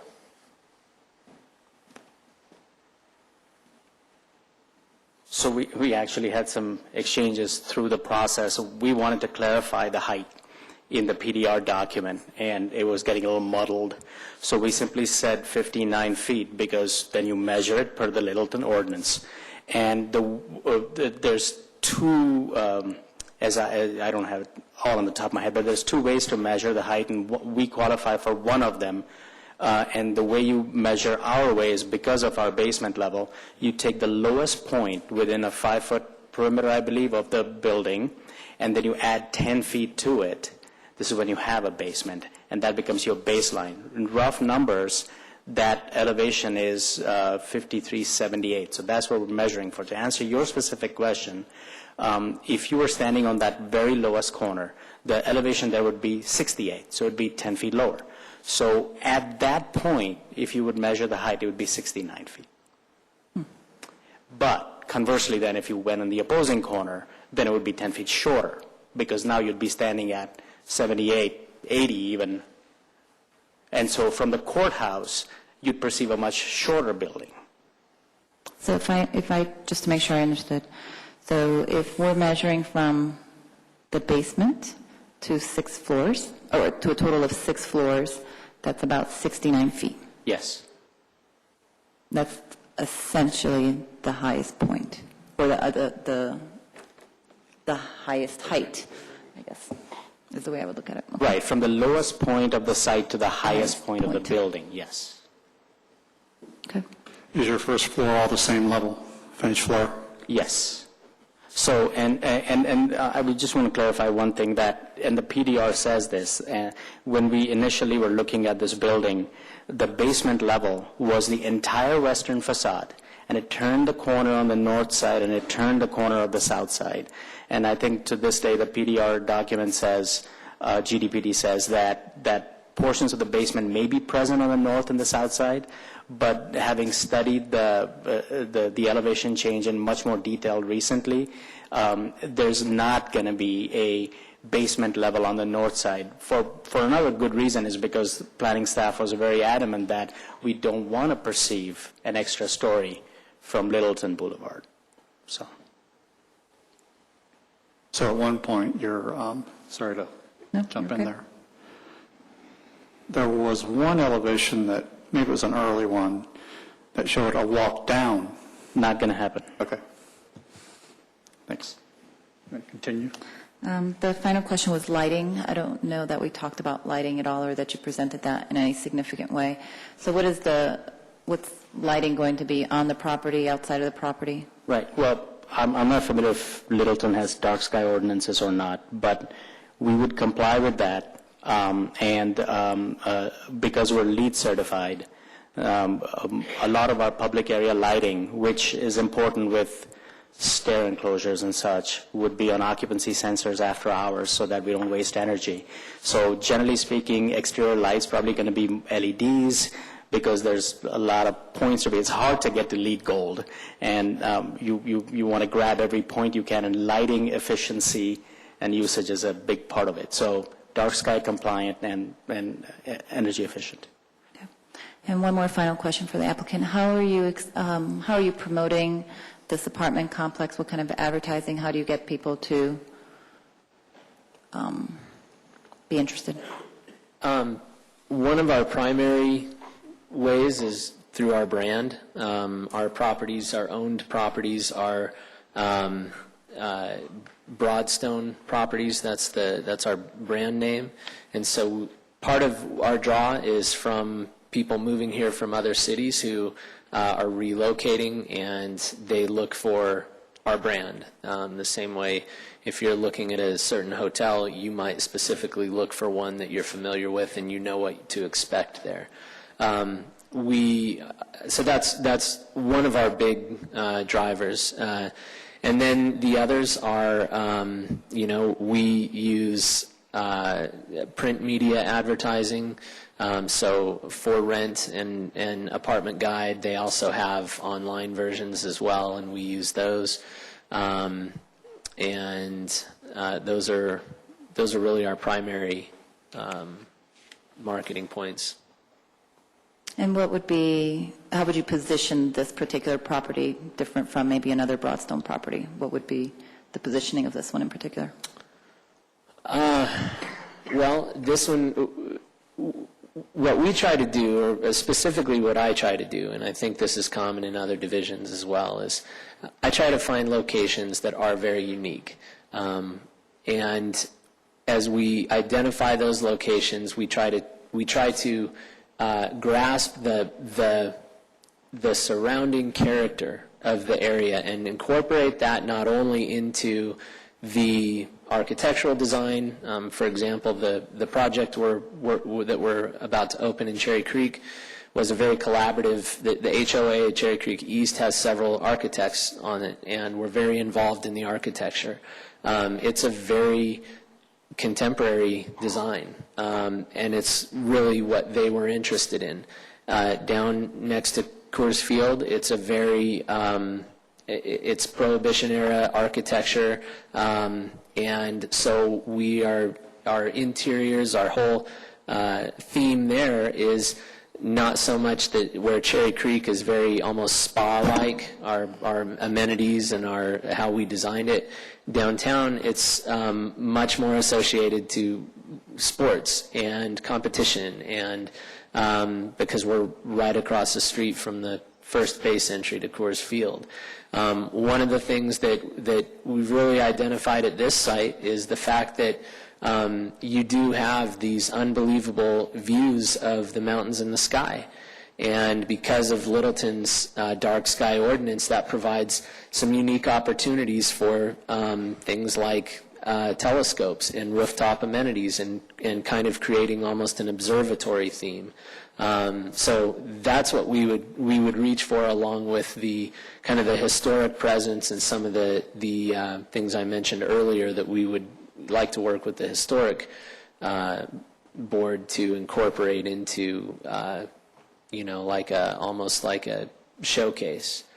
So that's what sets us apart. We do have a brand, and that kind of goes to our interior finishes, and that's what people in our management style, and that's what people look for from us. But we're also appealing to a demographic that doesn't want something that's a cookie cutter. They want they want something very unique, and they want to feel like it has character. So that's how we would position this. Thank you. No more questions? Stay. Okay. This came up during your fiscal analysis. Was also brought up by the loud gentleman that left early. If you keep your B2 zoning and develop it, you talked about, or your economic analysis gentleman mentioned 175 living units and then 9,000 square feet of ground level retail. I guess I'm confused. Under B2, half the square footage could be used for residential. So if you have 175 units, roughly 122,000 to 150,000 square feet, you talk only of 9,000 square feet of ground level retail. That would not be allowed under B2. Where did the 9,000 come from? It's got to be obviously a hell of a lot more. Yeah, there's 9,000 square feet of commercial that we would see as being, viable in that scenario. And then we think somebody could probably justify 25, I think it was 25 live-work units, which are an allowed use in the code. And then the 175 units, if you take the garage, which the GFA of the garage, the GFA includes the parking structure. And our understanding and interpretation of the code is that the garage does not count as residential. It counts as non-residential. So 50% of the GFA has to... The garage for the residential units is non-residential? That's our understanding of the code. Makes sense. I think, can you clear that up? Are you saying the square footage is not a part of it? Right. To understand you, so you're not including the square footage of the garage of the as part parking of the structure total. as part of the residential square footage. So 50% would be the residential square footage of 175 units. The rest of the GFA is the office space, the parking garage, which accommodates both office and residential, and then the live-work units. That's all something that's not pertinent to our case. He's not applying for that. It would only make his case worse if he actually used 100,000 square feet of office space. It did come up during the testimony. I'd like to get some clarification, but I disagree with your analysis, but like you say, it probably doesn't matter for this hearing. That's his opinion, and we could get another opinion, but it's not pertinent to our case of what we're looking at approving tonight. Correct? Fine. You have a few questions. Since you're up there, I'll start with unit mix. I might have missed this, but somebody had asked about it, and I didn't see it either. What is your unit mix? Approximately 60% two bedrooms and 40% one bedrooms, with an average unit size of 892 square feet. So we see probably more demand for two-bedroom units than one-bedroom units, where a more urban location would call for a flip of that unit mix, 60% one-bedroom or higher. Downtown, they're getting up to 70% plus one-bedroom units. But like I said here, we expect that people are going to want more room, and that they can afford to have two bedrooms, and some of them may have children or be thinking of that and want a room for a toddler or a baby. And then, of course, there's some empty nesters that may want an extra bedroom for a grandson, grandkids or visitors, and they can afford to pay a little bit more to have the additional space. Okay. And you talked a couple of times about a 30% vacancy rate for commercial property. And I didn't see in CV's report that you at least have in the package anything about retail or office, or maybe it's further down the list. I don't know, but I just saw the demographic report. But do you have a breakdown of retail versus office versus, say, industrial? I don't know what's included in that. It is.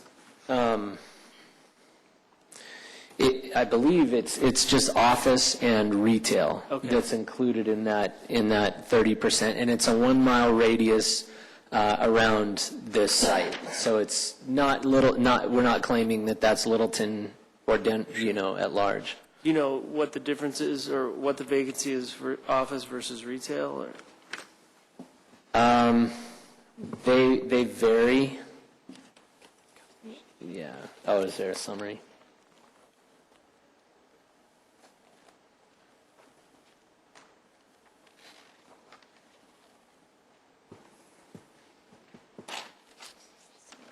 Okay.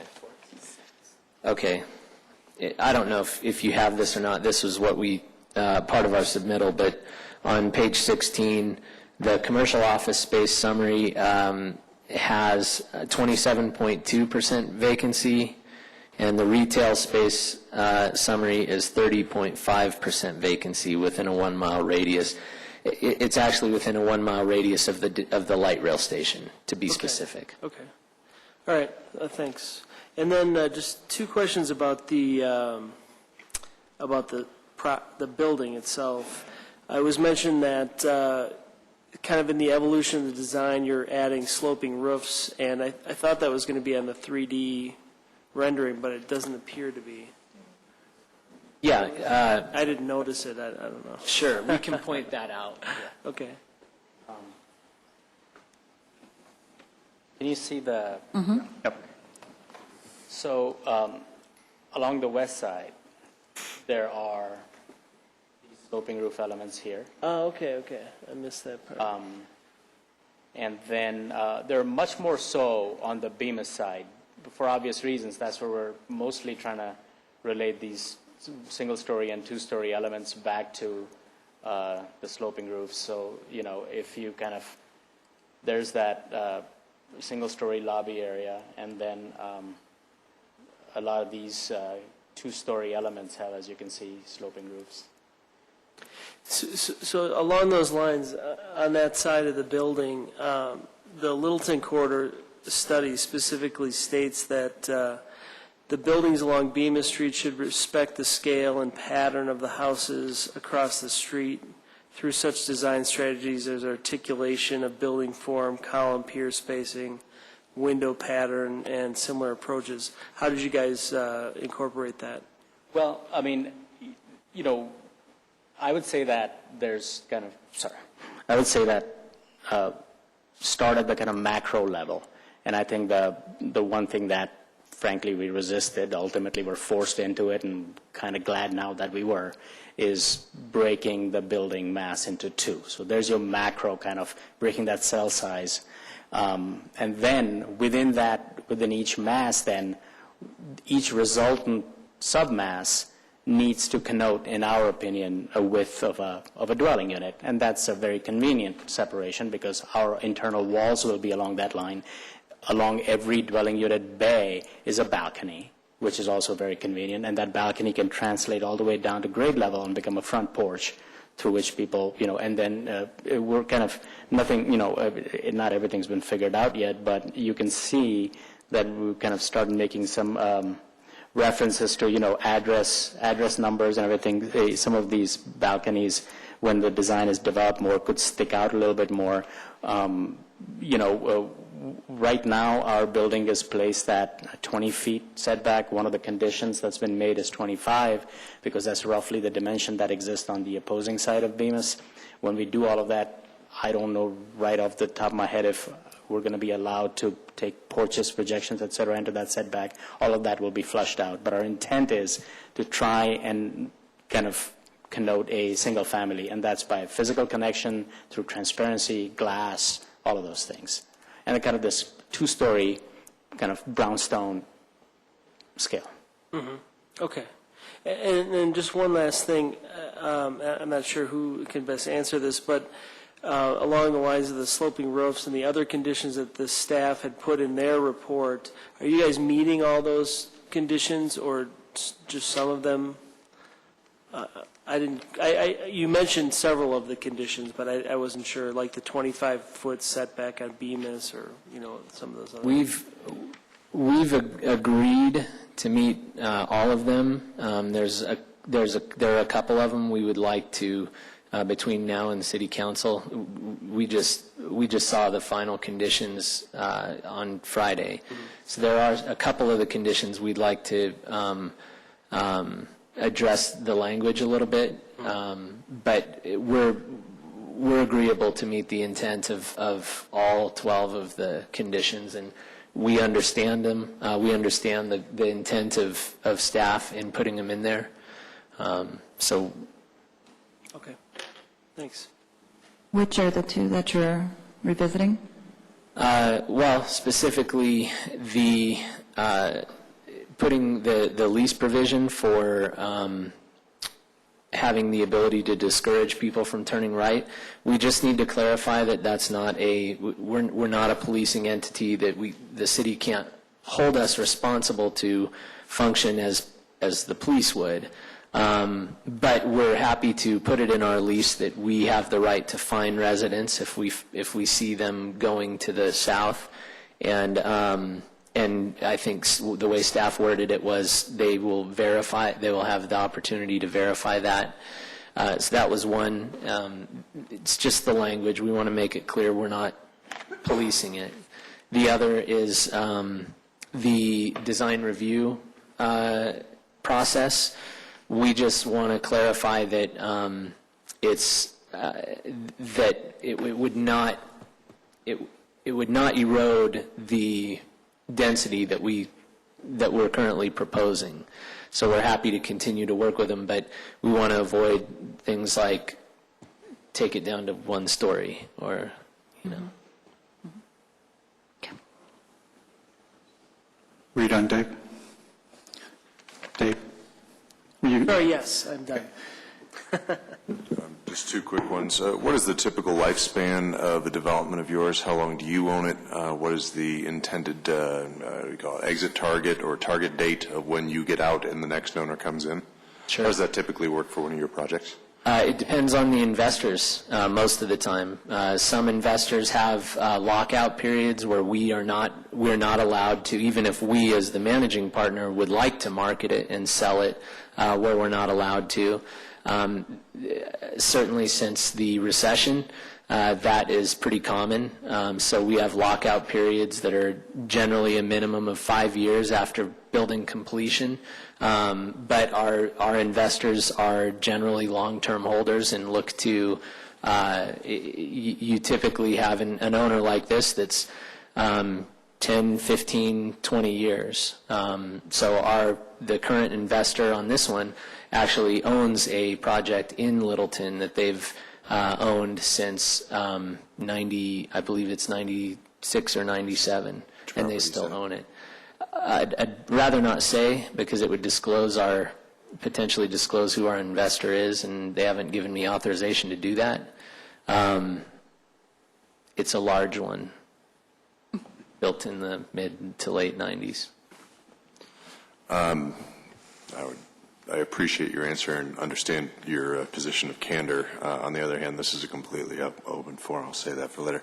In your work, you also were asked 100 times to go pull it back, step it back, reduce the density. Why wasn't the side, or could you explain the logic of why you left the large facade on the western face and didn't step back in the same way you tried to accommodate for Bemis? I didn't see any real improvement to the Littleton Boulevard side or that western face. What efforts could be made to continue to step that back? Well, there's a couple reasons. I would say my one primary reason is by achieving the step backs on Bemis Street and on Littleton Boulevard to get that kind of 2- and 3-story perception, where the 4th story is so far back that you can't really see it from those 2 sides. It eroded away square footage that was livable. And so it was our understanding from the neighborhood and from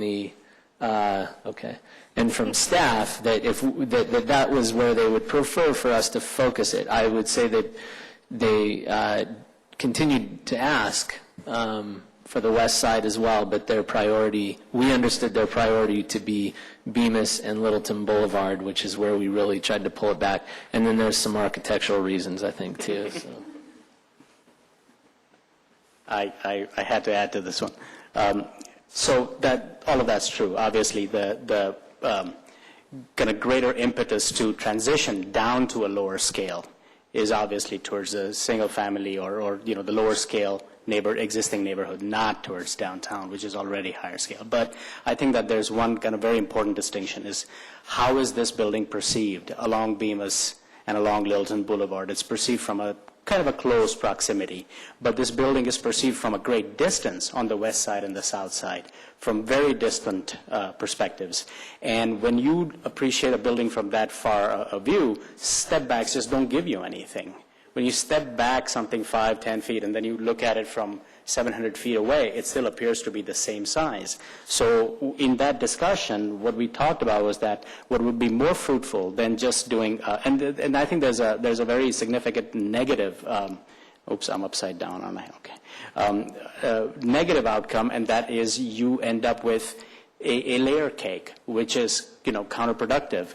You're on the west side and the south side. By stepping back, you're not saving anybody solar access. You're literally cutting back upon yourself. Two reasons people, form-based zoning codes apply step backs. One is to preserve, solar access. The other is to, for scale perception reasons, and neither of them apply from the west side and the south side. So what we came up with in conjunction with staff is that, and that became one of their conditions, is that instead of saying step back the top story 5 feet, we said, okay, why not say step back the 5th story by 25 feet, but do it for like 30% of the facade. So that's what you see. Oops, sorry. That's like an entire unit gouged out, and that. And when you do that, and this was some of our work with Dick Farley as well, the city's consultant, you start to reinforce this notion of the different mass heights kind of variegating itself. And the same thing happens on the south side. So I think by introducing sloping roofs and pushing back significantly in key locations, you achieve a much better result than, let's say, that if we had imposed this step back for the length of the building, and you would end up with this 500-foot-long 4th-story line and a 500-foot-long, 3rd-story line, and basically a layer cake. Since you're up there, can you show a view from Church Street? Do you know where Church is? Church and Prince. It was the view that Pam showed. Right. Let me go to...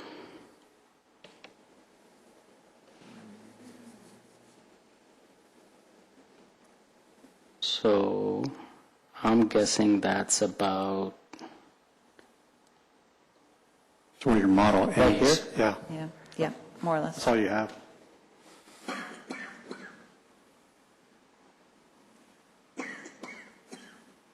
There. Is that eye level? Probably not. Here, let me go eye level. Right, maybe there is eye level? Mm-hmm. I drove, after Pam asked me to take some pictures, and I don't have all of my pictures right now, but I drove up and down both those streets, and every now and then you can see the cupola, but it's hard.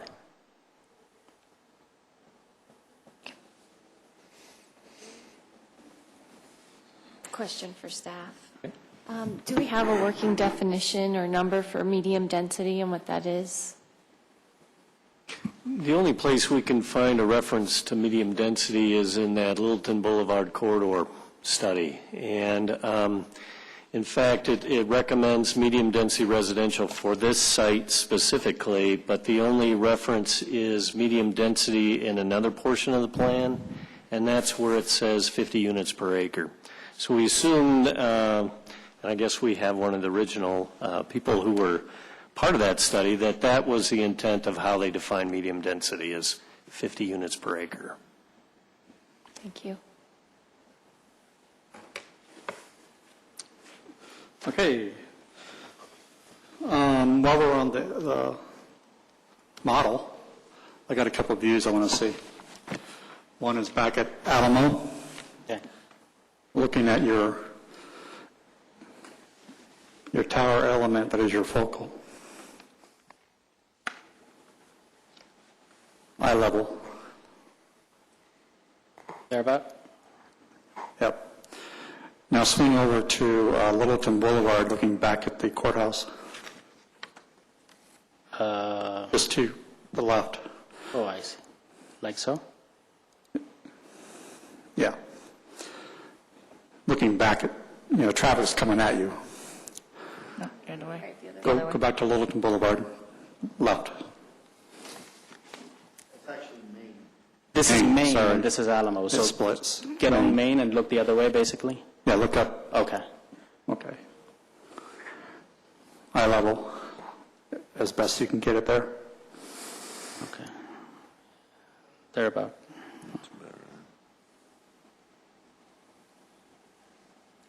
Okay.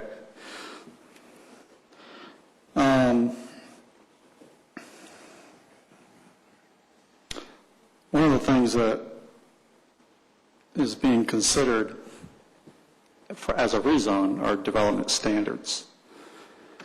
I appreciate all the work that goes into the conceptual architecture because it really helps. Most jurisdictions require more work up front nowadays to demonstrate what the end product will be. Unfortunately, our code doesn't necessarily require it, but it's to your benefit to show it.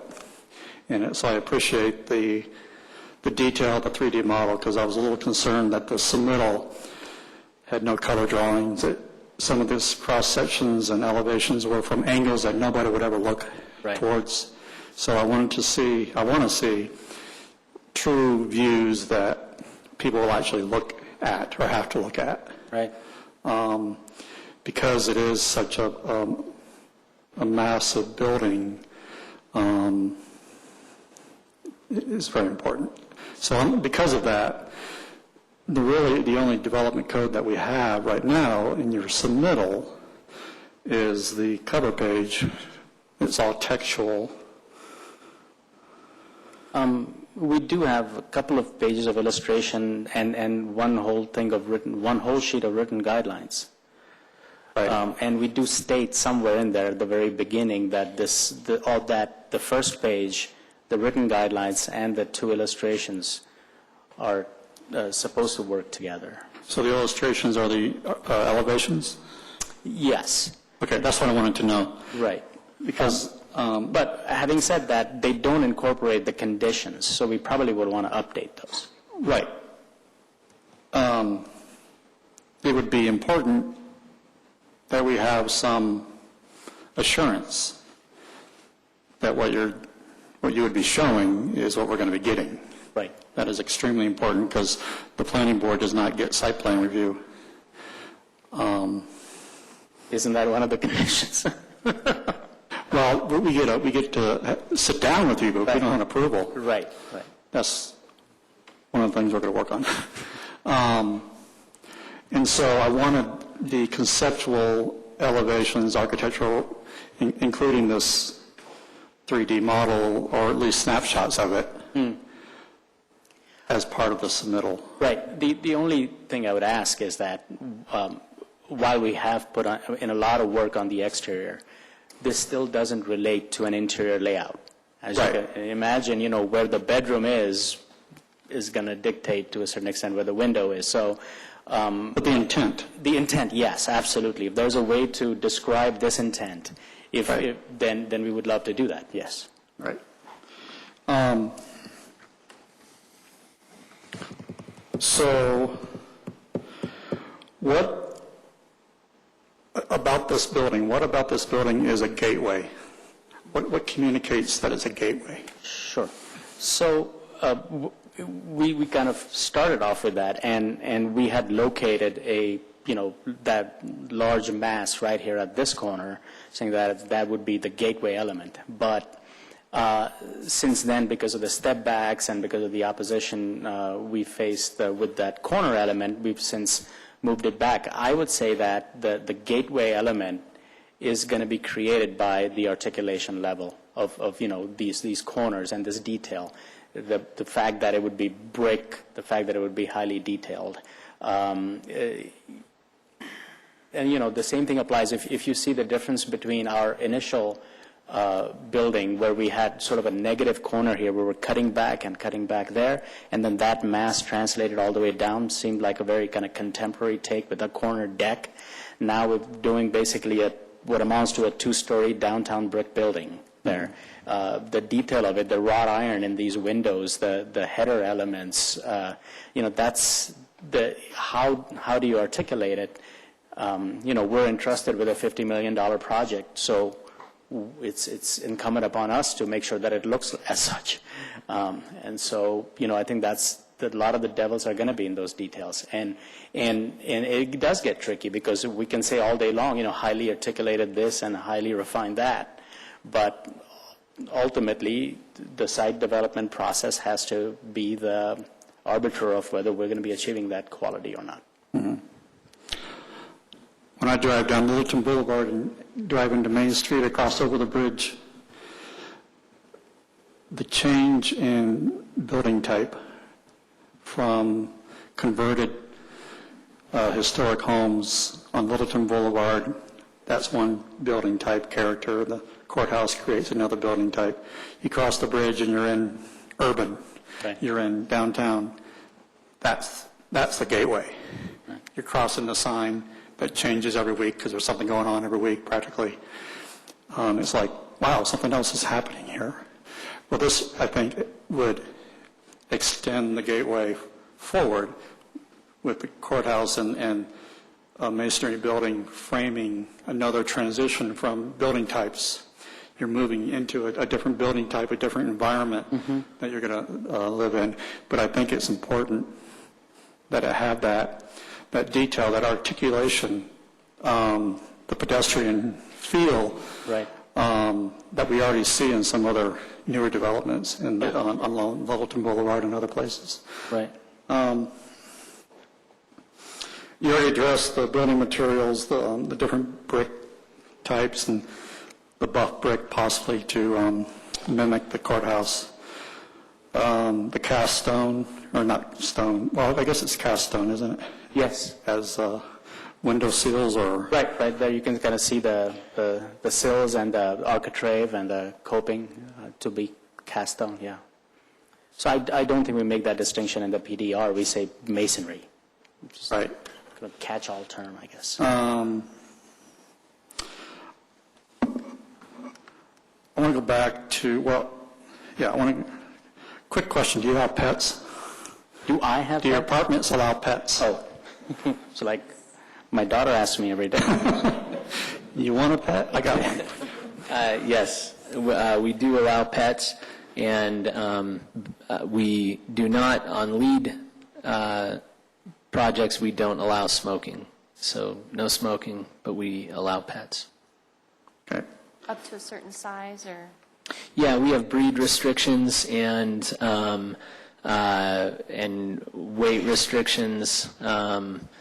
I can't answer that in as much detail, but it's part of our leases all have addendums on them for different things, and there's a pet addendum as well that stipulates that.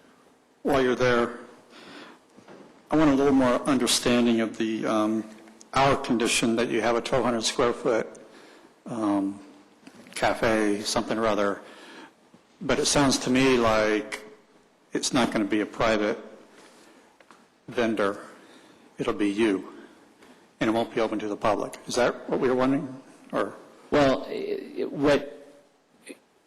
what staff has asked for is that it be built to allow for a private cafe to operate there. So you could lease it out to someone. Right. And so what we've done is, again, the retail market, we're not sure that we could get somebody to lease that, but we're committed to market it for 3 years after our final CO. And, we can do that with signage. We can do it with a formal brokerage listing, which we're happy to do. If the demand is there, it's a better amenity for our residents as well. If it's a public or a privately operated public cafe, than if it's just a internal amenity, because it draws more people in from the neighborhood and it becomes more dynamic. You talked about a Wi-Fi cafe. Was that if this didn't work out? Yeah, Okay. What we're trying to avoid, because we don't think it's good for our project and we don't think it's good for the neighborhood either, for this just to be vacant space and just to be dark. Right. It's harder to lease as well, whereas if we go in and we finish it out, we may have a better chance of getting somebody to come in and say, okay, it's finished. and, get them to lease it. But it's possible, especially over, a 3-year time plus the time it takes us to get CO. The market could change, and it could be a viable option there. It would be intended to. Okay. Is your landscape architect here? No.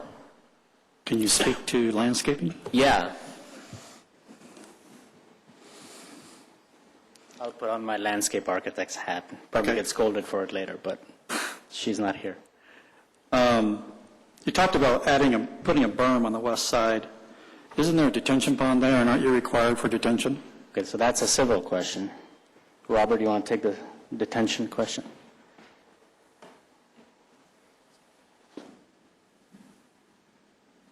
Robert Palmer, 8235 Cotton Grass Court, Castle Rock, Colorado. So the detention pond itself is just a water quality aspect, and our intent is to use porous paving along the community trail behind there to minimize the size of that pond. As we get into more detailed development and the footprint's finally set, we're hoping to get rid of that pond. We may end up with a little bit there, but you can landscape completely around the outside of it. There'll be just a small area, a small footprint in the bottom of it that you wouldn't be able to put any kind of trees or any kind of real landscape in it. We'd probably seed that with a native seed, but that area will be very small comparative to the whole area behind the building. So you could put a berm there?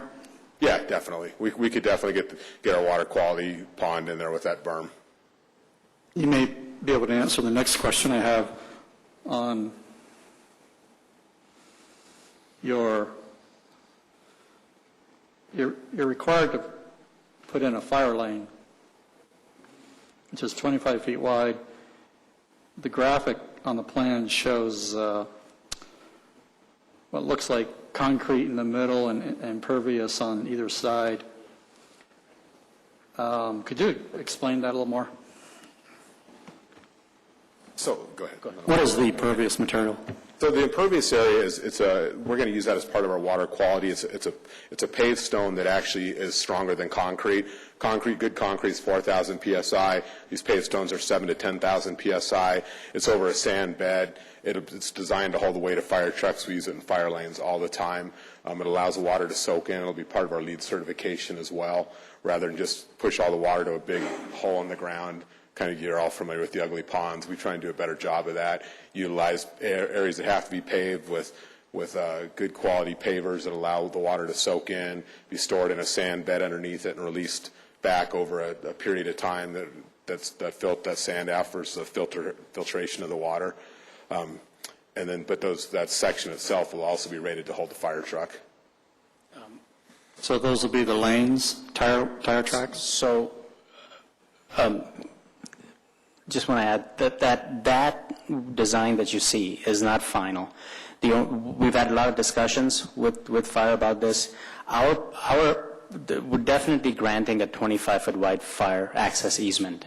Then the question is, how do you treat that so that it doesn't appear to be a fire easement, but more of a multifunctional path? And generally, there are two ways we could do this. One is kind of like it's shown, where we do hard surface on each side, soft in the middle, and those are where the fire truck wheels go.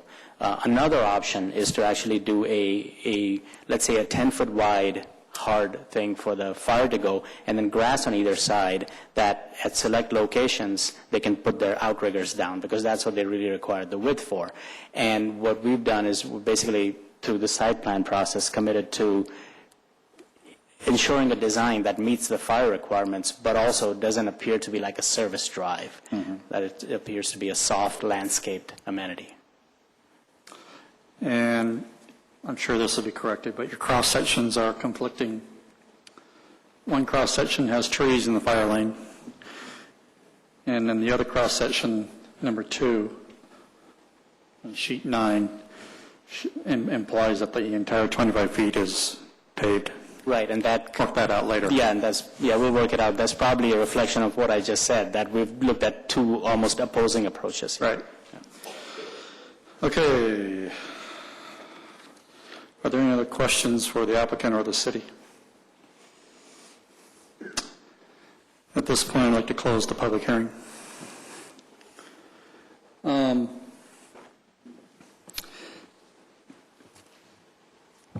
board member likes to discuss anything before we have a motion, or if anybody has a motion? There's a couple of just comments that I want to make in reference to density or the measurement of medium density. So just a few notes was medium density from the corridor study did refer to 50 units per acre, but it was specific to a certain area in the corridor study. It also referenced in the corridor study that transit-oriented residential development was 40 units per acre. And then if we take a look at R5 zoning, which is considered high density, is 43. So I think, I think that's one of the challenges that we're facing, that there is no true clear definition of what medium density is, at least from my perspective.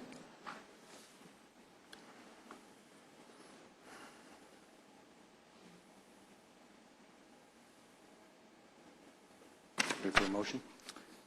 Do you have a motion? I move to approve the Planning Board Resolution Number 13-03, which forwards a recommendation of approval with conditions to City Council. Do I have a second? Second.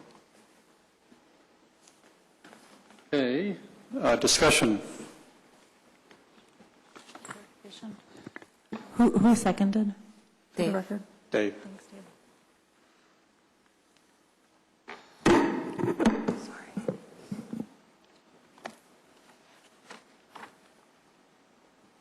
Ready for a vote?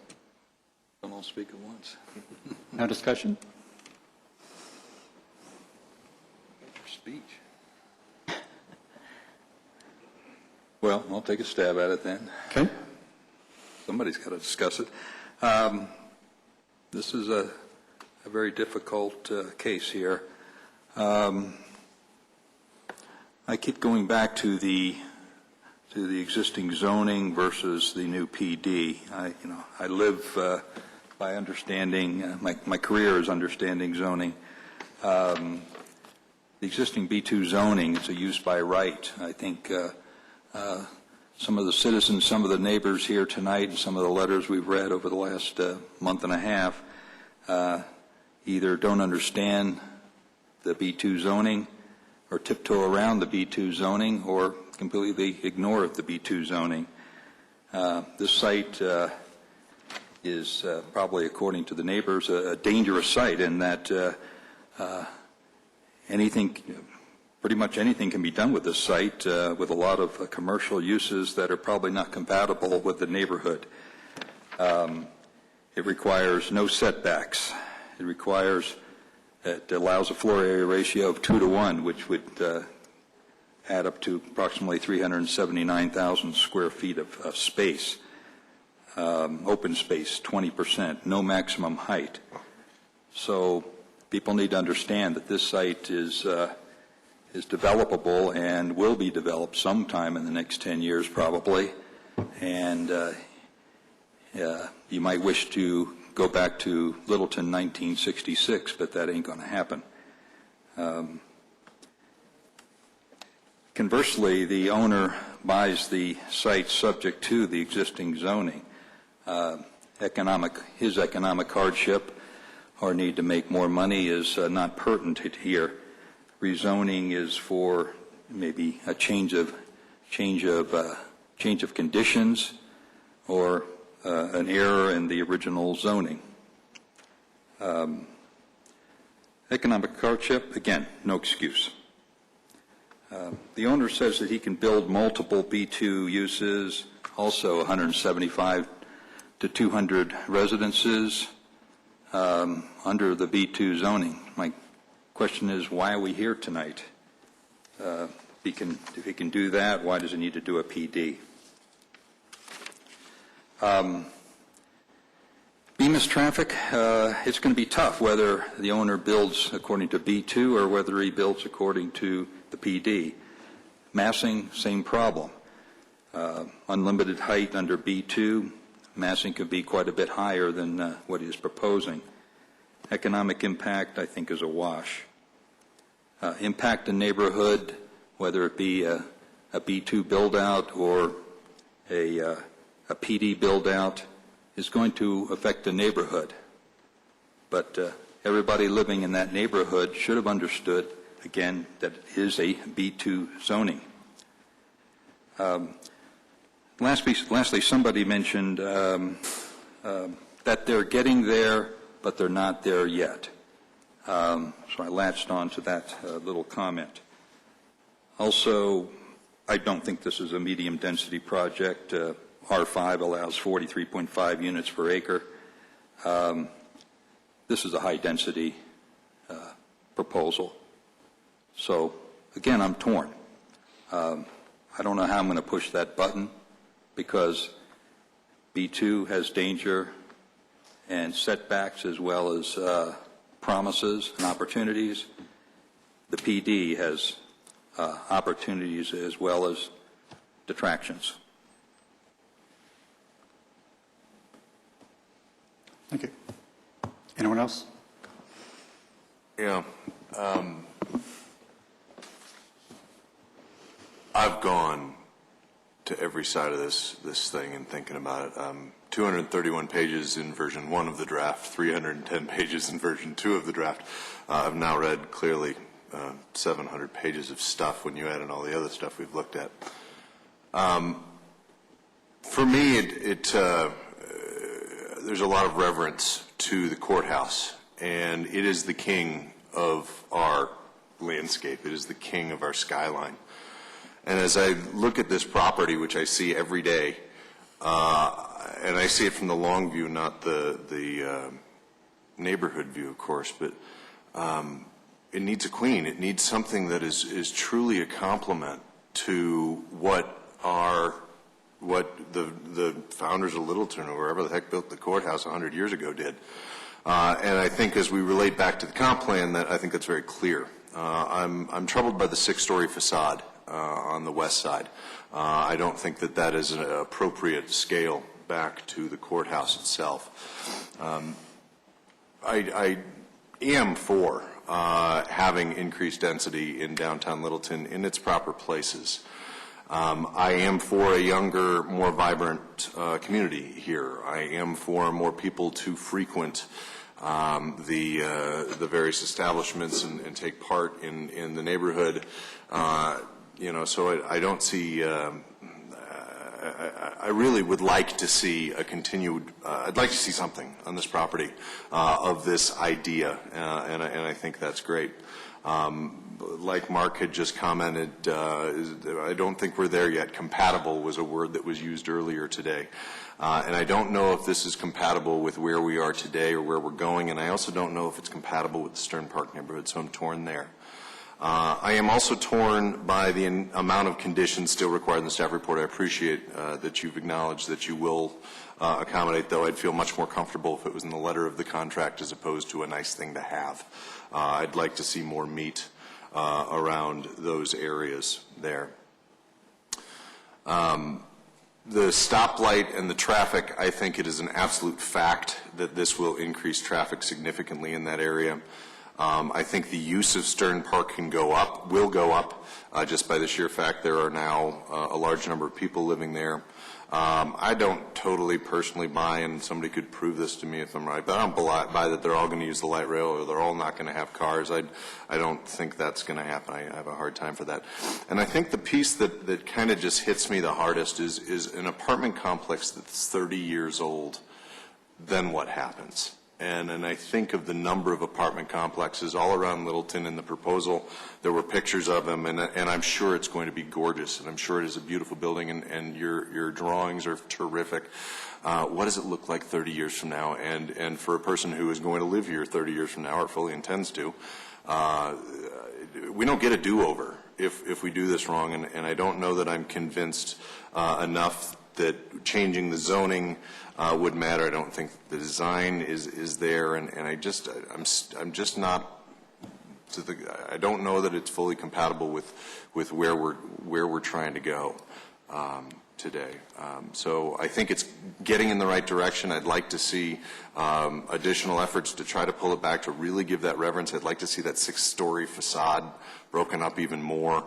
I'd like to see young, active people involved in downtown Littleton, and I'd like to see a welcome to a new community. And so I guess those are my comments for now. So thank you. And I have to say, thank you for being an entrepreneur. Thanks for taking the risk. I think I'll simply state it's a lot of what's been commented on is my sentiments as well. I also strongly agree that encouraging new demographics to Littleton is where we need to head as a city, and I do believe that a project like this would bring economic vitality to the city. So I am in full support of that, and like my colleagues have stated, there are some areas where I think is still in question, and that I'd like to see more done. Traffic is a concern, but I think even for myself, the density, and I don't want to say by just bringing it down to 50 or 43 achieves that. I think it's also the scale, right? Because you can come down to 50 and just say, okay, we'll add a couple more, 2 bedrooms, and you can meet that goal. But the intent of that is really more to reduce the mass of the building.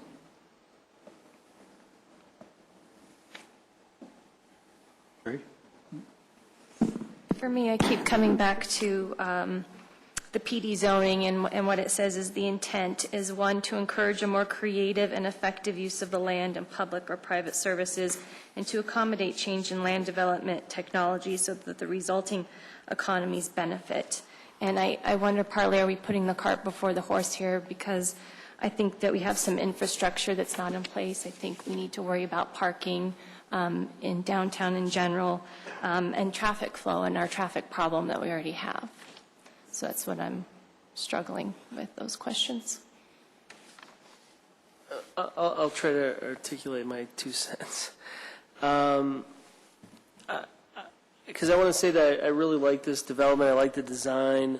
I like the mass, how it's broken up, and there's different facades and different materials and colors. And in a vacuum, it would be a perfect location for this development. And I think the PD zoning is the way to go with a development on this site, because, I guess even ignoring the risk of the B2 zoning, having, a bunch of commercial and half residential built there, and up to half residential, I guess. And who knows what someone would build there. Really goes to, though, the external factors, the plans that we have in place, the courthouse, the neighbors, the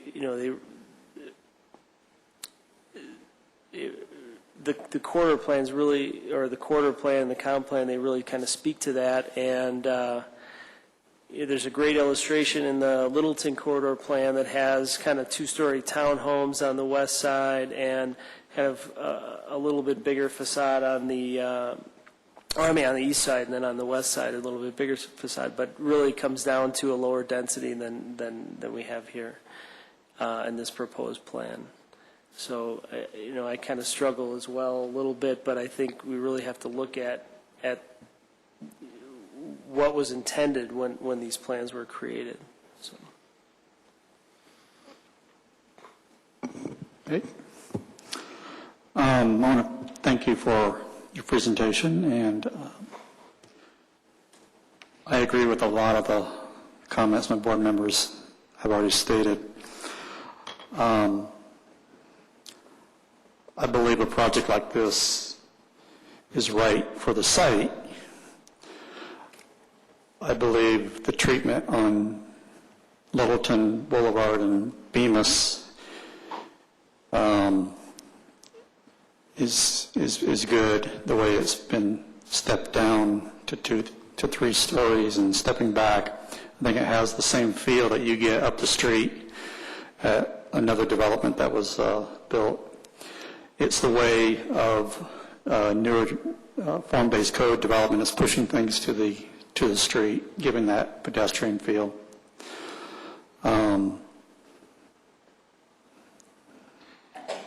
I'm also fearful of the B2 zoning. This is a very difficult site, especially for retail. You don't have people walking by it. You don't have a place to park if you're wanting to pull into a shop.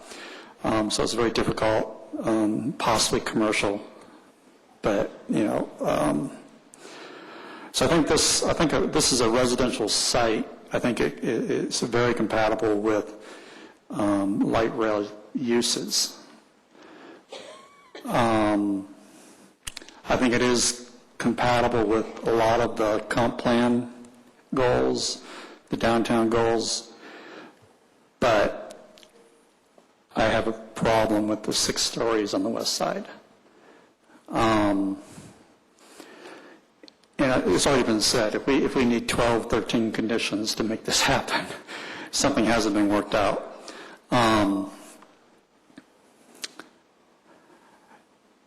The Littleton side, the Beamus side, somewhat the south side, I don't really have a problem with. Traffic and parking, I mean, the cars are in the garage, so all you really have is guest parking. A B2 zone development or something similar to this, but maybe lower scale, is still going to have traffic coming out of one entry point because we don't like, or we won't allow another entry off of Littleton Boulevard. So I struggle with the mass on the west side. But I think, like it's been said, it's headed in the right direction. So that's where I stand right now. Call a vote? I have a question on process for a second. So if we want to add another condition, do we vote on this and then put another motion on the table, or can we add a condition now, or can I recommend the I would condition? recommend that you make a motion to amend your motion to add that condition, and then you can vote on whether to add that condition. Okay.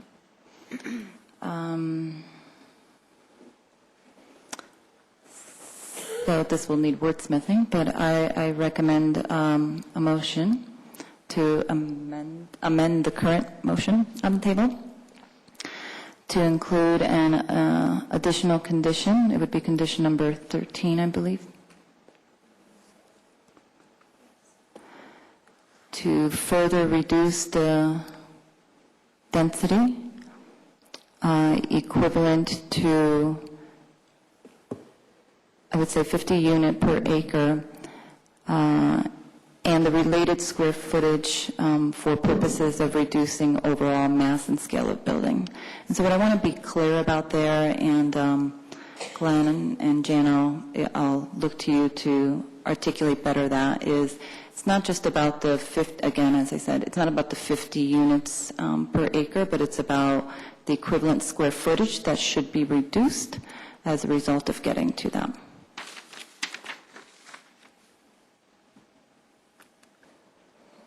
Need a second? Do we have a second?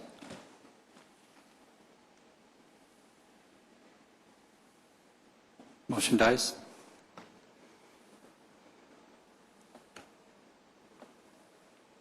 Okay. Any other amendments? Call the vote.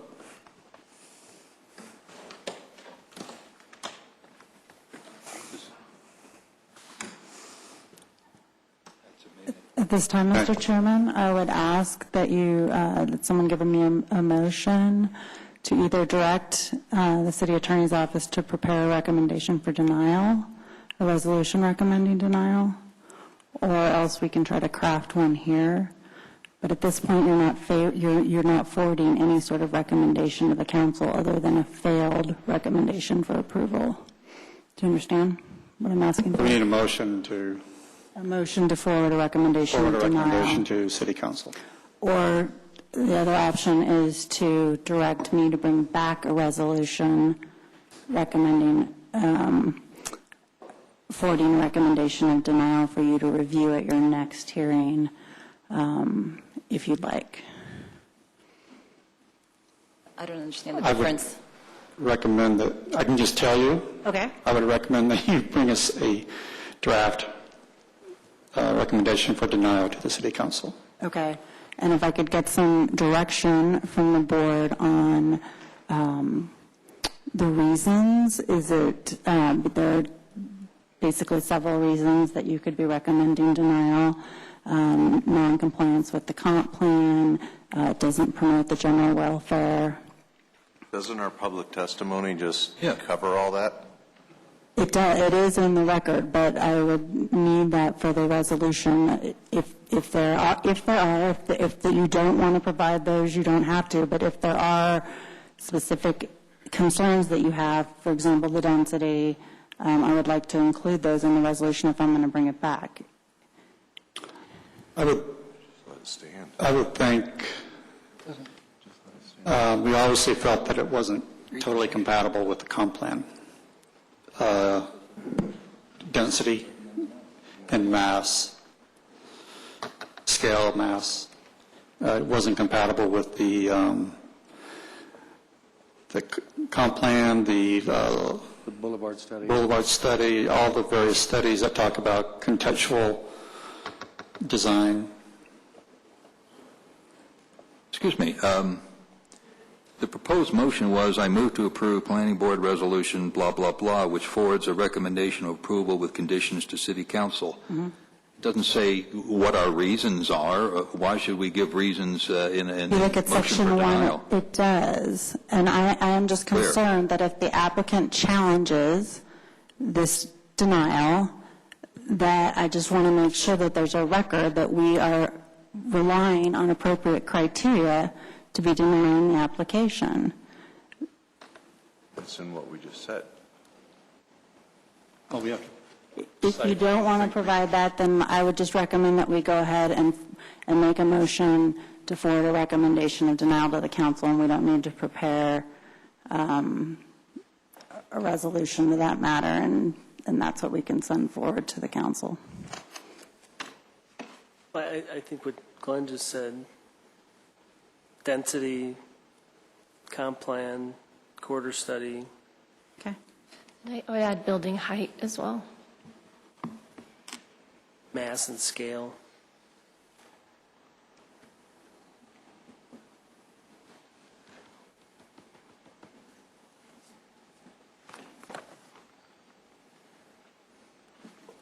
So do we need a motion to recommend?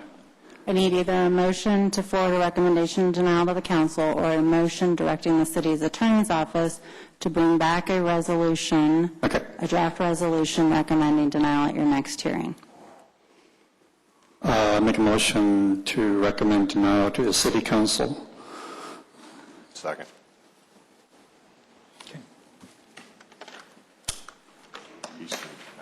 Andy. Okay. With no resolutions? Oh. Is that? Can I just clarify, are we saying to recommend to them without resolutions, just straight up? Is that what we're voting on? Yeah. Okay.